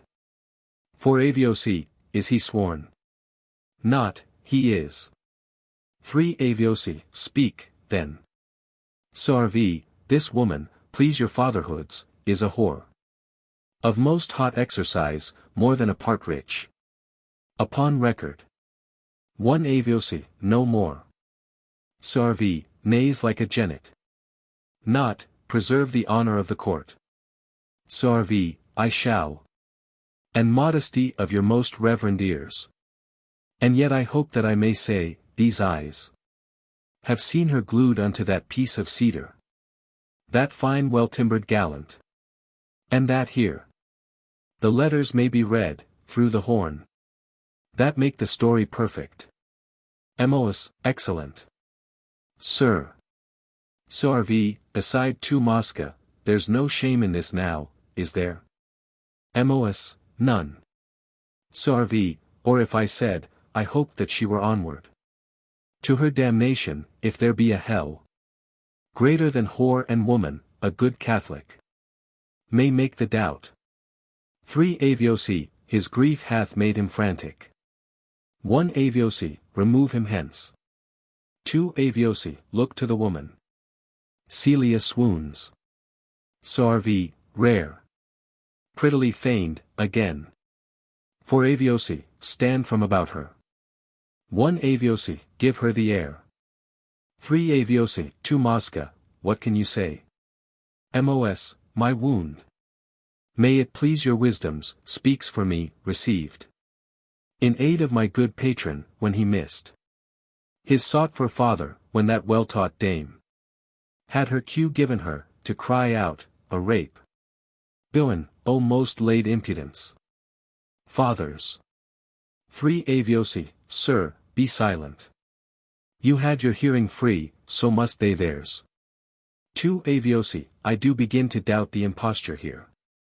For Aviosi, this woman has too many moods. Volt, grave fathers. She is a creature of a most profust and prostituted lewdness. Sarvi, most impetuous. Unsatisfied, grave fathers. Volt, may her feignings not take your wisdoms, but this day she baited a stranger, a grave knight, with her loose eyes and more lascivious kisses. This man saw them together on the water in a gondola. Mos, here is the lady herself, that saw them too. Without, who then had in the open streets pursued them, but for saving her knight's honor. 1 Aviosi, produce that lady. 2 Aviosi, let her come. Exit Mosca. 4 Aviosi, these things they strike with wonder. 3 Aviosi, I am turned a stone. Re-enter Mosca with lady would be. Mos, be resolute, madam. Lady P, I, this same is she. Pointing to Celia. Out, thou chameleon harlot. Now thine eyes vie tears with the hyena. Darest thou look upon my wronged face? I cry your pardons. I fear I have forgettingly transgressed against the dignity of the court. 2 Aviosi, no, madam. Lady P, and been exorbitant. 2 Aviosi, you have not, lady. 4 Aviosi, these proofs are strong. Lady P, surely, I had no purpose to scandalize your honors, or my sex's. 3 Aviosi, we do believe it. Lady P, surely, you may believe it. 2 Aviosi, madam, we do. Lady P, indeed, you may, my breeding is not so coarse. 1 Aviosi, we know it. Lady P, to offend with pertinacy. 3 Aviosi, lady. Lady P, such a presence. No, surely. 1 Aviosi, we well think it. Lady P, you may think it. 1 Aviosi, let her o'ercome. What witnesses have you to make good your report? Bilen, our consciences. Ciel, and heaven, that never fails the innocent. 4 Aviosi, these are no testimonies. Bilen, not in your courts, where multitude and clamor overcomes. 1 Aviosi, nay, then you do wax insolent. Re-enter officers, bearing Volpone on a couch. Volt, here, here. The testimony comes, that will convince and put to utter dumbness their bold tongues. See here, grave fathers, here's the ravisher, the rider on men's wives, the great impostor, the grand voluptuary. Do you not think these limbs should affect venery? Or these eyes covet a concubine? Pray you mark these hands. Are they not fit to stroke a lady's breasts? Perhaps he doth dissemble. Bilen, so he does. Volt, would you have him tortured? Bilen, would have him proved. Volt, best try him then with goads, or burning irons. Put him to the strappado, I have heard. The rack hath cured the gout, faith, give it him. And help him of a malady, be courteous.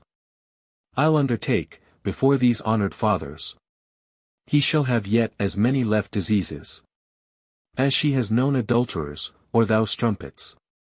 Oh, my most equal hearers, if these deeds, acts of this bold and most exorbitant strain, may pass with sufferance, what one citizen but owes the forfeit of his life, yea, fame, to him that dares traduce him. Which of you are safe, my honored fathers? I would ask. With leave of your grave fatherhoods, if their plot have any face or color like to truth.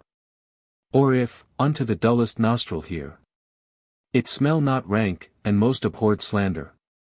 I crave your care of this good gentleman, whose life is much endangered by their fable. And as for them, I will conclude with this. That vicious persons, when they're hot and fleshed, in impious acts, their constancy abounds.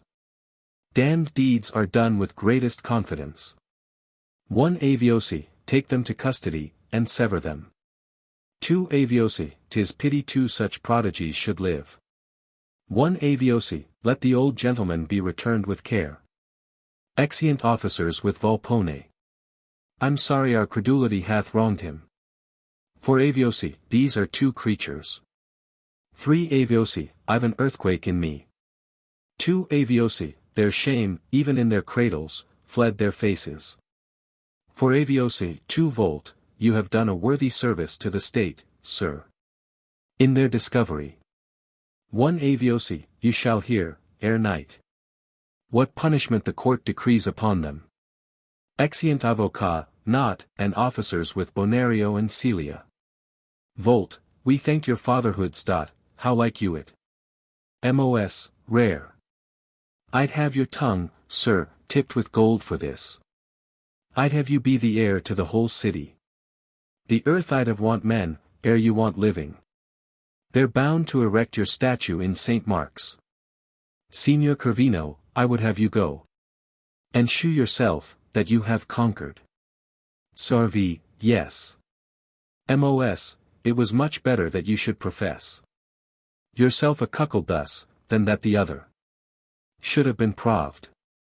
Sarvi, nay, I considered that. Now it is her fault. Mos, then it had been yours. Sarvi, true, I do doubt this advocate still. Mos, I faith. You need not, I dare ease you of that care. Sarvi, I trust thee, Mosca. Exit. Mos, as your own soul, sir. Sarvi, Mosca. Mos, now for your business, sir. Sarvi, how? Have you business? Mos, yes, yours, sir. Sarvi, oh, none else. Mos, none else, not I. Sarvi, be careful, then. Mos, rest you with both your eyes, sir. Sarvi, dispatch it. Mos, instantly. Sarvi, and look that all. Whatever, be put in, jewels, plate, moneys. Household stuff, bedding, curtains. Mos, curtain rings, sir. Only the advocate's fee must be deducted. Sarvi, I'll pay him now, you'll be too prodigal. Mos, sir, I must tender it. Sarvi, 2 cheekines is well. Mos, no, 6, sir. Sarvi, 'tis too much. Mos, he talked a great while. You must consider that, sir. Sarvi, well, there's 3. Mos, I'll give it him. Sarvi, do so, and there's for thee. Exit. Mos, aside, bountiful bones. What horrid strange offence did he commit, gainst nature, in his youth? Worthy this age? To Volt. You see, sir, how I work. Unto your ends, take you no notice. Volt, no. I'll leave you. Exit. Mos, all is yours, the devil and all. Good advocate, madam, I'll bring you home. Lady P, no, I'll go see your patron. Mos, that you shall not. I'll tell you why. My purpose is to urge my patron to reform his will. And 4. The zeal you have shown today, whereas before you were but 3rd or 4th, you shall be now put in the 1st, which would appear as begged if you were present. Therefore, Lady P, you shall sway me. Exeunt. Act 5.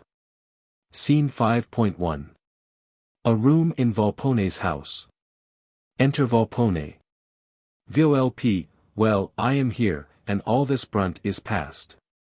I ne'er was in dislike with my disguise. Till this fled moment, here 'twas good, in private. But in your public cave whilst I breathe. For God, my left leg began to have the cramp. And I apprehended straight some power had struck me. With a dead palsy, well. I must be merry. And shake it off. A many of these fears would put me into some villainous disease. Should they come thick upon me, I'll prevent 'em. Give me a bowl of lusty wine, to fright this humour from my heart. Drinks. Hum, hum, hum. 'Tis almost gone already. I shall conquer any device, now, of rare ingenious knavery, that would possess me with a violent laughter, would make me up again. Drinks again. So. This heat is life, 'tis blood by this time, Mosca. Enter Mosca. Mos, how now, sir? Does the day look clear again? Are we recovered, and wrought out of error? Into our way, to see our path before us? Is our trade free once more? Volp, exquisite Mosca. Mos, was it not carried learnedly? Volp, and stoutly. Good wits are greatest in extremities. Mos, it were a folly beyond thought, to trust any grand act unto a cowardly spirit. You are not taken with it enough, methinks. Volp, oh, more than if I had enjoyed the wench. The pleasure of all womankind's not like it. Mos, why now you speak, sir? We must here be fixed. Here we must rest, this is our masterpiece. We cannot think to go beyond this. Volp, true. Thou hast played thy prize, my precious Mosca. Mos, nay, sir. To gull the court. Volp, and quite divert the torrent upon the innocent. Mos, yes, and to make so rare a music out of discords. Volp, right. That yet to me's the strangest, how thou hast borne it. That these, being so divided 'mongst themselves, should not sense somewhat, or in me or thee, or doubt their own side. Mos, true, they will not seat. Too much light blinds them, I think. Each of them is so posseused and stuffed with his own hopes, that anything unto the contrary, never so true, or never so apparent, never so palpable, they will resist it. Volp, like a temptation of the devil. Mos, right, sir. Merchants may talk of trade, and your great signors of land that yields well, but if Italy have any glebe more fruitful than these fellows, I am deceived. Did not your advocate rare? Volp, oh, my most honored fathers, my grave fathers, under correction of your fatherhoods, what face of truth is here? If these strange deeds may pass, most honored fathers, I had much ado to forbear laughing. Mos, it seemed to me, you sweat, sir. Volp, in troth, I did a little. Mos, but confess, sir. Were you not daunted? Volp, in good faith, I was. A little in a mist, but not dejected. Never, but still myself. Mos, I think it, sir. Now, so truth help me, I must needs say this, sir. And out of conscience for your advocate.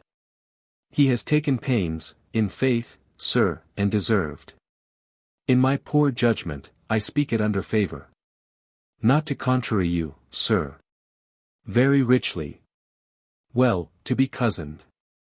Volp, troth, and I think so too. By that I heard him, in the latter end.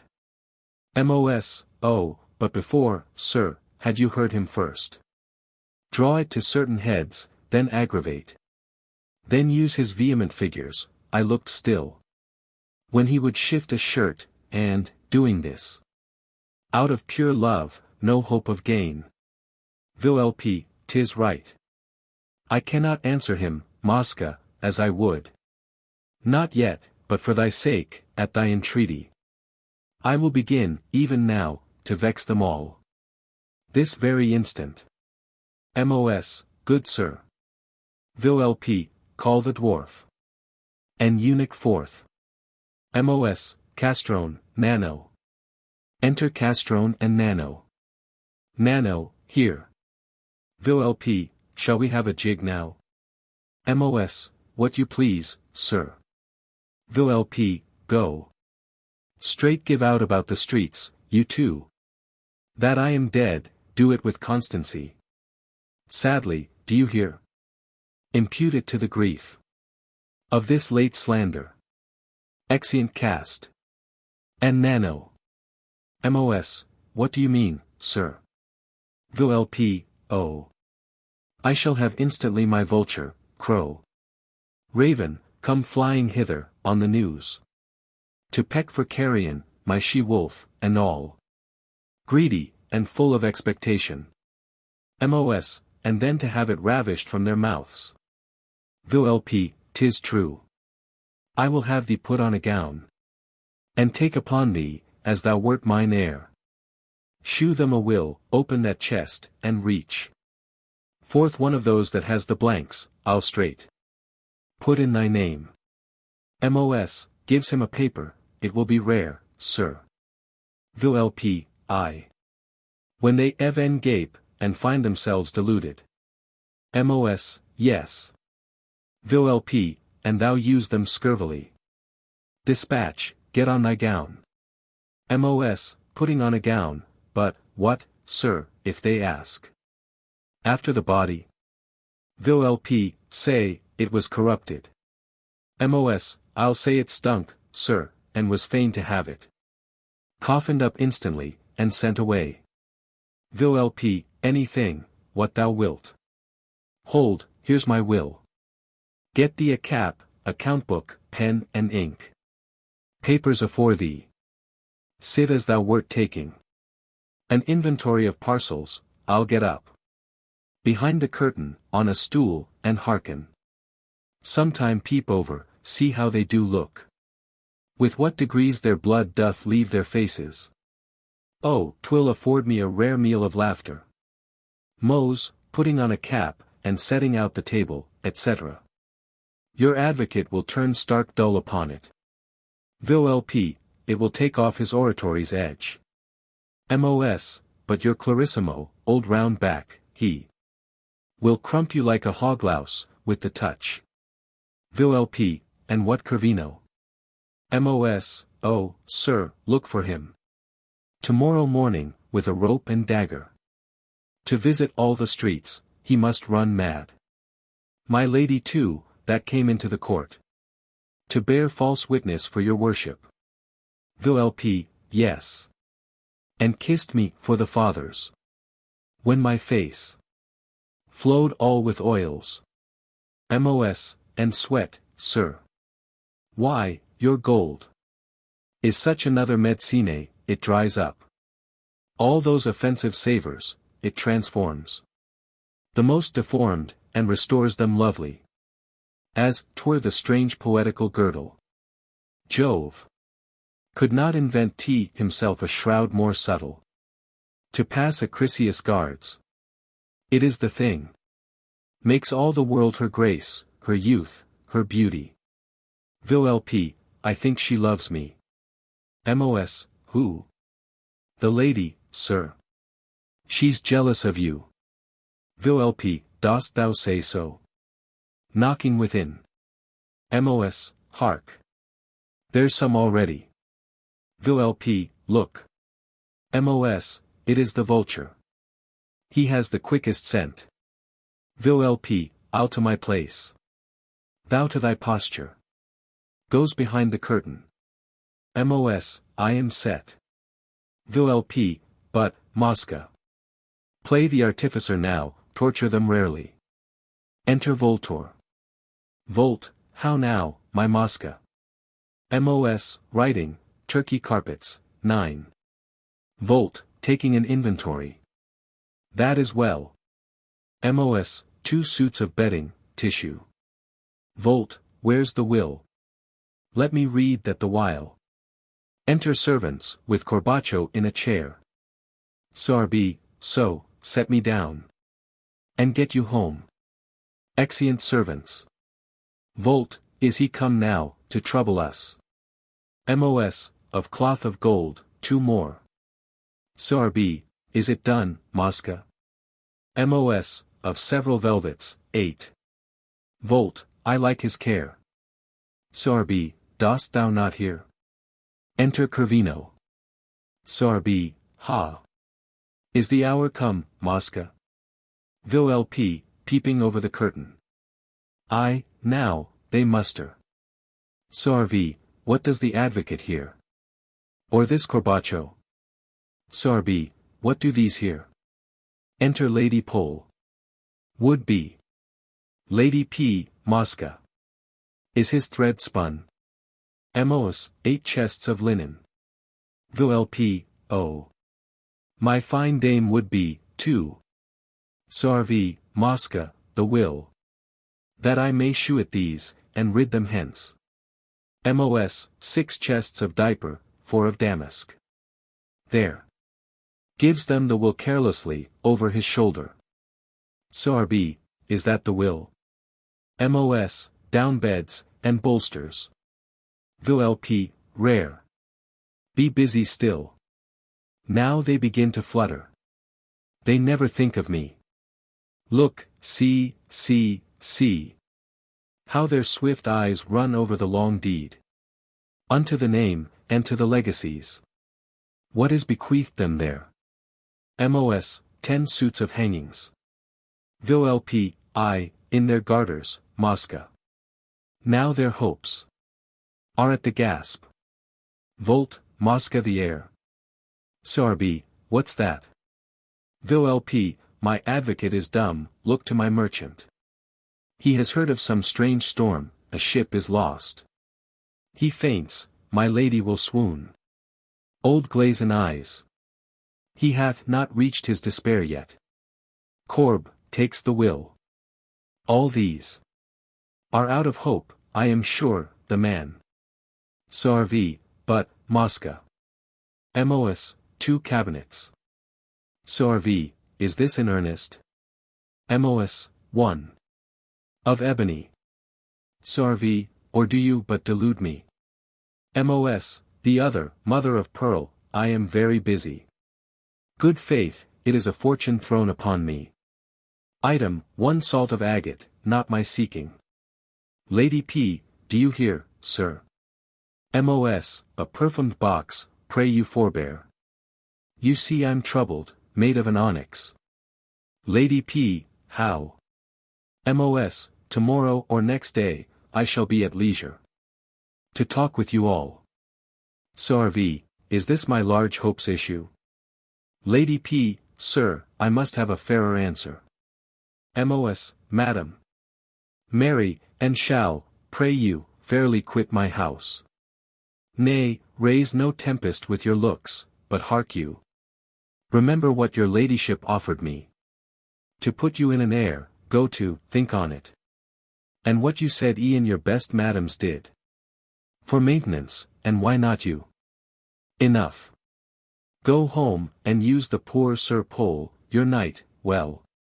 For fear I tell some riddles, go, be melancholy.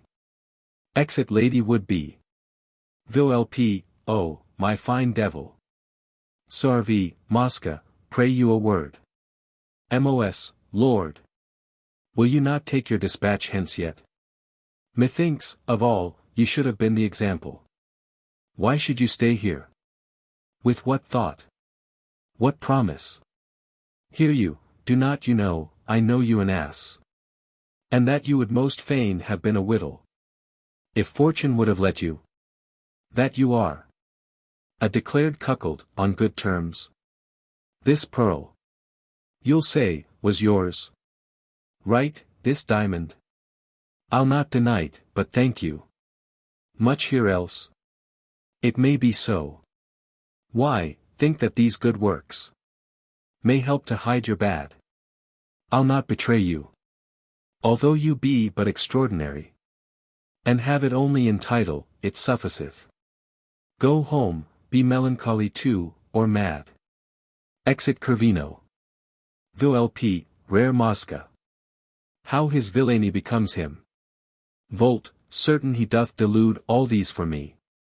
Sarbi, Mosca the heir. Volpe, oh, his 4 eyes have found it. Sarbi, I am cozened, cheated, by a parasite slave. Harlot, thou hast gulled me. Mos, yes, sir. Stop your mouth. Or I shall draw the only tooth is left. Are not you he, that filthy covetous wretch? With the 3 legs, that, here, in hope of prey, have, any time this 3 years, snuffed about. With your most grovelling nose. And would have hired me to the poisoning of my patron, sir. Are not you he that have today in court professed the disinheriting of your son? Perjured yourself? Go home, and die, and stink. If you but croak a syllable, all comes out. Away, and call your porters.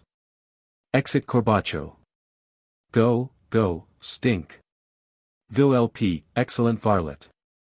Volt, now, my faithful Mosca. I find thy constancy. Mos, sir. Volt, sincere. Mos, writing. A table. Of porphyry, I merely, you'll be thus troublesome. Volpe, nay, leave off now, they are gone. Mos, why? Who are you? What? Who did send for you? Oh, cry you mercy. Reverend sir. Good faith, I am grieved for you. That any chance of mine should thus defeat your, I must needs say, most deserving travails. But I protest, sir, it was cast upon me. And I could almost wish to be without it. But that the will the dead must be observed. Mary, my joy is that you need it not. You have a gift, sir, thank your education. Will never let you want, while there are men. And malice, to breed causes. Would I had but half the like, for all my fortune, sir. If I have any suits, as I do hope. Things being so easy and direct, I shall not. I will make bold with your obstreperous aid. Conceive me, for your fee, sir. In meantime, you that have so much law, I know have the conscience. Not to be covetous of what is mine. Good sir, I thank you for my plate, 'twill help to set up a young man. Good faith, you look as you were costive. Best go home and purge, sir. Exit Voltore. Volpe, comes from behind the curtain. Bid him eat lettuce well. My witty mischief. Let me embrace thee. Oh, that I could now transform thee to a Venus. Mosca, go.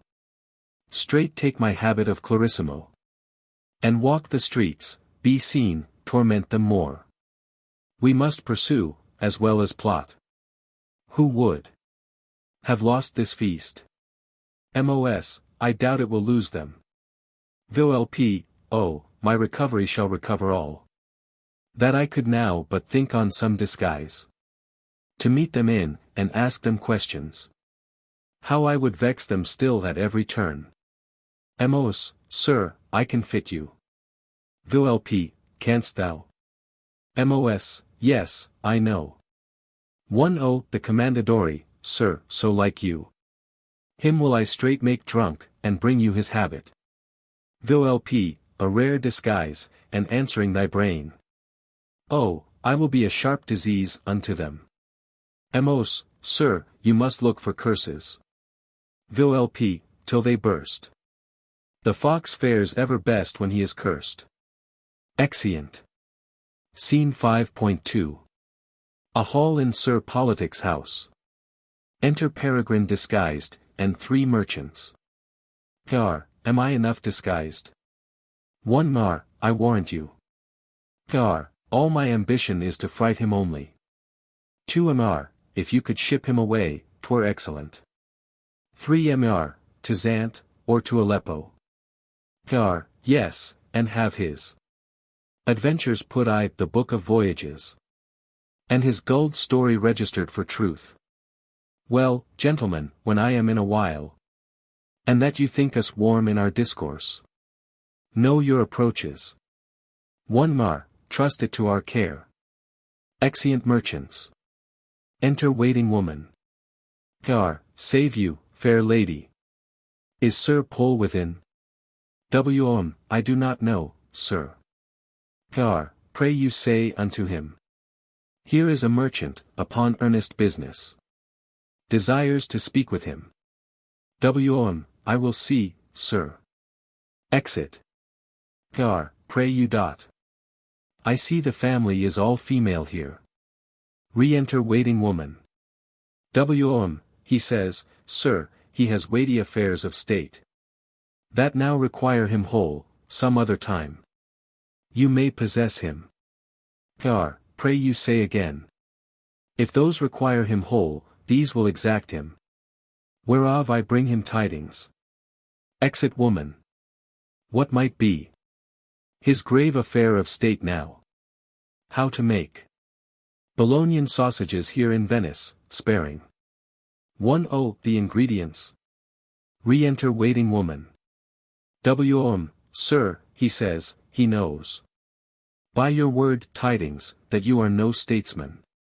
And therefore wills you stay. Car, sweet, pray you return him. I have not read so many proclamations, and studied them for words, as he has done. But, here he deigns to come. Exit woman. Enter Sir Politic. Sir, I must crave your courteous pardon. There hath chanced today unkind disaster twixt my lady and me, and I was penning my apology to give her satisfaction, as you came now. Car, sir, I am grieved I bring you worse disaster. The gentleman you met at the port today, that told you, he was newly arrived. I was a fugitive punk. Car, no, sir, a spy set on you. And he has made relation to the Senate, that you profess to him to have a plot to sell the state of Venice to the Turk. O me. Car, for which, warrants are signed by this time. To apprehend you, and to search your study. 4 papers.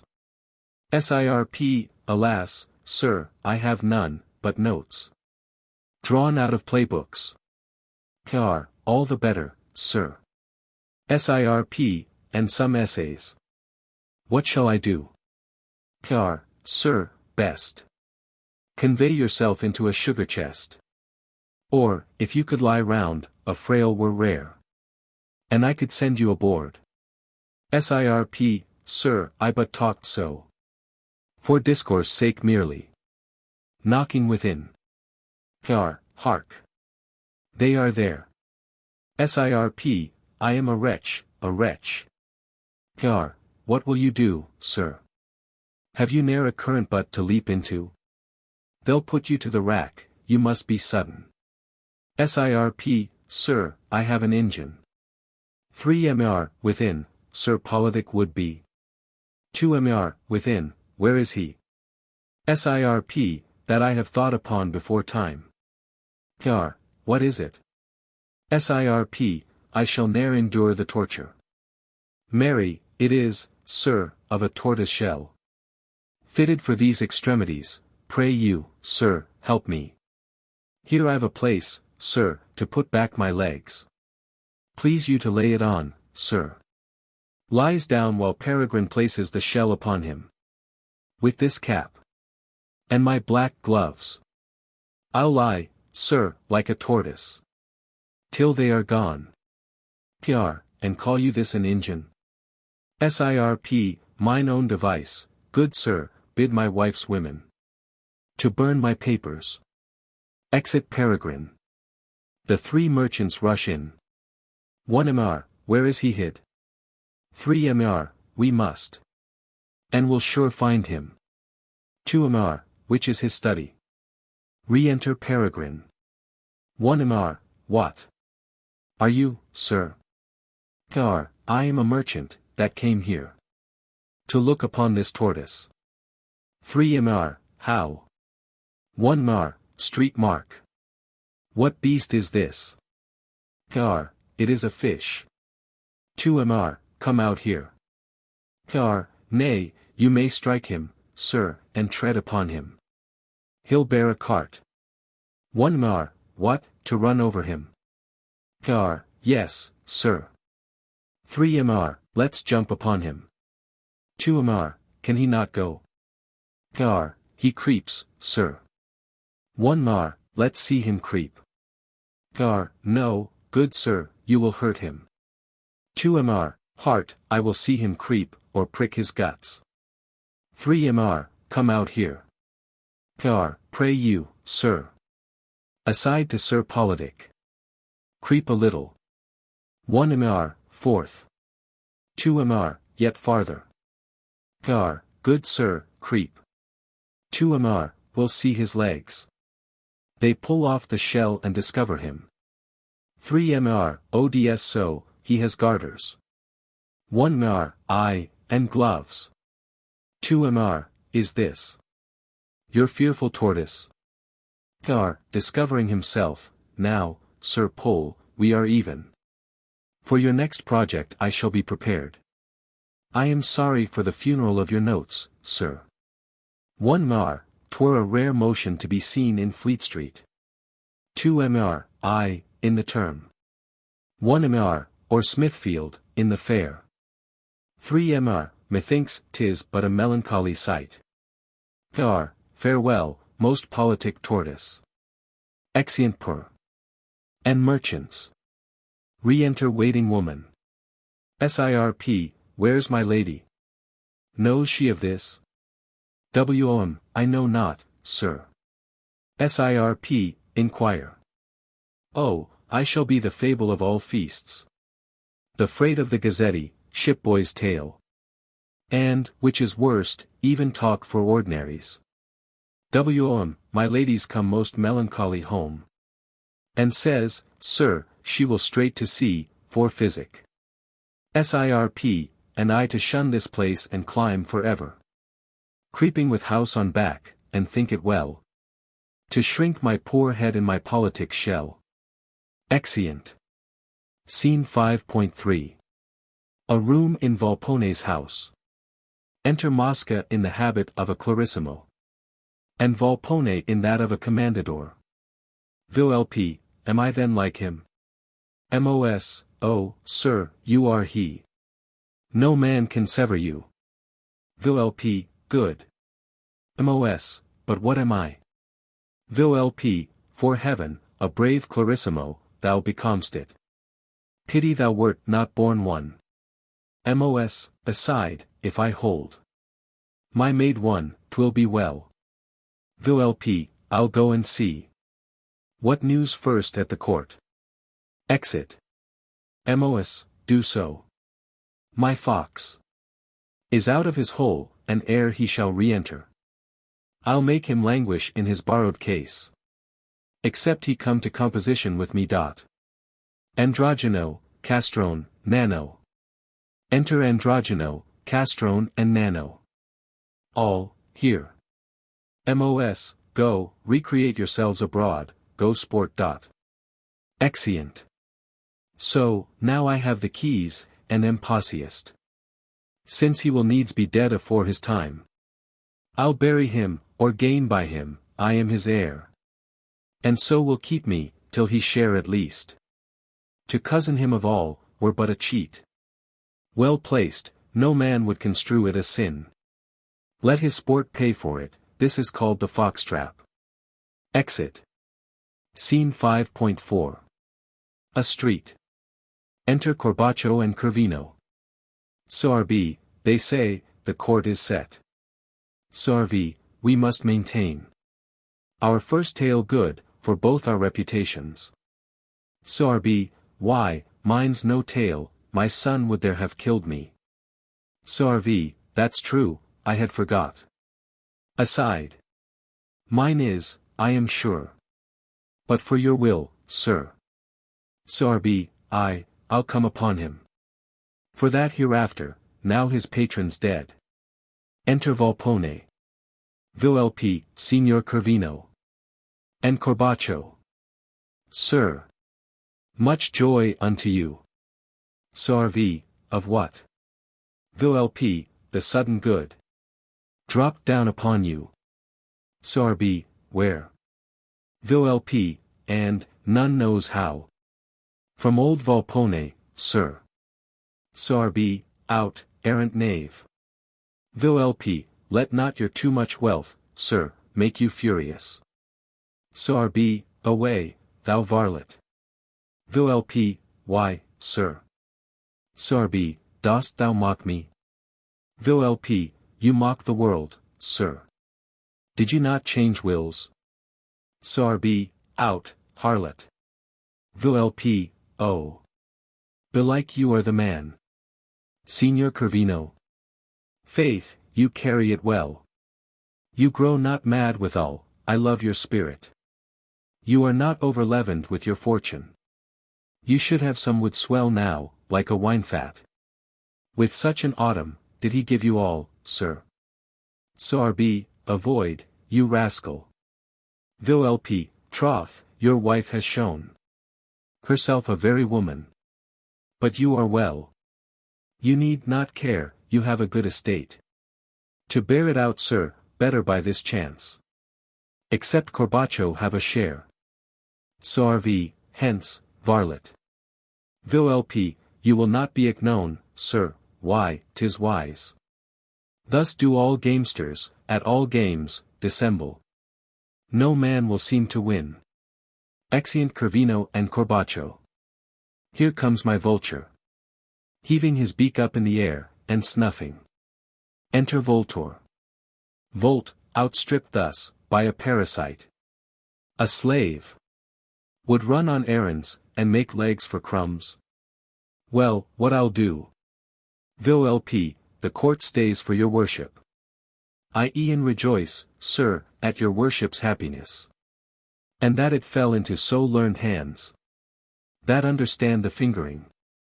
Volt, what do you mean?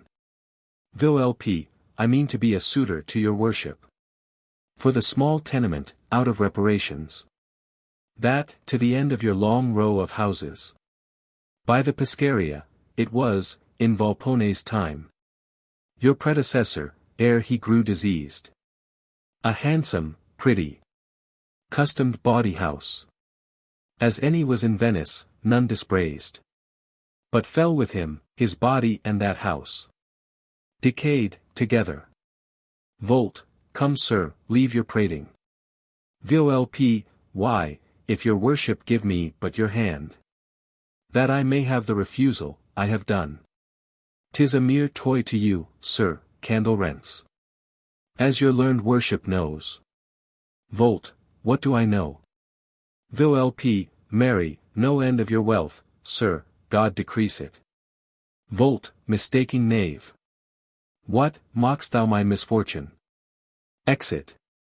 Volp, his blessing on your heart, sir, would 'twere more. Now to my first again, at the next corner. Exit. Scene 5.5. Another part of the street. Enter Corbaccio and Corvino. Mosca passes over the stage, before them. Sorby, see, in our habit. See the impudent varlet. Sorby, that I could shoot mine eyes at him like gunstones. Enter Volpone. Volp, but is this true, sir, of the parasite? Sorby, again, to afflict us. Monster. Volp, in good faith, sir. I'm heartily grieved, a beard of your grave length should be so overreached. I never brooked that parasite's hair. Methought his nose should cousin. There still was somewhat in his look, did promise the bane of a clarissimo. Sorby, knave. Volp, methinks. Yet you, that are so traded in the world. A witty merchant, the fine bird, Corvino. That have such moral emblems on your name.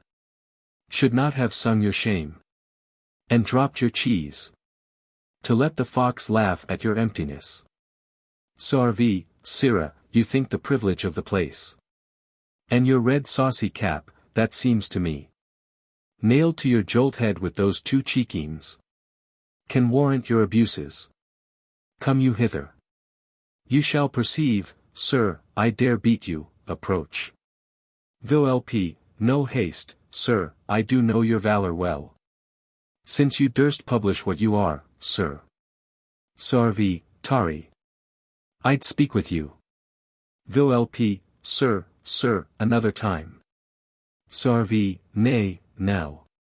Volp, O Lord, sir. I were a wise man. Would stand the fury of a distracted cuckold. As he is running off, re-enter Mosca. Sarbi, what, come again. Volp, upon Mosca, save me. Sarbi, the air's infected where he breathes. Sarvi, let's fly him. Exeunt Sarvi. And Corb. Volp, excellent basilisk. Turn upon the vulture. Enter Voltore. Volt, well, flesh fly, it is summer with you now. Your winter will come on. Mos, good advocate. Prithee not rail, nor threaten out of place thus. Thou'lt make a solecism, as madam says. Get you a big un more, your brain breaks loose. Exit. Volt, well, sir. Volp, would you have me beat the insolent slave? Throw dirt upon his first good clothes. Volt, this same. Is doubtless some familiar. Volp, sir, the court. In troth, stays for you. I am mad, a mule. That never read Justinian, should get up. And ride an advocate. Had you no quirk? To avoid gallage, sir, by such a creature. I hope you do but jest, he has not done it. 'Tis but confederacy, to blind the rest. You are the heir. Volt, a strange, officious. Troublesome knave. Thou dost torment me. Volp, I know. It cannot be, sir, that you should be cozened. 'Tis not within the wit of man to do it. You are so wise, so prudent. And 'tis fit. That wealth and wisdom still should go together. Exeunt. Scene 5.6. The Scrutinio or Senate House. Enter Avvocatori, Notario, Bonario, Celia. Corbaccio, Corvino, Commendadori, Safi, etc. One aviosi, are all the parties here? Not, all but the advocate. Two aviosi, and here he comes. Enter Voltore and Volpone. One aviosi, then bring them forth to sentence. Volt, oh, my most honored fathers, let your mercy once win upon your justice, to forgive. I am distracted. Volp, aside, what will he do now? Volt, oh. I know not which to address myself to first. Whether your fatherhoods, or these innocents. Sarvi, aside, will he betray himself? Volt, whom equally I have abused, out of most covetous ends. Sarvi, the man is mad. Sarbi, what's that? Sarvi, he is posseist. Volt, for which, now struck in conscience, here, I prostrate myself at your offended feet, for pardon. 1, 2 aviosi, arise. Ciel, O heaven, how just thou art. Volp, aside, I am caught in mine own noose. Sarvi, to Corbaccio. Be constant, sir, not now. Can help, but impudence. 1 aviosi, speak forward. Calm, silence. Volt, it is not passion in me, reverend fathers. But only conscience, my good sires. That makes me now tell truth. That parasite, that knave, hath been the instrument of all. One aviosi, where is that knave? Fetch him. Volp, I go. Exit. Sarvi, grave fathers. This man's distracted. He confessed it now. For, hoping to be old Volpone's heir. Who now is dead. 3 aviosi, how? 2 aviosi, is Volpone dead? Sarvi, dead since, grave fathers. Bilan, oh sure vengeance. 1 aviosi, stay. Then he was no deceiver. Volt, oh no, none. The parasite, grave fathers. Sarvi, he does speak. Out of mere envy, 'cause the servants made. The thing he gaped for, please your fatherhoods. This is the truth, though I'll not justify. The other, but he may be some deal faulty. Volt, I, to your hopes, as well as mine, Corvino. But I'll use modesty. Pleaseth your wisdoms. To view these certain notes, and but confer them. As I hope favor, they shall speak clear truth. Sarvi, the devil has entered him. Bilan, or bides in you. For aviosi, we have done ill, by a public officer. To send for him, if he be heir. 2 aviosi, for whom? For aviosi, him that they call the parasite. 3 aviosi, 'tis true. He is a man of great estate, now left. For aviosi, go you, and learn his name, and say, the court entreats his presence here, but to the clearing of some few doubts. Exit notary. 2 aviosi, this same's a labyrinth. 1 aviosi, stand you unto your first report. Sarvi, my state. My life, my fame. Bilan, where is it? Sarvi, are at the stake. 1 aviosi, is yours so too. Sarvi, the advocate's a knave. And has a forked tongue. 2 aviosi, speak to the point. Sarvi, so is the parasite too. 1 aviosi, this is confusion. Volt, I do beseech your fatherhoods, read but those. Giving them the papers. Sarvi, and credit nothing the false spirit hath writ. It cannot be, but he's possiest grave fathers. The scene closes. Scene 5.7. A street. Enter Volpone. Volp, to make a snare for mine own neck. And run my head into it, wilfully. With laughter. When I had newly scaped, was free, and clear. Out of mere wantonness. Oh, the dull devil. Was in this brain of mine, when I devised it. And Mosca gave it second, he must now help to sear up this vein, or we bleed dead. Enter Nano, Androgeno, and Castrone. How now? Who let you loose? Whither go you now?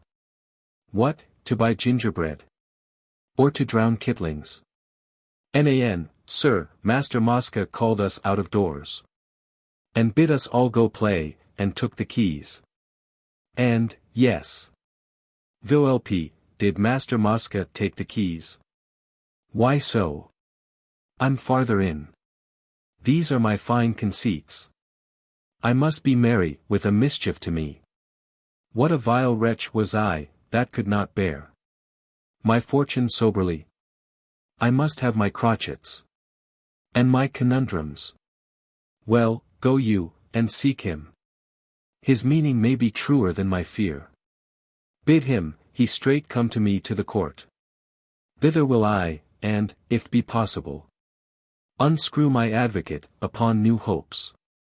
When I provoked him, then I lost myself. Exeunt. Scene 5.8. The Scrutinio, or Senate House. Avvocatori, Bonario, Celia, Corbaccio, Corvino. Commendadori, Safi, etc., as before. 1 aviosi, these things can ne'er be reconciled. He, here, shewing the papers, professeth, that the gentleman was wronged. And that the gentlewoman was brought thither, forced by her husband, and there left. Volt, most true. Ciel, how ready is heaven to those that pray. One aviosi, but that Volpone would have ravished her, he holds utterly false, knowing his impotence. Sorvi, grave fathers, he's posseist, again, I say. Posseist, nay, if there be possession, and obsession, he has both. 3 aviosi, here comes our officer. Enter Volpone. Vilp, the parasite will straight be here, grave fathers. 4 aviosi, you might invent some other name, Sir Varlet. 3 aviosi, did not the notary meet him? Vilp, not that I know. 4 aviosi, his coming will clear all. 2 aviosi, yet, it is misty. Volt, mate please your fatherhoods. Vilp, whispers Volt, sir, the parasite willed me to tell you, that his master lives. That you are still the man, your hopes the same. And this was only a jest. Volt, how? Vilp, sir, to try if you were firm, and how you stood affected. Volt, art sure he lives? Vilp, do I live, sir? Volt, oh me! I was too violent. Vilp, sir, you may redeem it. They said, you were posseist, fall down, and seem so. I'll help to make it good. Voltore falls. God bless the man. Stop your wind hard, and swell, see.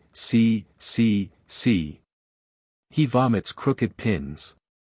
His eyes are set like a dead hare's hung in a poulter's shop. His mouth's running away. Do you see, signor? Now it is in his belly. Sorvi, the devil. Vilp, now in his throat. Sorvi, I perceive it plain. Vilp, twill out. Stand clear. See, where it flies. In shape of a blue toad, with a bat's wings. Do you not see it, sir?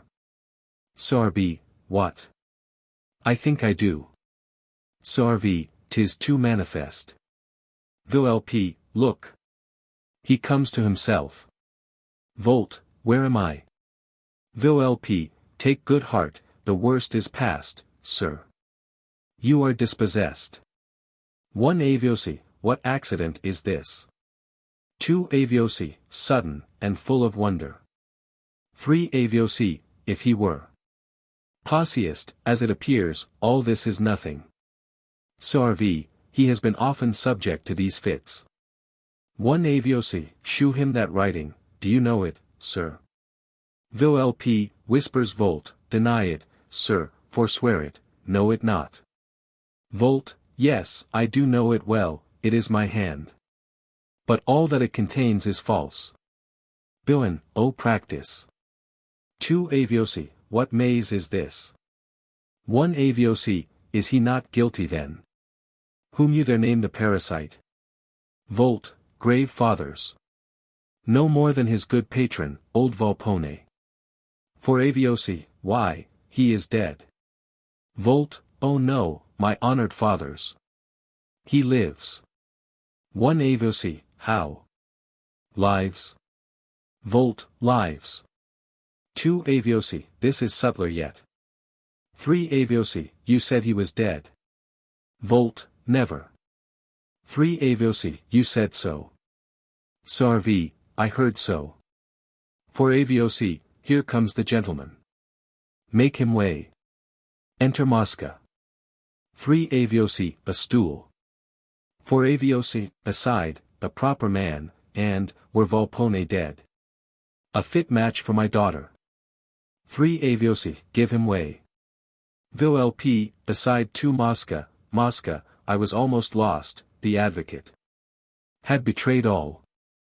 But now it is recovered. All's on the hinge again, say, I am living. Mos, what busy knave is this? Most reverend fathers, I sooner had attended your grave pleasures. But that my order for the funeral of my dear patron, did require me. Volp, aside, Mosca. Mos, whom I intend to bury like a gentleman. Volp, aside. I, quick, and cousin me of all.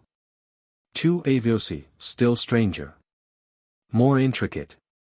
One aviosi, and come about again. For aviosi, aside, it is a match, my daughter is bestowed. Mos, aside two Volp, will you give me half? Volp, first, I'll be hanged. Mos, I know. Your voice is good, cry not so loud. One aviosi, demand. The advocate. Sir, did not you affirm Volpone was alive? Volp, yes, and he is. This gentleman told me so. Aside to Volp. Thou shalt have half. Mos, whose drunkard is this same? Speak, some that know him. I never saw his face. Aside to Volp. I cannot now afford it you so cheap. Volp, no. One aviosi, what say you? Volt, the officer told me. Volp, I did, grave fathers. And will maintain he lives, with mine own life. And that this creature, points to Mosca, told me. Aside. I was born with all good stars my enemies. Mos, most grave fathers. If such an insolence as this must pass upon me, I am silent, 'twas not this. For which you sent, I hope. Two aviosi, take him away. Volp, Mosca. Three aviosi, let him be whipped. Volp, wilt thou betray me? Cousin me? Three aviosi, and taught to bear himself toward a person of his rank. Four aviosi, away. The officers seize Volpone. Mos, I humbly thank your fatherhoods. Volp, aside, soft, soft, whipped. And lose all that I have. If I confess, it cannot be much more. For aviosi, sir, are you married? Volp, they will be allied anon, I must be resolute. The fox shall here uncase. Throws off his disguise. Mos, patron. Volp, nay, now. My ruin shall not come alone. Your match I'll hinder sure, my substance shall not glue you. Nor screw you into a family. Mos, why, patron? Volp, I am Volpone, and this is my knave. Pointing to Mosca. This, 2 Volt, his own knave, this, 2 Sorbi, avarice's fool. This, 2 Sorvi, a chimera of whittle, fool, and knave. And, reverend fathers, since we all can hope. Not but a sentence, let's not now despair it. You hear me brief. Sorvi, may it please your fatherhoods. Calm, silence. One aviosi, the knot is now undone by miracle. 2 aviosi, nothing can be more clear. 3 aviosi, or can more prove these innocent. 1 aviosi, give them their liberty. Boan, heaven could not long let such gross crimes be hid. 2 aviosi, if this be held the highway to get riches, may I be poor. 3 aviosi, this is not the gain, but torment. 1 aviosi, these possess wealth, as sick men possess fevers, which trulier may be said to possess them. 2 aviosi, disrobe that parasite. Sorvi, Mos, most honored fathers. 1 aviosi, can you plead aught to stay the course of justice? If you can, speak.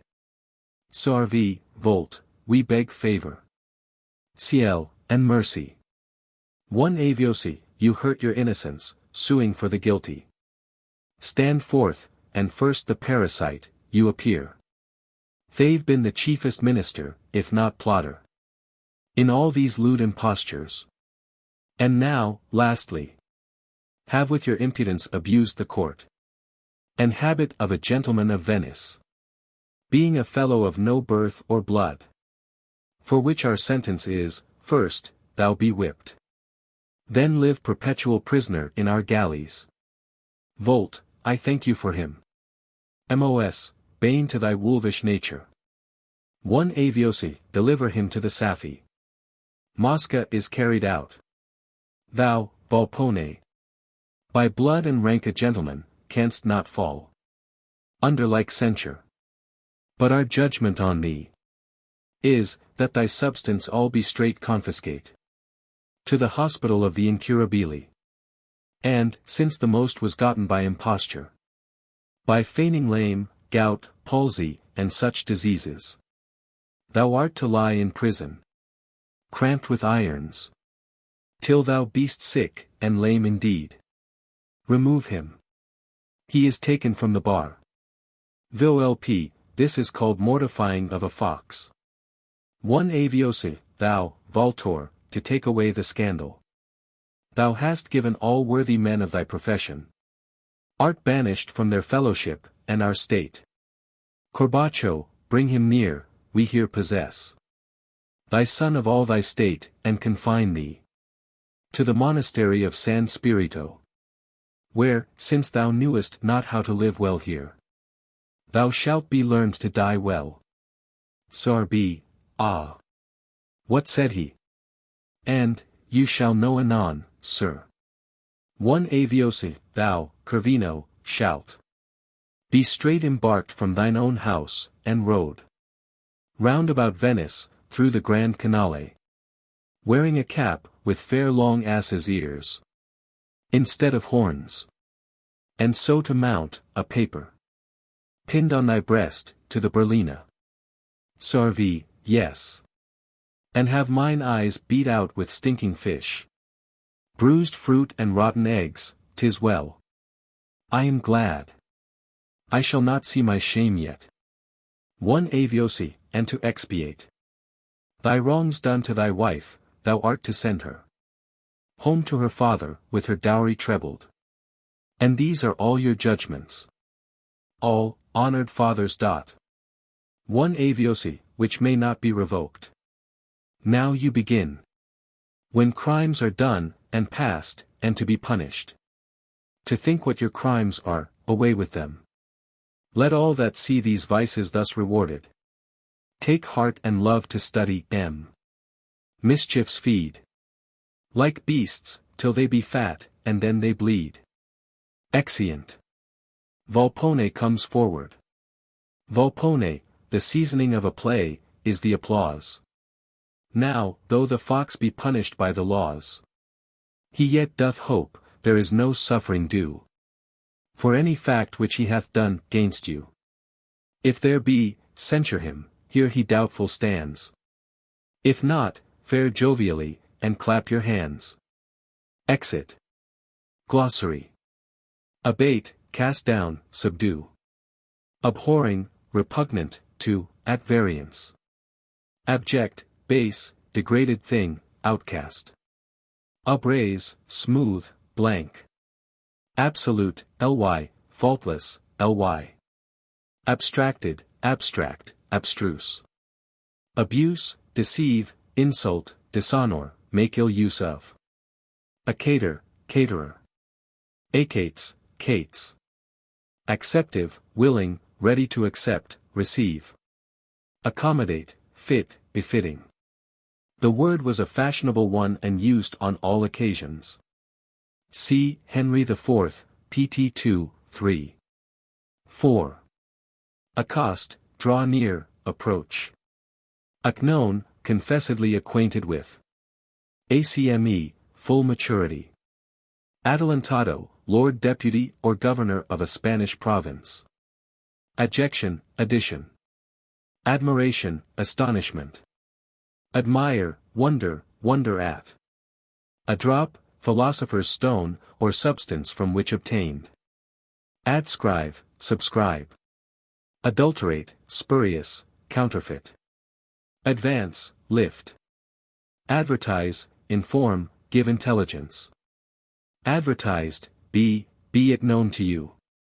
Advertisement, intelligence. Advise, consider, bethink oneself, deliberate. Advised, informed, aware, are you, have you found that out? Affect, love, like, aim at, move. Affected, disposed, beloved. Affectionate, obstinate, prejudiced. Affects, affections. Affront, give the face. Affy, have confidence in, betroth. After the manner of. Again, against, in anticipation of. Aggravate, increase, magnify, enlarge upon. Agnomination. See paranomacy. Ary, nest, brood. Aim, guess. All hid, children's cry at hide and seek. Alto, completely, entirely, all to be laden.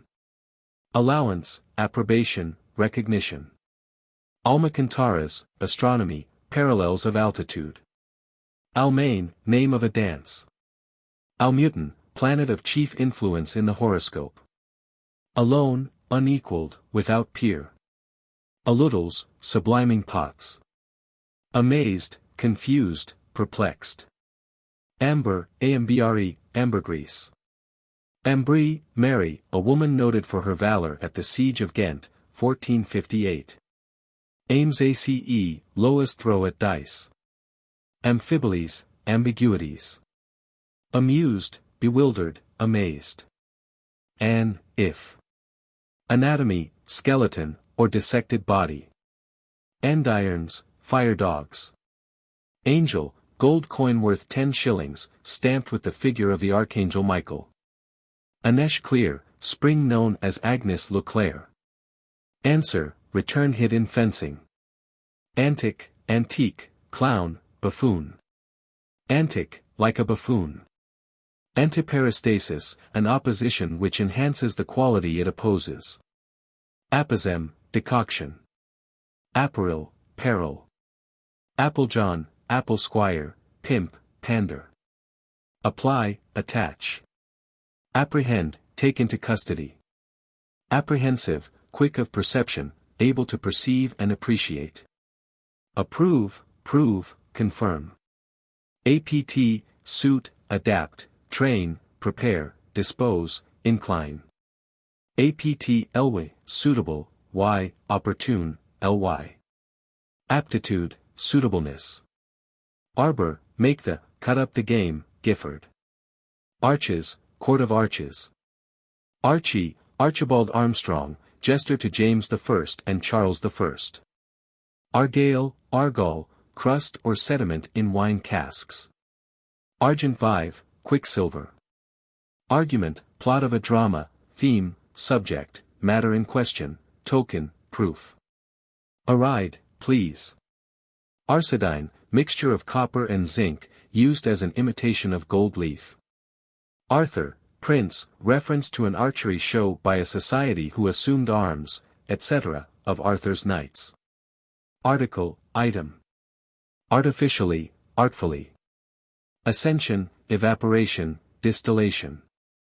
Aspire, try to reach, obtain, long for. Assalto, Italian, assault. Assay, draw a knife along the belly of the deer, a ceremony of the hunting field. Assoil, solve. Assure, secure possession or reversion of.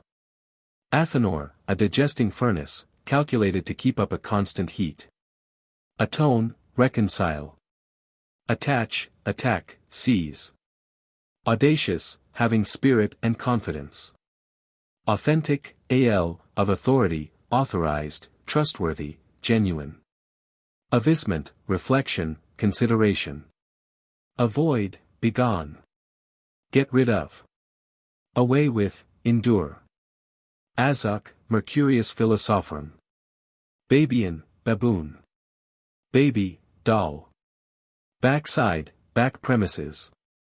Baffle, treat with contempt. Bagatine, Italian coin, worth about the third of a farthing. Bayard, horse of magic powers known to old romance. Baldric, belt worn across the breast to support bugle, etc. Bale, of dice, pair. Balk, overlook, pass by, avoid. Ballast, ballast. Ballou, game at ball. Balneum, bain marie, a vessel for holding hot water in which other vessels are stood for heating. Banbury, brother of, Puritan. Bandog, dog tied or chained up. Bane, woe, ruin. Banquet, a light repast, dessert. Barb, to clip gold. Barbel, freshwater fish. Bare, mere, bareheaded, it was a particular mark of state and grandeur for the coachman to be uncovered, Gifford. Barley break, game somewhat similar to base. Base, game of prisoner's base. Bases, richly embroidered skirt reaching to the knees, or lower. Basilisk, fabulous reptile, believed to slay with its eye. Basket, used for the broken provision collected for prisoners. Basin, basins, etc., were beaten by the attendant mob when bad characters were carded. Bait, be reduced, abate, reduce. Baton, batten, stick. Batten, feed, grow fat. Bosun, badger. Beadsman, prayer man, one engaged to pray for another. Beagle, small hound, figure spy. Bear in hand, keep in suspense, deceive with false hopes. Bearward, bear leader. Bedfear. Sea fear. Bedstaff. Wooden pin in the side of the bedstead for supporting the bedclothes, Jonson, one of the sticks or laths, a stick used in making a bed. Beetle, heavy mallet. Beg, him, the custody of minors and idiots was begged for. Likewise property fallen forfeit to the crown, your house had been begged. Bellman, night watchman. Benjamin, an aromatic gum. Berlina, pillory. Biscumber, defile. Bislave, bislabber. Bisogno, beggar. Bispal, bespatter. Bethlehem Gabor, Transylvanian hero, proclaimed King of Hungary. Bever, drinking. Bevis, sir, knight of romance whose horse was equally celebrated. Beret, reveal, make known. Bezant, heraldic term, small gold circle. Bezoar's stone, a remedy known by this name was a supposed antidote to poison. Bid stand, highwaymen. Biggin, cap, similar to that worn by the Beguines, nightcap. Bylive, believe, with haste. Bilk, nothing, empty talk. Biddle, kind of pike. Billet, would cut for fuel, stick. Birding, thieving. Black sanctus, burlesque him, any unholy riot. Blank, originally a small French coin. Blank, white. Blanket, toss in a blanket. Blaze, outburst of violence. Blaze, her, blazon, publish abroad. Blazon, armorial bearings, figure all that pertains to good birth and breeding. Blan, withouten, without ceasing. Blow, puff up. Blue, color of servants' livery, hence, order, waiters. Blushet, blushing one. Bob, jest, taunt. Bob, beat, thump. Bodge, measure. Bodkin, dagger, or other short, pointed weapon, long pin with which the women fastened up their hair. Bolt, roll, of material. Bolt, dislodge, rout out, sift, bolting tub. Bolt satiad, long, straight-necked vessel for distillation. Bombard slops, padded, puffed-out breeches. Bona roba, good, wholesome, plum-cheeked wench, Jonson, not always used in compliment. Bonny clabber, sour buttermilk. Bookholder, prompter. Boot, to, into the bargain, no, of no avail. Barracchio, bottle made of skin. Bordello, brothel. Borne it, conducted, carried it through. Bottle, of hay, bundle, truss. Bottom, skein or ball of thread, vessel. Board, jest. Bovally, snails or cockles dressed in the Italian manner, Gifford. Bow pot, flower vase or pot. Boys, terrible, angry, roistering young bucks. See nares. Brabbles, brabblsh, brawls. Brock, bitch. Bradamanti, a heroine in Orlando Furioso. Bradley, Arthur of, a lively character commemorated in ballads. Brake, frame for confining a horse's feet while being shod, or strong curb or bridle, trap. Branched, with detached sleeve ornaments, projecting from the shoulders of the gown, Gifford. Brandish, flourish of weapon. Brash, brace. Brave, bravado, braggart speech. Brave, adv, gaily, finely, apparelled. Braveries, gallants. Bravery, extravagant gaiety of apparel. Bravo, bravado, swaggerer. Brazen head, speaking head made by Roger Bacon. Breathe, pause for relaxation, exercise. Breath upon, speak dispraisingly of. Brand, burn. Bride, wedding feast. Brief, abstract. Muse, breathe. Brisk, smartly dressed. Breeze, breeze, gadfly. Broad seal, state seal. Brock, badger, term of contempt. Broke, transact business as a broker. Brook, endure, put up with. Broughton, Hugh, an English divine and Hebrew scholar. Bruit, rumor. Buck, wash.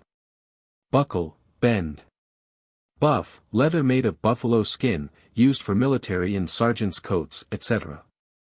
Bufo, black tincture. Bugle, long-shaped bead. Buled, bald, swelled. Bullions, trunk hose. Bully, term of familiar endearment. Bungee, Friar Bungay, who had a familiar in the shape of a dog. Burden, refrain, chorus. Burgonet, closely fitting helmet with visor. Burgolion, braggadocio. Burn, mark wooden measures, ing of cans. Burrow, pledge, security. Buskin, half boot, foot gear reaching high up the leg. Butt shaft, barbless arrow for shooting at butts. Butter, Nathaniel, staple of news, a compiler of general news. C. Cunningham. Buttery hatch, half door shutting off the buttery, where provisions and liquors were stored. By, he bought me, formerly the guardianship of wards could be bought. Buz, exclamation to enjoin silence.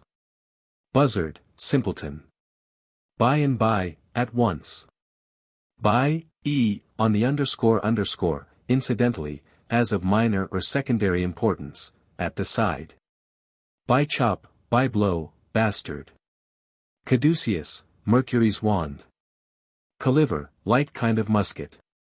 Callet, woman of ill repute. Callet, coif worn on the wigs of our judges or sergeants at law, Gifford. Calvered, crimped, or sliced and pickled. C. nares. Camucho, wretch, knave. Camood, flat. Can, nose. Candle rent, rent from house property. Candle waster, one who studies late. Cantor, sturdy beggar. Cap of maintenance, an insignia of dignity, a cap of state borne before kings at their coronation, also an heraldic term. Capable, able to comprehend, fit to receive instruction, impression. Capanus, one of the 7 against Thebes. Carat, unit of weight for precious stones, etc., value, worth. Carranza, Spanish author of a book on dueling. Carcanet, jeweled ornament for the neck. Care, take care, object. Carache, coach, carriage. Carpet, table cover. Carriage, bearing, behavior.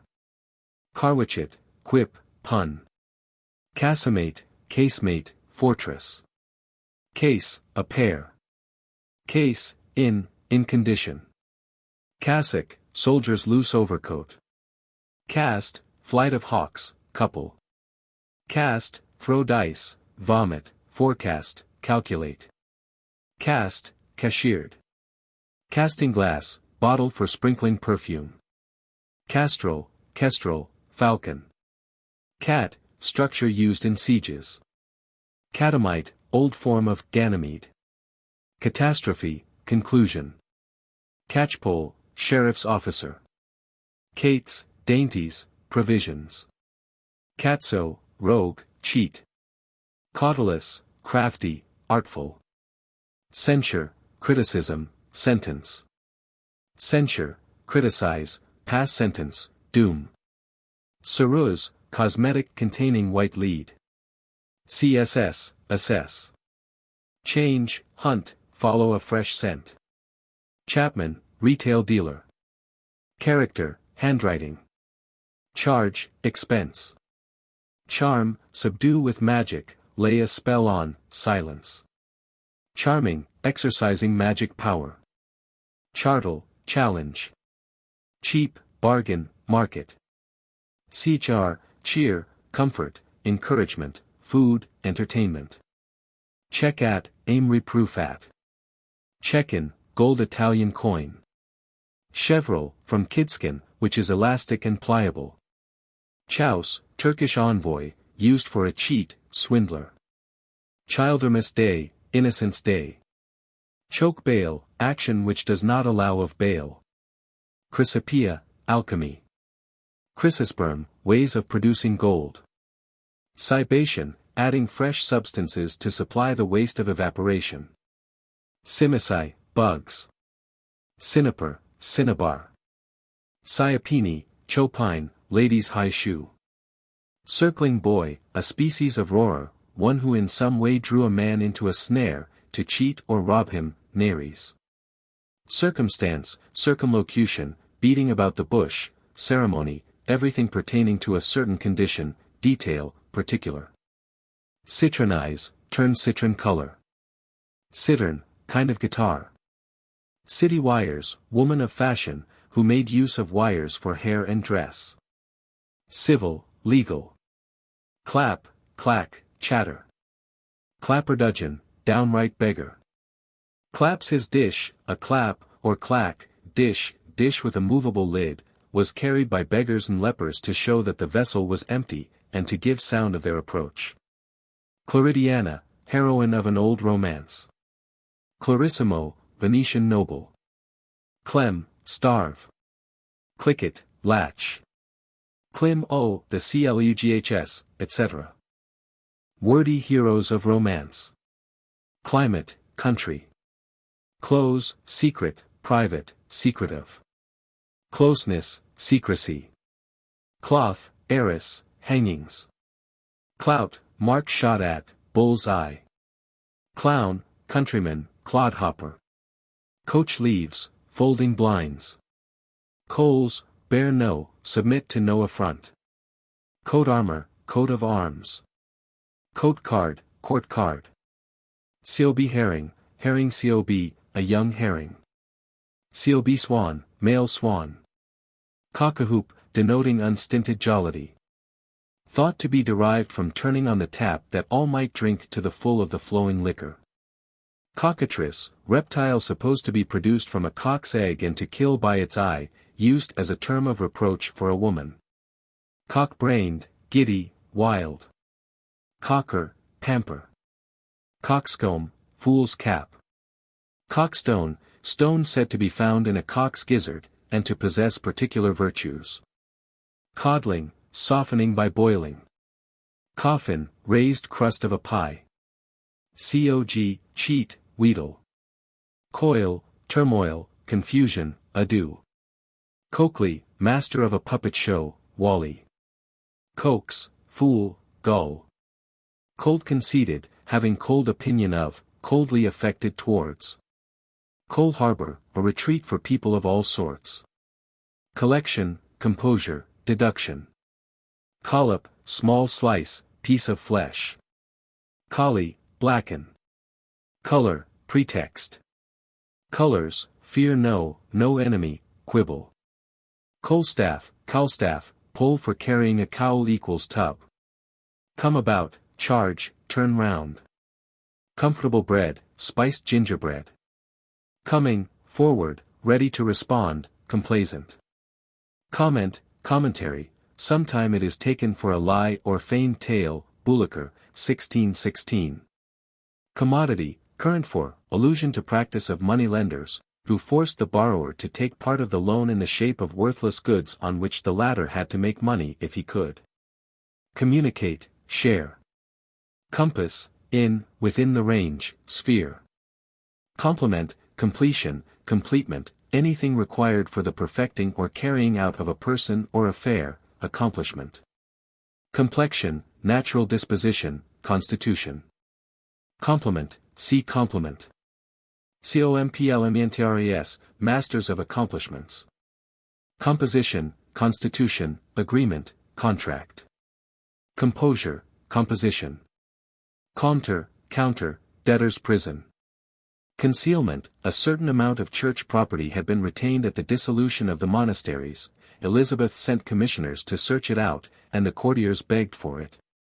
Conceit, idea, fancy, witty invention, conception, opinion. Conceit, apprehend. Conceited, fancifully, ingeniously devised or conceived, possessed of intelligence, witty, ingenious, hence well conceited, etc., disposed to joke, of opinion, possessed of an idea. Conceive, understand. Consent, harmony, agreement. Conclude, infer, prove. Concoct, assimilate, digest. Condent, probably conducted. Conduct, escort, conductor. Coneycatch, cheat. Confect, sweetmeat. Confer, compare. Congees, bows. Connive, give a look, wink, of secret intelligence. Consort, company, concert. Constancy, fidelity, ardor, persistence. Constant, confirmed, persistent, faithful. Constantly, firmly, persistently. Contend, strive. Continent, holding together. Control, the point, bear or beat down. Convent, assembly, meeting. Convert, turn, oneself. Convey, transmit from one to another. Convince, evince, prove, overcome, overpower, convict. Cop, head, top, tuft on head of birds. A cop may have reference to one or other meaning. Gifford and others interpret as conical, terminating in a point. Copeman, chapman. Copesmate, companion. Copy, lat copia, abundance, copiousness. Corn, powder, grain. Corollary, finishing part or touch. Corsive, corrosive. Courtine, curtain, arch, wall between two towers, etc. Coriat, famous for his travels, published as Coriat's Crudities. Cosset, pet lamb, pet. Costard, head. Costardmonger, apple seller, costermonger. Costs, ribs. Coat, hut. Cothurnal, from cothurnus, a particular boot worn by actors in Greek tragedy. Cotquean, hussy. Counsel, secret. Countenance, means necessary for support, credit, standing. Counter. See compter. Counter, pieces of metal or ivory for calculating at play. Counter, hunt, follow scent in reverse direction. Counterfeit, false coin. Counterpane, one part or counterpart of a deed or indenture. Counterpoint, opposite, contrary point. Quart dish, a kind of drinking cup. Halliwell, Ned quotes from B.P. Goodman's Court of James I, the King. Caused his carver to cut him out a quart dish, that is, something of every dish, which he sent him as part of his reversion, but this does not sound like short allowance or small receptacle. Courtin, fool. Curto, curtle, small horse with docked tail. Courtship, courtliness. Covetize, avarice. Cowshard, cow dung. Coxcomb, fool's cap, fool. Coy, shrink, disdain. Coistrel, low varlet. Cousin, cheat. Crack, lively young rogue, wag. Crack, crack up, boast, come to grief. Cram, game of crambo, in which the players find rhymes for a given word. Cranch, craunch. Cranian, spider-like, also fairy appellation for a fly, Gifford, who refers to lines in Drayton's Nymphidia. Crimp, game at cards. Crinkle, draw back, turn aside. Crisped, with curled or waved hair. Crop, gather, reap. Cropshire, a kind of herring. Cned. Cross, any piece of money, many coins being stamped with a cross. Cross and pile, heads and tails. Crosslet, crucible. Crowd, fiddle. Crudities, undigested matter. Crump, curl up. Cruzado, Portuguese gold coin, marked with a cross. Cry, he that cried Italian, speak in a musical cadence, intone, or declaim. Cry up. Cucking stool, used for the ducking of scolds, etc. Cucurbite, a gourd-shaped vessel used for distillation. Cuerpo, in undress. Cullis, broth. Cullion, base fellow, coward. Cullizan, badge worn on their arm by servants. Culverin, kind of cannon. Cunning, skill. Cunning, skillful. Cunning man, fortune teller. Cure, care for. Curious, ly, scrupulous, particular, elaborate, elegant, ly, dainty, ly, hence, incurious. Curst, shrewish, mischievous. Curdle, dog with docked tail, of inferior sort. Custard, quaking, politic, reference to a large custard which formed part of a city feast and afforded huge entertainment, for the fool jumped into it and other like tricks were played. See all's well, etc. 2. 5, 40. Cutwork, embroidery, open work. Cypres, cypress, quibble, cypress or cypress, being a transparent material, and when black used for mourning. Dagger, frumity, name of tavern. Dargezan, apparently some person known in ballad or tale. Dauphin my boy, refrain of old comic song. Daunt. Dead lift, desperate emergency. Dear, applied to that which in any way touches us nearly. Decline, turn off from, turn away, aside. Defalk, deduct, abate. Defend, forbid. Degenerous, degenerate. Degrees, steps. Delate, accuse. Demiculverin, cannon carrying a ball of about 10 pounds. Denier, the smallest possible coin, being the 12th part of a sou. Depart, part with. Dependence, ground of quarrel in duello language. Desert, reward. Designment, design. Desperate, rash, reckless. Detect, allow to be detected, betray, inform against. Determine, terminate. Detract, draw back, refuse. Device, mask, show. A thing moved by wires, etc., puppet. Devise, exact in every particular. Devised, invented. Diapason, powdered aromatic herbs, made into balls of perfumed paste. See pomander. Dibble, mustache, ned, dagger, Cunningham. Diffused, disordered, scattered, irregular. Dght, dressed. Dildo, refrain of popular songs, vague term of low meaning. Dimble, dingle, ravine. Dimensum, stated allowance. Disbase, debase. Discern, distinguish, show a difference between. Discharge, settle for. Discipline, reformation, ecclesiastical system.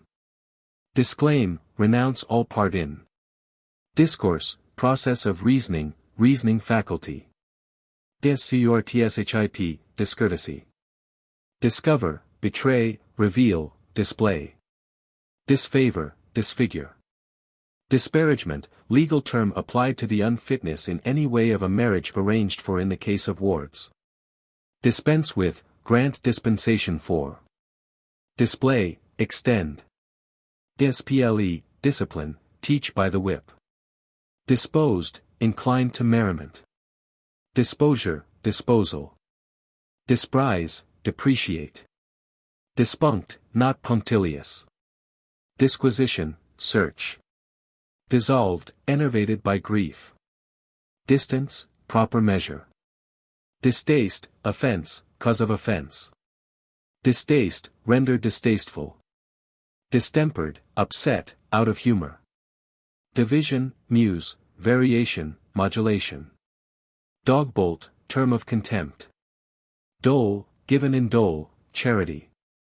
Dole of faces, distribution of grimaces. Doom, verdict, sentence. Diope, dip, low bow. Beetle, buzzing insect, drone, idler. Dar, buzz, give the, make a fool of. Dosser, pannier, basket. Dotes, endowments, qualities. Dotterel, plover, gull, fool. Double, behave deceitfully. Doxy, wench, mistress. Dram, Greek silver coin. Dress, groom, curry. Dressing, coiffure. Drift, intention. Dryfoot, track by mere scent of foot. Ducking, punishment for minor offenses. Dull, grieve. Dumps, melancholy, originally a mournful melody. Durindana, Orlando's sword. Dwindle, shrink away, be overawed. Yin, bring forth young. Easiness, readiness. Ebullition, ebullition. Edge, sword. Eek, eek. Egregious, eminently excellent. Eke, also, moreover. Ela, highest note in the scale. Eggs on the spit, important business on hand. Elf lock, tangled hair, supposed to be the work of elves. Emmet, ant. Engage, involve. Engle. See ingle. Engle, cajole, fondle. Engine, device, contrivance, agent, ingenuity, wit. Engineer, engineer, deviser, plotter. Enginous, crafty, full of devices, witty, ingenious. Engross, monopolize. Ens, an existing thing, a substance. Ensigns, tokens, wounds. Insure, assure. Entertain, take into service. Entrat, plead. Entraty, entertainment. Entry, place where a deer has lately passed. Envoy, denouement, conclusion. Envy, spite, calumny, dislike, odium. Ephemerides, calendars. Equal, just, impartial. Erection, elevation in esteem. Eringo, candied root of the sea holly, formerly used as a sweetmeat and aphrodisiac.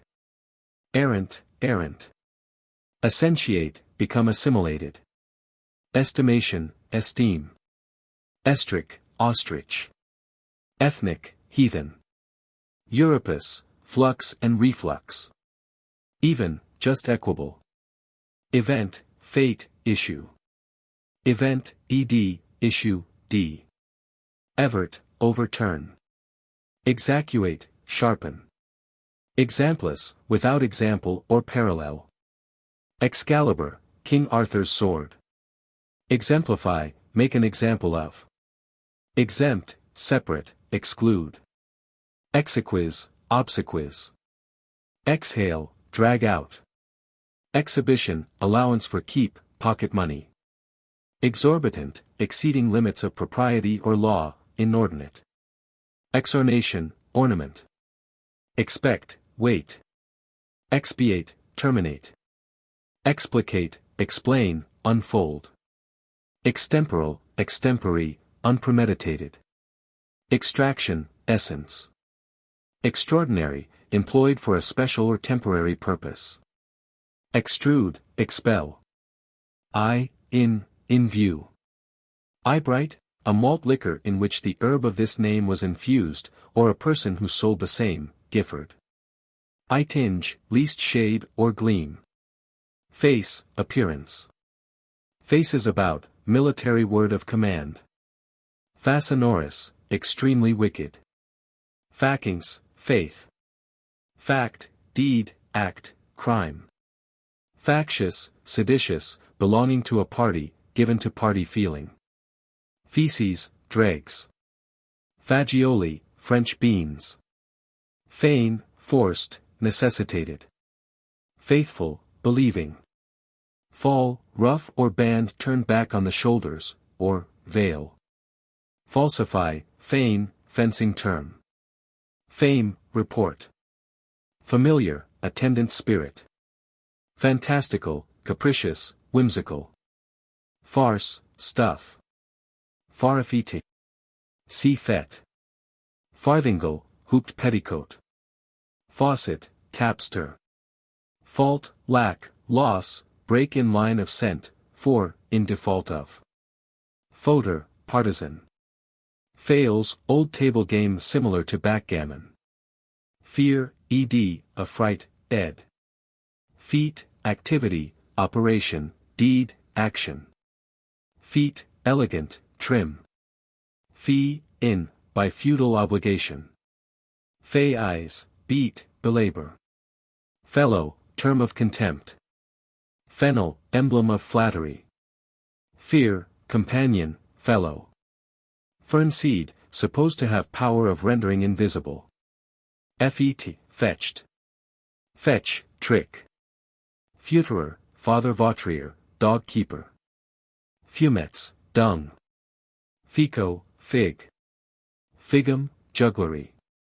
Figment, fiction, invention. Firk, frisk, move suddenly, or in jerks. Up, stir up, rouse, firks mad, suddenly behaves like a madman.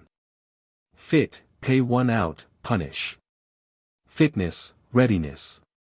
Fitten, lie, invention. 5 and 50, highest number to stand on at Primero, Gifford. Flag, to fly low and waveringly. Flagon chain, for hanging a smelling bottle, Father Flacken, round the neck. Cned. Flapdragon, game similar to snapdragon. Flasket, some kind of basket.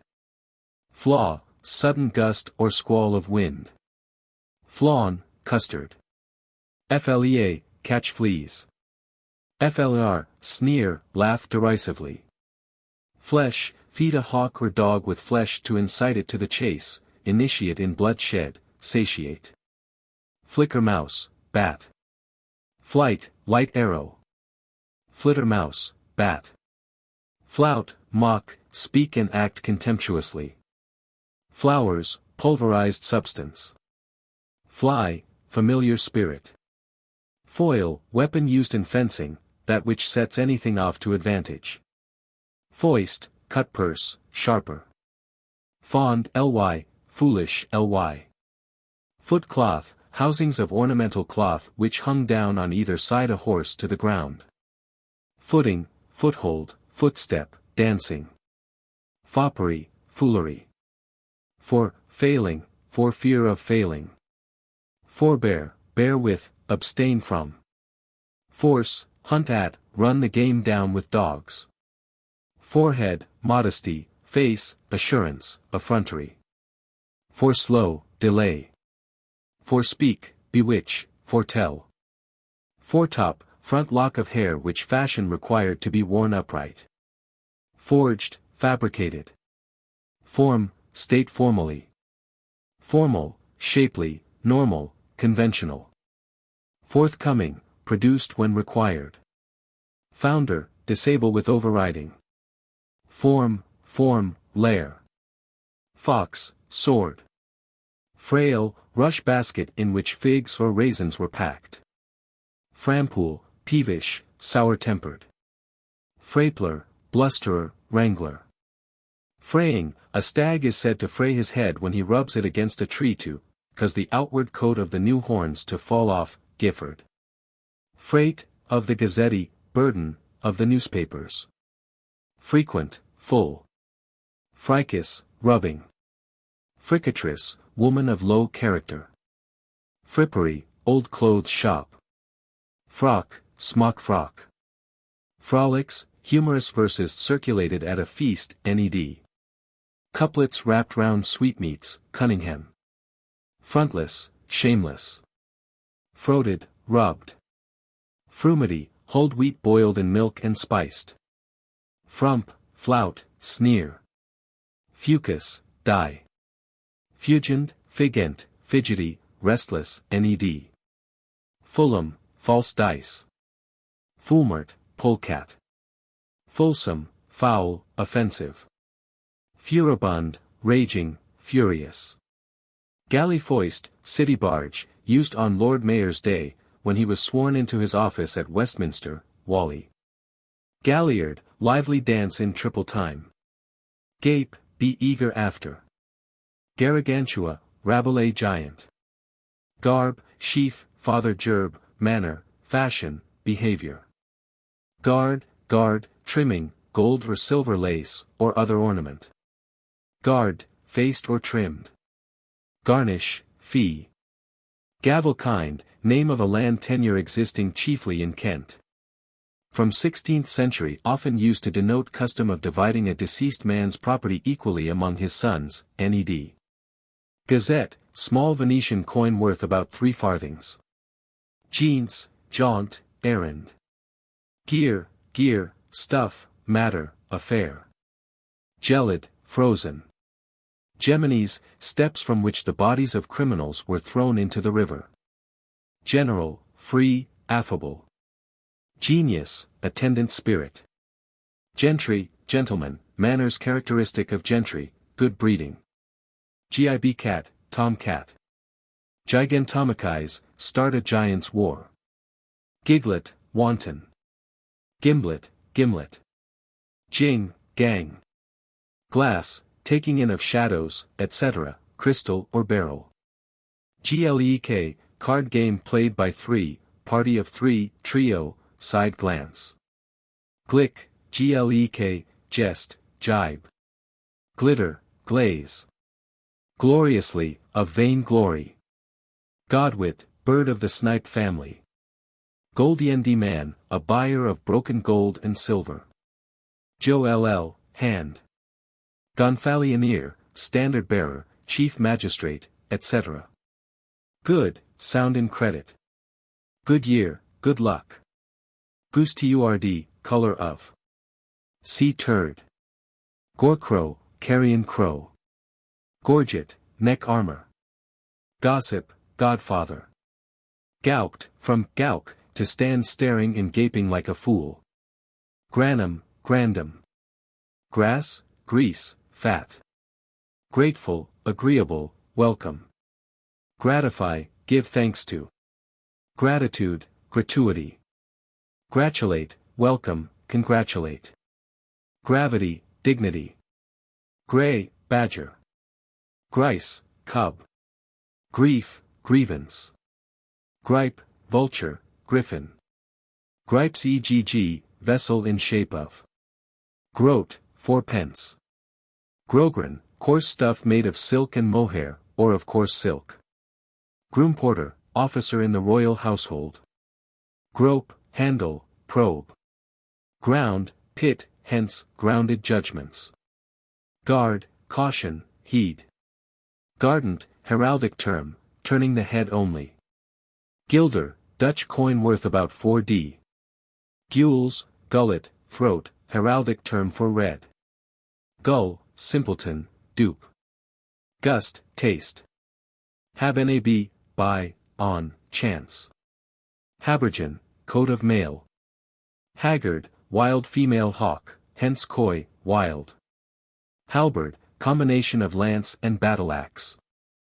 Hall, a cry to clear the room for the dancers. Hansel, first money taken. Hanger, loop or strap on a sword belt from which the sword was suspended. Hap, fortune, luck. Happily, haply. Happiness, appropriateness, fitness. Happy, rich.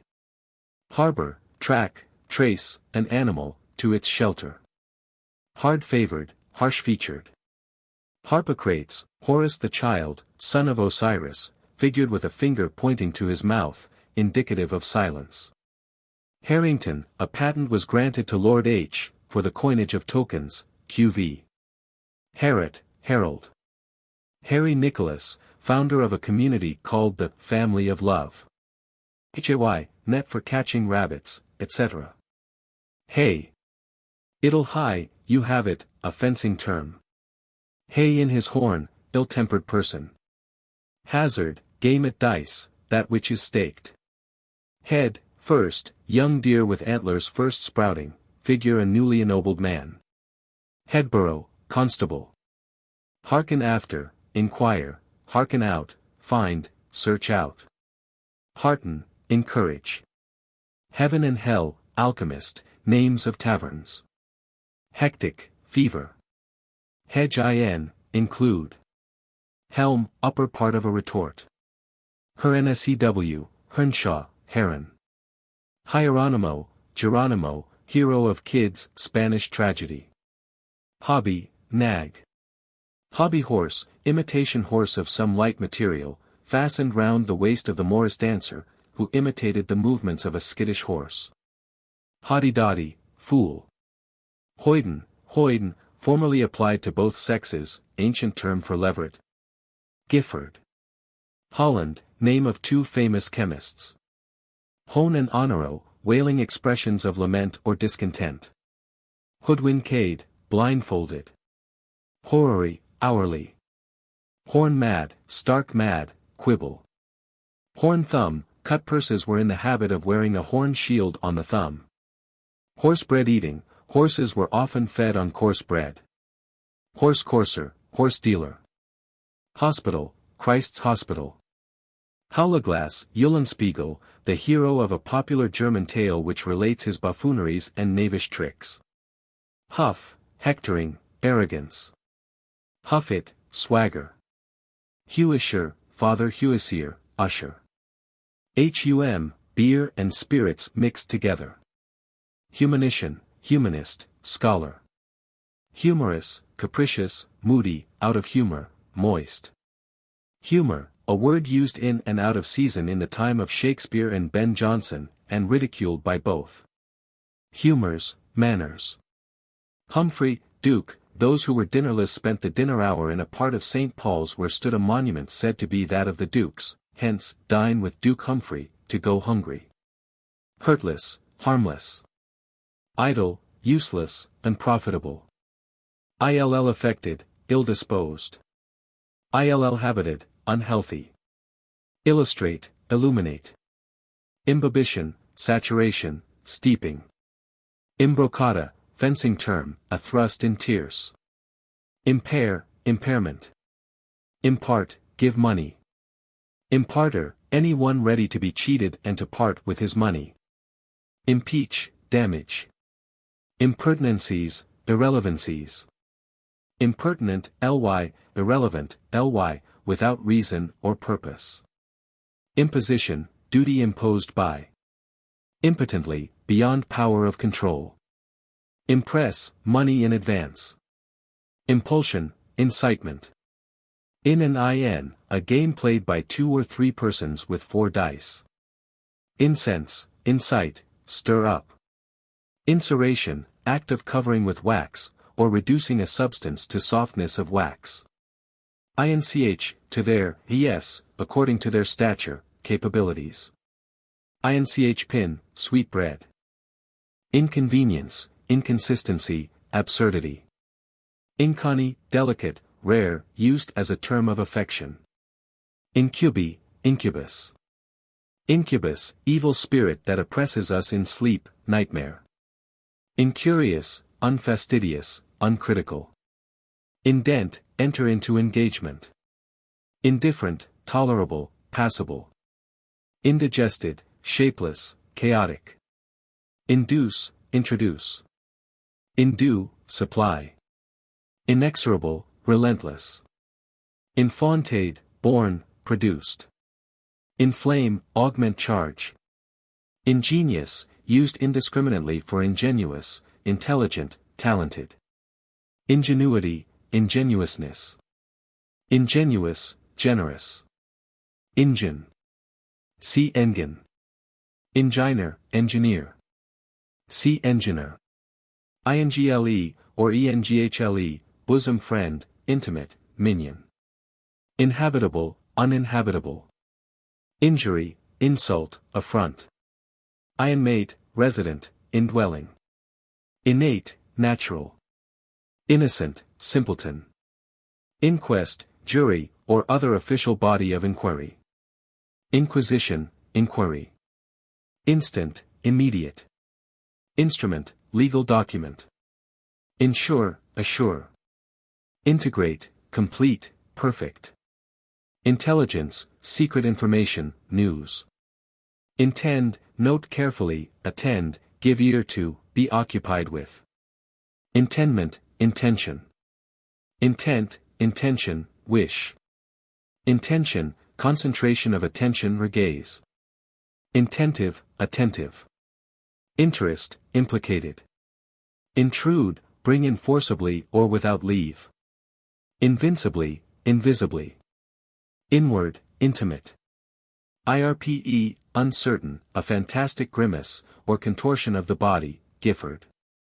Jack, the clock, automaton figure that strikes the hour, Jackalent, puppet thrown at in Lent. Jack, key of a virginal. Jacob's staff, an instrument for taking altitudes and distances. Jade, befool. Jealousy, jealous, suspicion, suspicious. Jerking, lashing. Jew's trump, Jew's harp. JIG, merry ballad or tune. A fanciful dialogue or light comic act introduced at the end or during an interlude of a play. Joined, joint, stool, folding stool. JOLL, jowl. Jolthead, blockhead. Jump, agree, tally. Just year, no one was capable of the consulship until he was 43. Kell, cocoon. Kelly, an alchemist. KEMB, comb. Chemia, vessel for distillation. Kibe, chap, sore. Kilderkin, small barrel. Kill, kiln. Kind, nature, species. Do one's, act according to one's nature. Kirtle, woman's gown of jacket and petticoat. Kiss or drink afore me, this is a familiar expression, employed when what the speaker is just about to say is anticipated by another, Gifford. KIT, fiddle. Knack, snap, click. Knipperdoling, a well-known Anabaptist. Knitting cup, marriage cup. Knocking, striking, weighty. Knot, company, band, a sandpiper or robin snipe, tringa canutus, flower bed laid out in fanciful design. Cursoned, curson, christened. Labored, wrought with labor and care. Laid, load, ed. Lading, load. Laid, plotted. Landsknight, Landsknecht, a German mercenary foot soldier. Lap, fold. LR, household god. Lard, garnish. Large, abundant. Larum, alarum, call to arms. Lattice, tavern windows were furnished with lattices of various colors. Launder, to wash gold in aqua regia, so as imperceptibly to extract some of it. Lave, ladle, bail. Law, give a start, term of chase. Laxative, loose. Lay aboard, run alongside generally with intent to board. Leaguer, siege, or camp of besieging army. Leasing, lying. Leave, leave off, desist. Leer, leering or empty, hence, perhaps, leer horse, a horse without a rider. Leer is an adjective meaning uncontrolled, hence leer drunkards. Halliwell, according to Nares, a leer, empty, horse meant also a led horse, leeward, left. Lease, lose. Legs, make, do obeisance. Leger, resident representative. Legerity, legerdemain. Lemma, subject proposed, or title of the epigram. Lenter, slower. Let, hinder. Let, hindrance. Level coil, a rough game, in which one hunted another from his seat. Hence used for any noisy riot, Halliwell. Lewd, ignorant. Leestalls, receptacles of filth. Liberal, ample. Leger, ledger, register. Lift, ing, steal, ing, theft. Light, alight. Lightly, commonly, usually, often. Like, please. Likely, agreeable, pleasing. Limehound, leash dash, bloodhound. Limmer, vile, worthless. Lan, leave off. Line, by rule. Linstock, staff to stick in the ground, with forked head to hold a lighted match for firing cannon. Liquid, clear. List, listen, hark, like, please. Livery, legal term, delivery of the possession, etc. Logget, small log, stick.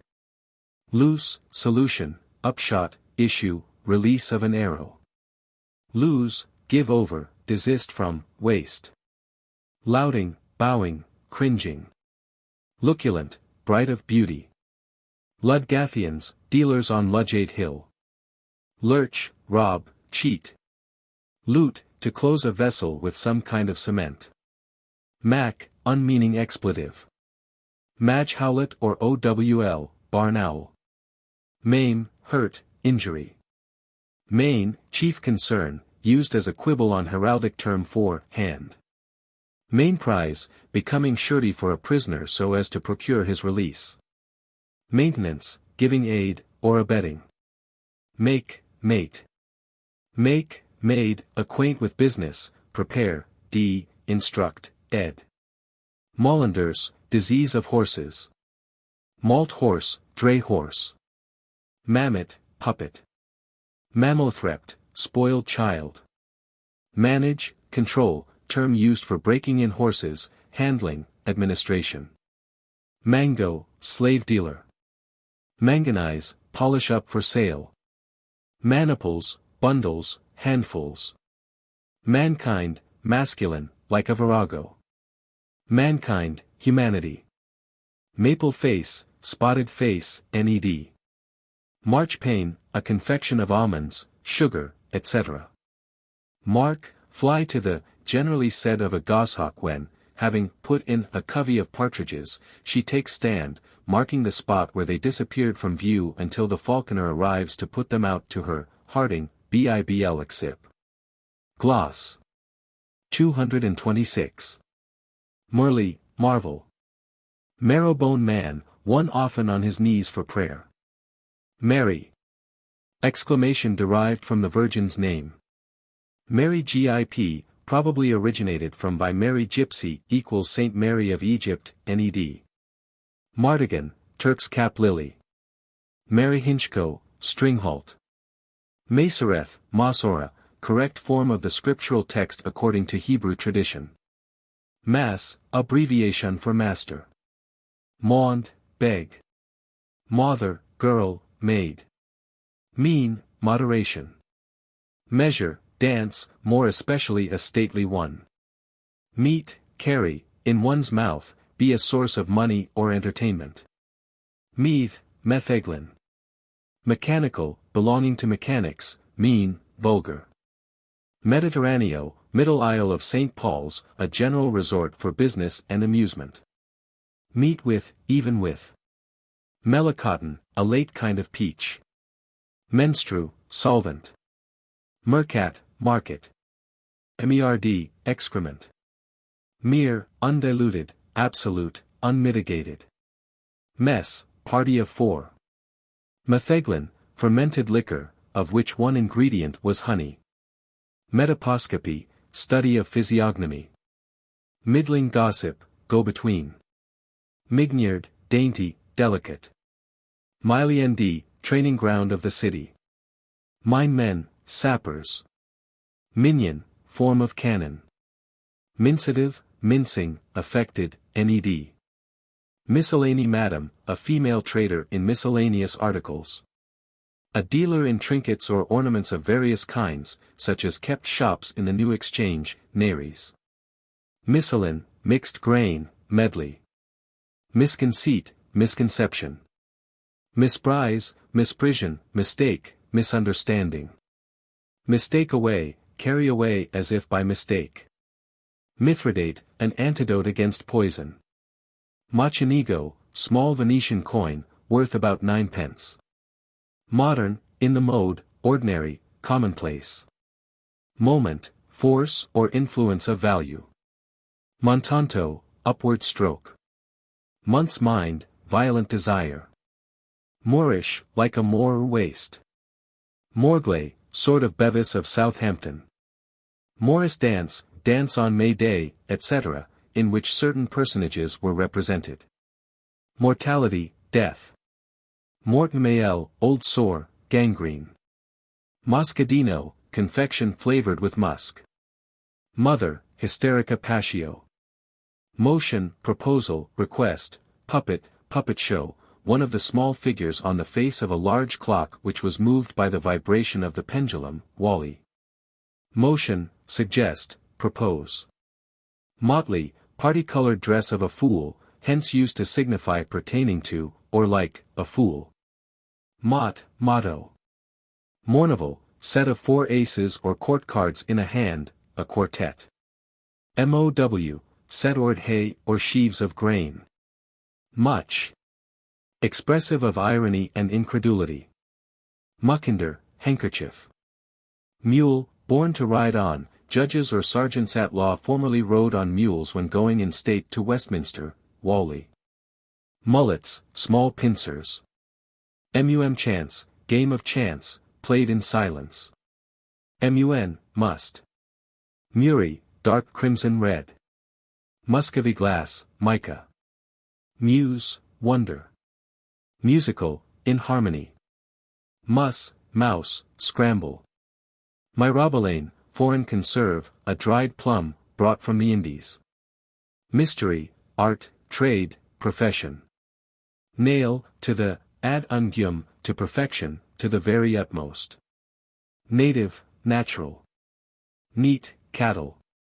Neat, smartly apparelled, unmixed, dainty. Neatly, neatly finished. Neatness, elegance. Nes, nose, scent. Neuf, neif, fist. Nuft, newt. Niaise, foolish, inexperienced person. Nice, fastidious, trivial, finical, scrupulous. Niceness, fastidiousness. Nick, exact amount, right moment, set in the, meaning uncertain. Nice, suit, fit. Hit, seize the right moment, etc., exactly hit on, hit off. Noble, gold coin worth a success. 8d. Nocent, harmful. Nil, not will. Noise, company of musicians. Nomantak, an Indian chief from Virginia. Nonce, nonce. Notable, egregious. Note, sign, token. Nought, go to the devil, be hanged, etc. Nowt head, blockhead. Number, rhythm. Nupson, oaf, simpleton. Oad, woad. Obarney, preparation of mead. Object, oppose, expose, interpose. Oblatrant, barking, railing. Obnoxious, liable, exposed. Offensive.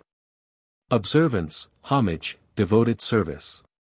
Observant, attentive, obsequious. Observe, show deference, respect. Observer, one who shows deference, or waits upon another. Obstinacy, legal phrase, juridical opposition. Obstreperous, clamorous, vociferous. Obstupefact, stupefied. Odling. Must have some relation to tricking and cheating, nares. Ominous, deadly, fatal. Once, at once, for good and all, used also for additional emphasis. Only, preeminent, special. Open, make public, expound. Appellation, obstruction. Oppone, oppose. Opposite, antagonist. Oppress, suppress. Originus, native. Ort, remnant, scrap. Out, to be, to have forgotten one's part. Not at one with each other. Outcry, sale by auction. Outacquaintance, arrogance, presumption. Outspeak, speak more than. Overparted, given too difficult a part to play. Ausspiegel. See Hullglass. Oh yes. Oh yes, hear ye. Call of the public crier when about to make a proclamation. Packing penny, give a, dismiss, send packing. Pad, highway. Pad horse, road horse. Pained, slops, full breeches made of strips of different color and material. Painful, diligent, painstaking. Paint, blush. Palinode, ode of recantation. Pall, weaken, dim, make stale. Palm, triumph. Pan, skirt of dress or coat. Panel, pad, or rough kind of saddle. Panurali, inhabited by tripe sellers. Panyaman, hawker, a man employed about the inns of court to bring in provisions, set the table, etc. Pantoffel, indoor shoe, slipper. Paramentos, fine trappings. Paronomacy, a play upon words. Parentory, peremptory. Parcel, particle, fragment, used contemptuously, article. Parcel, part, partly. Parcel poet, poet aster. Perurga, subordinate matters. Pargit, to paint or plaster the face. Parle, parley. Parlous, clever, shrewd. Part, a portion. Partake, participate in. Parted, endowed, talented. Particular, individual person. Partisan, kind of halberd. Partridge, partridge. Parts, qualities, endowments. Pash, dash, smash. Pass, care, trouble oneself. Passado, fencing term, a thrust. Passage, game at dice. Passingly, exceedingly. Passion, effect caused by external agency. Passion, in so melancholy a tone, so pathetically. Patown. Father Peyton, pellet of dough, perhaps the molding of the tobacco. For the pipe, Gifford, variant of Peton, South American name of tobacco. Patrico, the recorder, priest, orator of strolling beggars or gypsies. Patten, shoe with wooden sole, go, keep step with, accompany. Pauca verba, few words. Paven, a stately dance. Peace, with my masters, by leave, favor.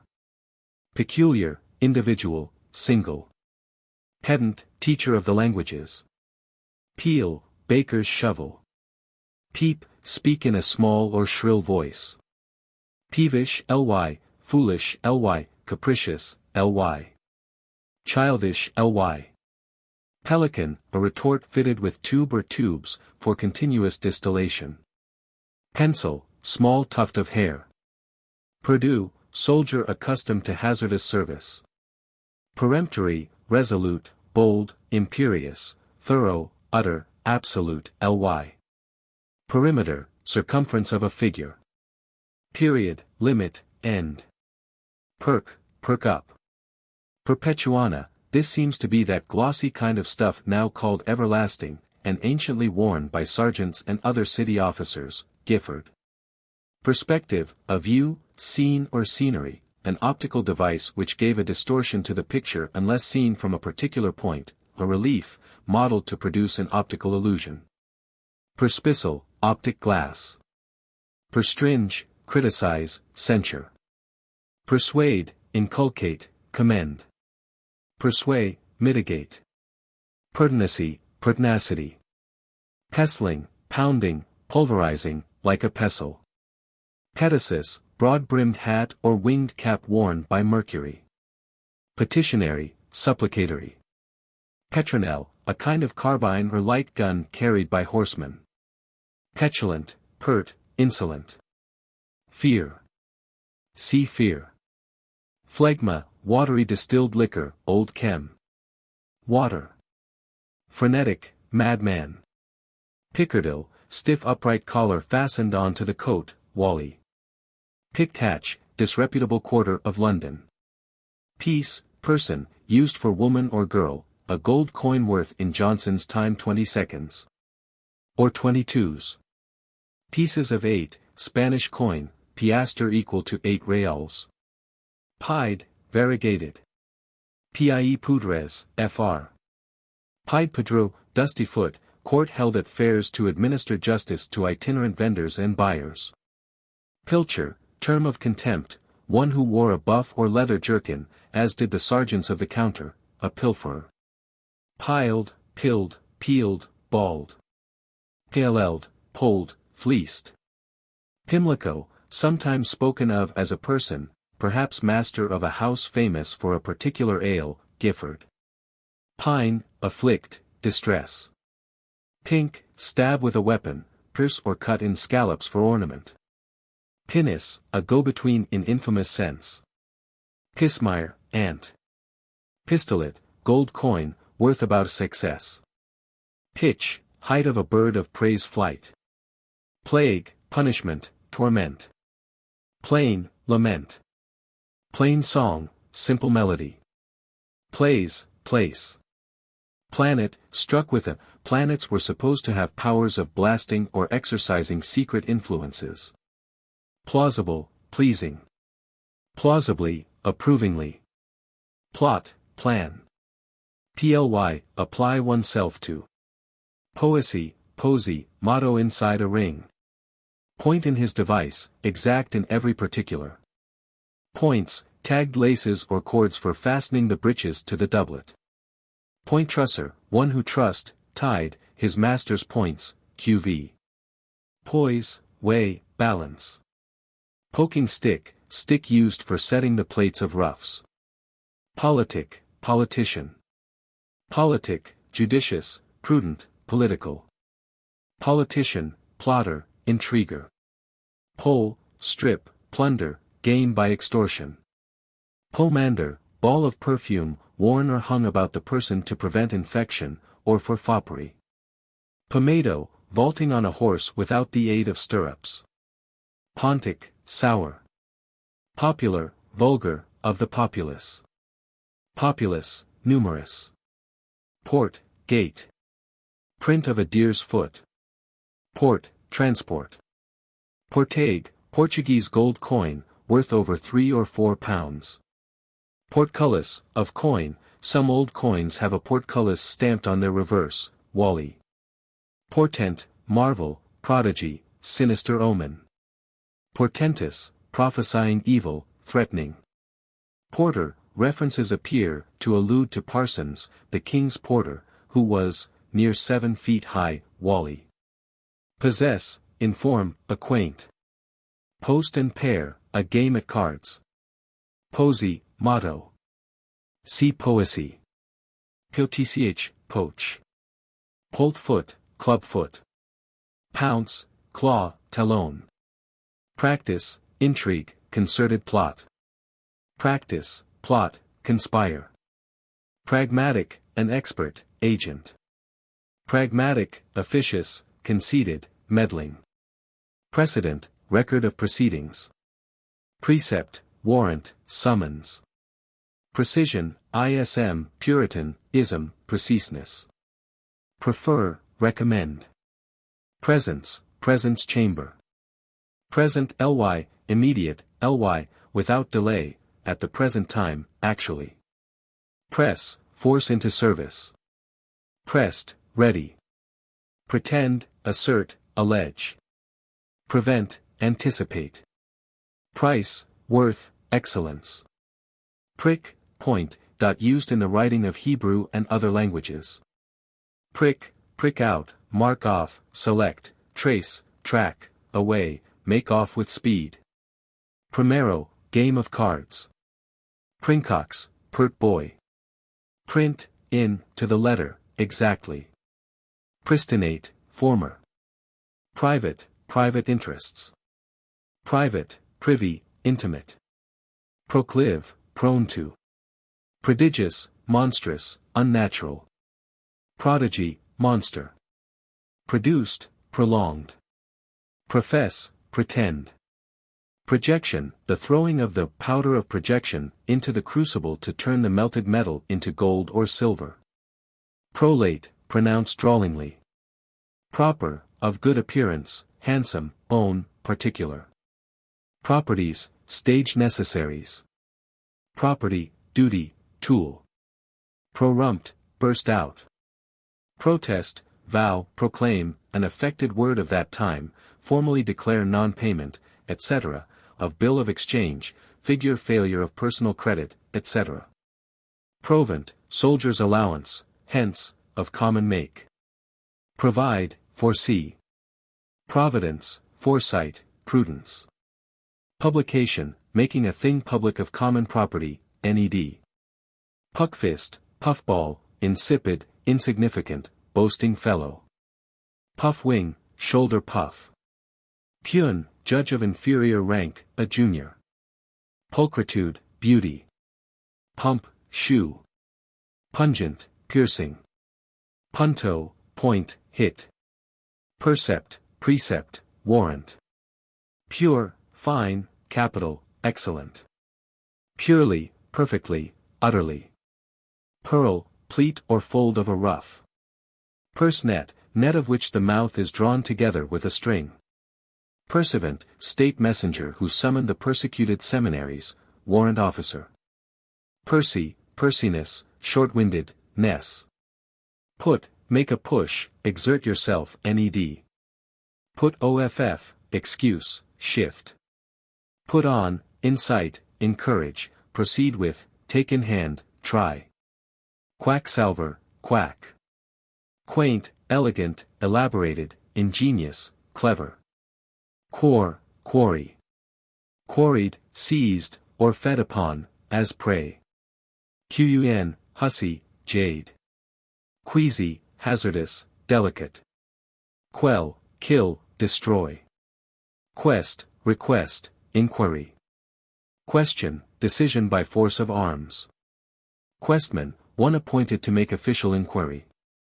Quib, quiblin, quibble, quip. Quick, the living. Quidit, quiddity, legal subtlety. Quirk, clever turn or trick. Quit, requite, repay, acquit, absolve, rid, forsake, leave. Quitterbone, disease of horses. Quadling, codling. Quoit, throw like a quoit, chuck. Quote, take note, observe, write down. Rack, neck of mutton or pork, Halliwell. Rake up, cover over. Ramp, rear, as a lion, etc. Rapt, carry away. Rapt, enraptured. Rascal, young or inferior deer.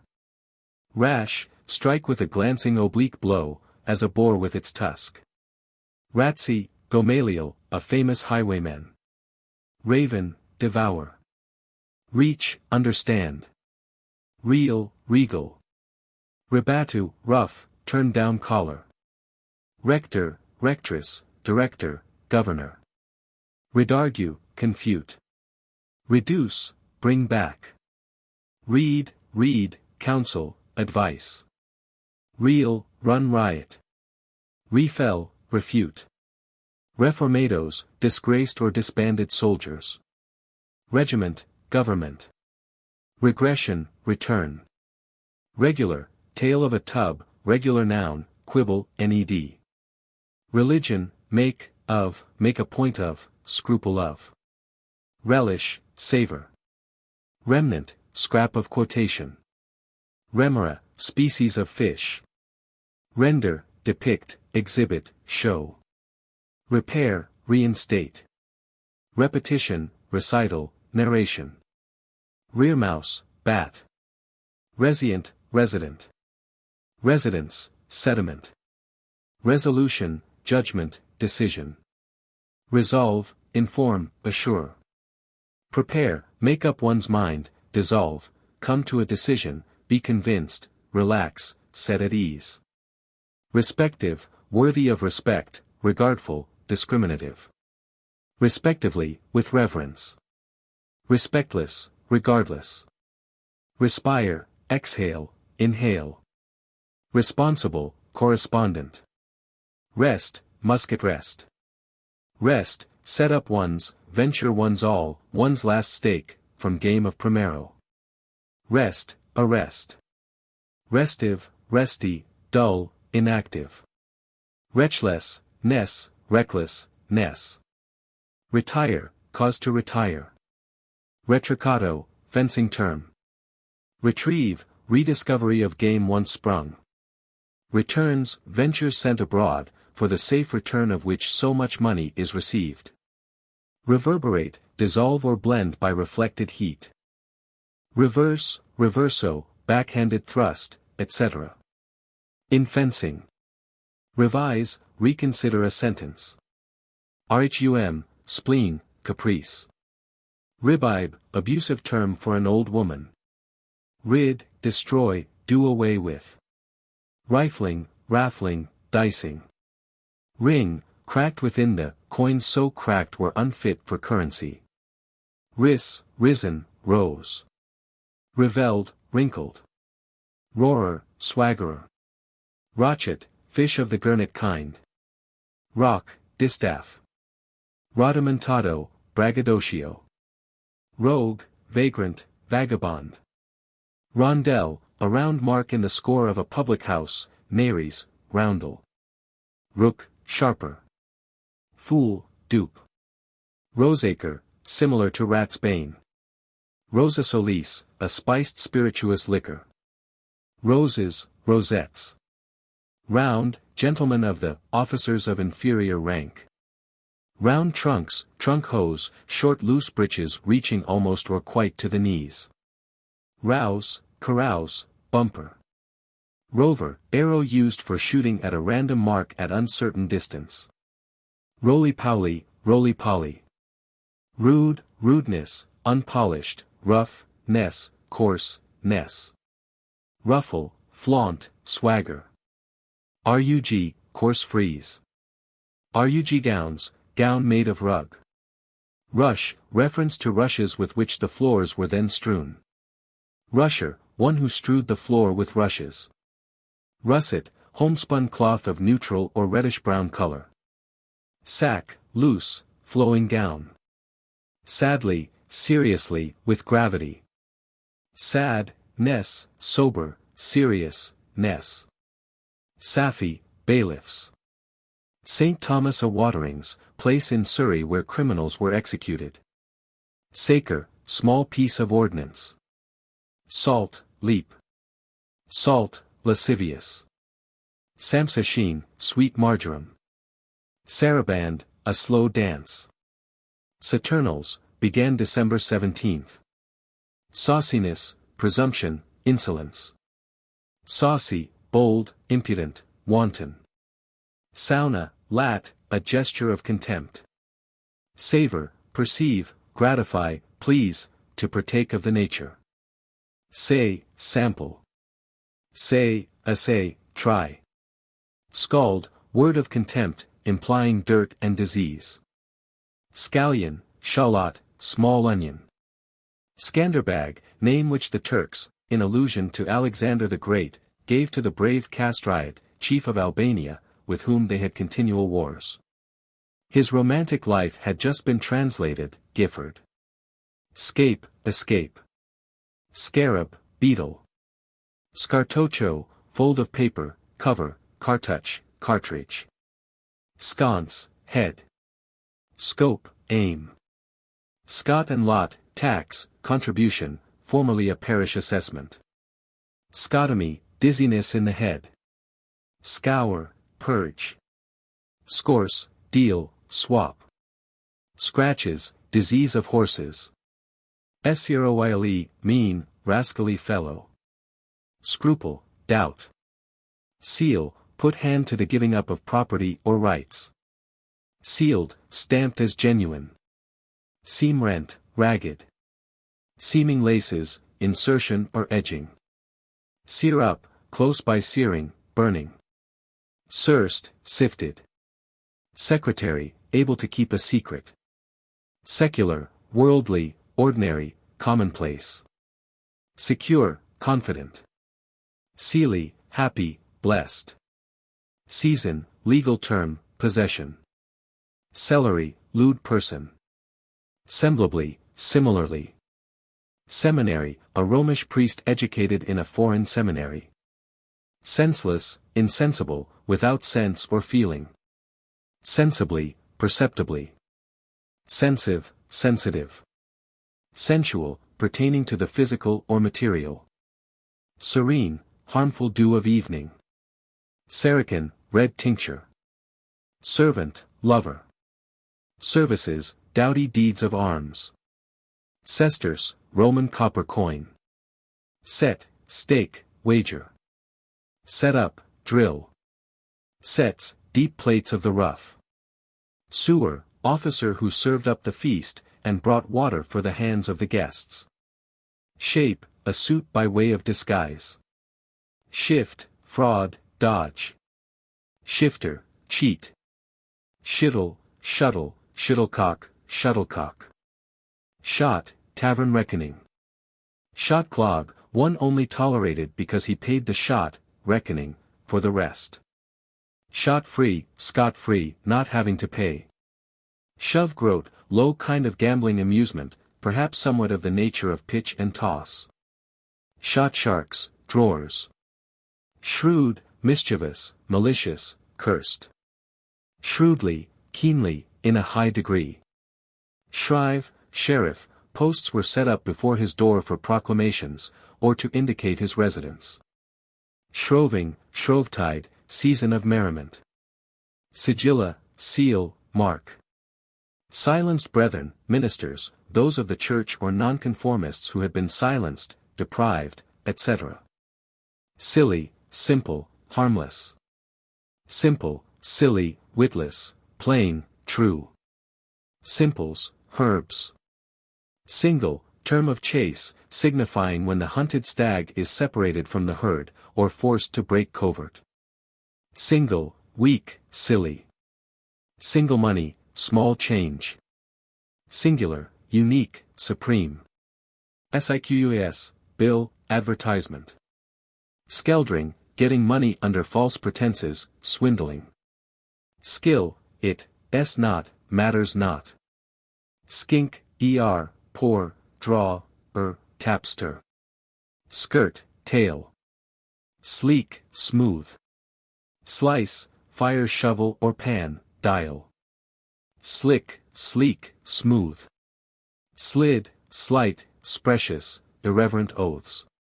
Slight, slight, cunning, cleverness, trick. Slip, counterfeit coin, bastard. Slippery, polished and shining. Slops, large loose breeches. Slot, print of a stag's foot. Slur, put a slur on. Cheat, by sliding a die in some way. Smelt, gull, simpleton. Snarl, perhaps snarl, as puppy is addressed, Cunningham. Snottery, filth. Snuff, anger, resentment, take in, take offense at. Snuffers, small open silver dishes for holding snuff, or receptacle for placing snuffers in, Halliwell. Sock, shoe worn by comic actors. Sod, seethe. Soggy, soaked, sodden. Soil, take, said of a hunted stag when he takes to the water for safety. Sol, sow. Soldados, soldiers. Solicit, rouse, excite to action. Sooth, flattery, cajolery. Soothe, flatter, humor. Sophisticate, adulterate. Sort, company, party, rank, degree. Sort, suit, fit, select. Souse, ear. Soused, devil is an ass, foul. Red sote, which Dice interprets as a variety of the spelling of shooed, to shoo is to scare a bird away. See his Webster, page 350. Souter, cobbler. Spagyrica, chemistry according to the teachings of Paracelsus. Spar, bar. Speak, make known, proclaim. Speculation, power of sight. Sped, to have fared well, prospered. Species. Spite, anger, rancor. Spinner, spider. Spinstry, lewd person. Spittle, hospital, lazar house. Spleen, considered the seat of the emotions. Spleen, caprice, humor, mood. Sprunt, spruce. Spurge, foam. Spurryl, gold coin worth 15s. Squire, square, measure, by the, exactly. Staggering, wavering, hesitating. Stain, disparagement, disgrace. Stale, decoy or cover, stalking horse. Stale, make cheap, common. Stalk, approach stealthily or under cover. Stall, forestall. Standard, suit. Staple, market, emporium. Stark, downright. Starting holes, loopholes of escape. State, dignity. Canopied chair of state, estate. Statuminate, support vines by poles or stakes, used by Pliny, Gifford. Stay, gag. Stay, await, detain. Stickler, second or umpire. Stigmatize, mark, brand. Still, continual, ly, constant, ly. Stinkard, stinking fellow. Stint, stop. Styptic, astringent. Stoccata, thrust in fencing. Stockfish, salted and dried fish. Stomach, pride, valor. Stomach, resent. Stoop, swoop down as a hawk. Stop, fill, stuff. Stopple, stopper. Stoat, weasel. Stup, stoop, swoop equals bow. Straight, straightway. Stramazoun, idolstramazone, a down blow, as opposed to the thrust. Strange, like a stranger, unfamiliar. Strangeness, distance of behavior. Streghts, or Bermudas, labyrinth of alleys and courts in the Strand. Strigonium, Grau in Hungary, taken from the Turks in 1597. Strike, balance, accounts. Stringhalt, disease of horses. Stroker, smoother, flatterer. Strook, pp of strike. Strummel patched, strummel is glossed in dialect dicts. As, a long, loose and dishevelled head of hair. Studies, studious efforts. Style, title, pointed instrument used for writing on wax tablets. Subtle, fine, delicate, thin, smooth, soft. Subtlety, subtlety, subtle device. Suburb, connected with loose living. Succubi, demons in form of women. Suck, extract money from. Sufferance, suffering. Summed, term of falconry, with full-grown plumage. Supernegulum, topers turned the cup bottom up when it was empty. Superstitious, overscrupulous. Supple, to make pliant. Surbate, make sore with walking. Surcease, cease. Sur reverence, save your reverence. Survise, peruse. Suscitability, excitability. Suspect, suspicion. Suspend, suspect. Suspended, held over for the present. Sutler, victualler. Swad, clown, boor. Swath bands, swaddling clothes. Swinge, beat. Tabard, emblazoned mantle or tunic worn by knights and heralds. Table, pair of, tablets, notebook. Tabor, small drum. Tabret, tabor. Taffeta, silk, tough taffeta, a more costly silken fabric. Taint, a staff, break a lance at tilting in an unscientific or dishonorable manner. Take in, capture, subdue. Take me with you, let me understand you. Take up, obtain on credit, borrow. Talent, sum or weight of Greek currency. Tall, stout, brave. Tankard bearers, men employed to fetch water from the conduits. Tarleton, celebrated comedian and jester. Tartarus, like a tartar. Tavern token, to swallow get drunk. Tell, count. Tell troth, truth teller. Temper, modify, soften.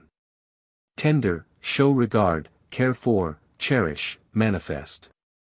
Tent, take heed. Terse, swept and polished. Tertia, that portion of an army levied out of one particular district or division of a country, Gifford. Teston, tester, coin worth 6d. Thrd constable. Thread, quality. Threaves, droves. 3 farthings, piece of silver current under Elizabeth. 3-piled, of finest quality, exaggerated.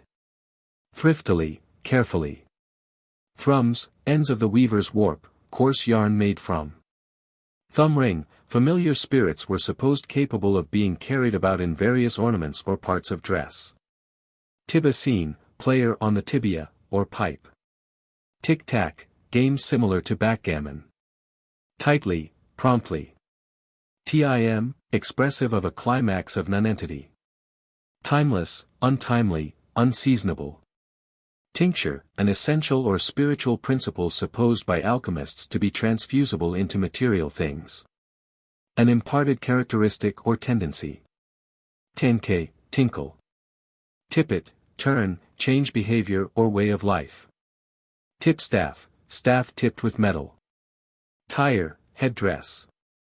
Tire, feed ravenously, like a bird of prey. Titillation, that which tickles the senses, as a perfume. Tod, fox. Toiled, worn out, harassed. Token, piece of base metal used in place of very small coin, when this was scarce. Tunnels, nostrils. Top, parish, large top kept in villages for amusement and exercise in frosty weather when people were out of work. Toter, tutor, player on a wind instrument. Touse, pull, rend. Toward, docile, apt, on the way to, as regards, present, at hand. Toy, whim, trick, term of contempt. Tract, attraction. Train, allure, entice. Transitory, transmittable. Translate, transform. Tray trip, game at dice, success depended on throwing a 3, nares. Trekker, treacher, traitor. Trean, wooden. Trencher, serving man who carved or served food. Trundle-tail, curly-tailed. Trick, tricking, term of heraldry, to draw outline of coat of arms, etc., without blazoning. Trig, a spruce, dandified man. Trill, trickle. Trilobub, tripe, any worthless, trifling thing. Tripoli, come from able to perform feats of agility, a jest nominal, depending on the first part of the word, Gifford. Trite, worn, shabby. Trivia, 3-faced goddess, Hecate. Trojan, familiar term for an equal or inferior, thief. Troll, sing loudly. Tromp, trump, deceive. Trope, figure of speech. Trow, think, believe, wonder. Trowel, troll. Trousers, breeches, drawers. Trutchman, interpreter. Trundle, John, well-known printer. Trundle, roll, go rolling along. Trundling cheats, term among gypsies and beggars for carts or coaches, Gifford. Trunk, speaking tube. Truss, tie the tagged laces that fastened the breeches to the doublet. Tubacine, trumpeter. Tucket, idle toccato, introductory flourish on the trumpet. Tuition, guardianship.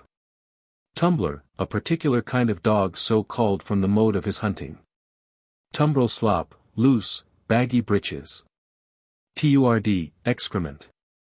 Tusk, gnash the teeth, Century Dictionary. Twire, peep, twinkle.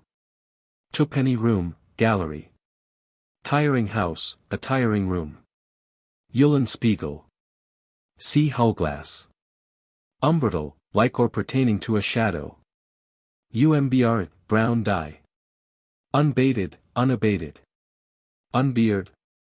Excessively bored. Uncarnate, not fleshly, or of flesh. Uncouth, strange, unusual. Undertaker, one who undertook by his influence in the House of Commons to carry things agreeably to His Majesty's wishes. Wally, one who becomes surety for. Unequal, unjust. Unaccepted, no objection taken at. Unfeared, unaffrighted. Unhappily, unfortunately. Unicorn's horn, supposed antidote to poison. Unkind, ly, unnatural, ly. Unmanned, untamed, term in falconry. Unquit, undischarged. Unready, undressed. Unrude, rude to an extreme. Unseasoned, unseasonable, unripe. Unsealed, a hawk's eyes were sealed by sewing the eyelids together with fine thread. Untimely, unseasonably. Unvaluable, invaluable. Upbraid, make a matter of reproach. Upsee, heavy kind of Dutch beer, Halliwell, Dutch, in the Dutch fashion. Uptails all, refrain of a popular song. Urge, allege as accomplice, instigator. Urchin, hedgehog. Use, interest on money. Part of sermon dealing with the practical application of doctrine. Use, be in the habit of, accustomed to, put out to interest. Usqubugh, whiskey. Usure, usury. Utter, put in circulation, make to pass current, put forth for sale. Veil, bow, do homage. Veils, tips, gratuities. Vol. See veil. Valleys, father valise, portmanteau, bag. Vapor, s, n and v, used affectedly, like humor, in many senses, often very vaguely and freely ridiculed by Jonson. Humor, disposition, whims, brag, jing, hector, ing, etc. Varlet, bailiff, or sergeant at mace. Vut, vault. Veer, nautical, pay out. Vegetable, person full of life and vigor. Velout, velvet. Velvet custard. Cf. Taming of the Shrew, 4. 382, custard coffin, coffin being the raised crust over a pie. Vent, vend, sell, give outlet to, scent, snuff up. Venue, bout, fencing term. Verdugo, span, hangman, executioner. Verge, within a certain distance of the court. Vx, agitate, torment. Vice, the buffoon of old moralities, some kind of machinery for moving a puppet, Gifford. Vi and revi, to hazard a certain sum, and to cover it with a larger one. Vincent against York, 2 heralds at arms. Vindicate, avenge. Verge, wand, rod. Virginal, old form of piano. Virtue, valor. Vively, in lifelike manner, livelily. Vizard, mask. Vogue, rumor, gossip. Voice, vote. Void, leave, quit. Volarii, cage, aviary. Volley, at, the volley, at random, from a term of tennis. Vorloff, furlough. Wadlow, keeper of the Devil Tavern, where Jonson and his friends met in the Apollo room, Wally. Waghts, waits, night musicians, band of musical watchmen, Webster, or old form of hautboys. Wanyan, vengeance, plague, Nares. Ward, a famous pirate. Ward, garden fencing. Watchet, pale, sky blue. Wheel, welfare. Weed, garment. Weft, waif. Waits, to the gold, to every minute particular. Welkin, sky. Well-spoken, of fair speech. Well-torned, turned and polished, as on a wheel. Welt, hem, border of fur. Where, weather. Whetstone, George, an author who lived 1544 to 1587. Whiff, a smoke, or drink, taking the, inhaling the tobacco smoke or some such accomplishment. Whis, neighings, whinnyings. Whimsy, whim, humor. Whineling, whining, weakly. Wit, a mere jot. Whitemeat, food made of milk or eggs. Wicked, bad, clumsy. Wicker, pliant, agile. Wilding, esp fruit of wild apple or crab tree, Webster. Wine, I have the, for you, Prov. I have the perquisites, of the office, which you are to share, Cunningham. Whinny, same as old word, one, to stay, etc. Wally. Wise woman, fortune teller. Wish, recommend. WSS, was, I, certainly, of a truth. Without, beyond. Witty, cunning, ingenious, clever. Wood, collection, lot. Woodcock, term of contempt. Woolsack, pies, name of tavern. Wort, unfermented beer. Woundy, great, extreme. Wreak, revenge. Wrought, wrought upon. Was, interjection. See wis. Yeanling, lamb, kid. Zany, an inferior clown, who attended upon the chief fool and mimicked his tricks.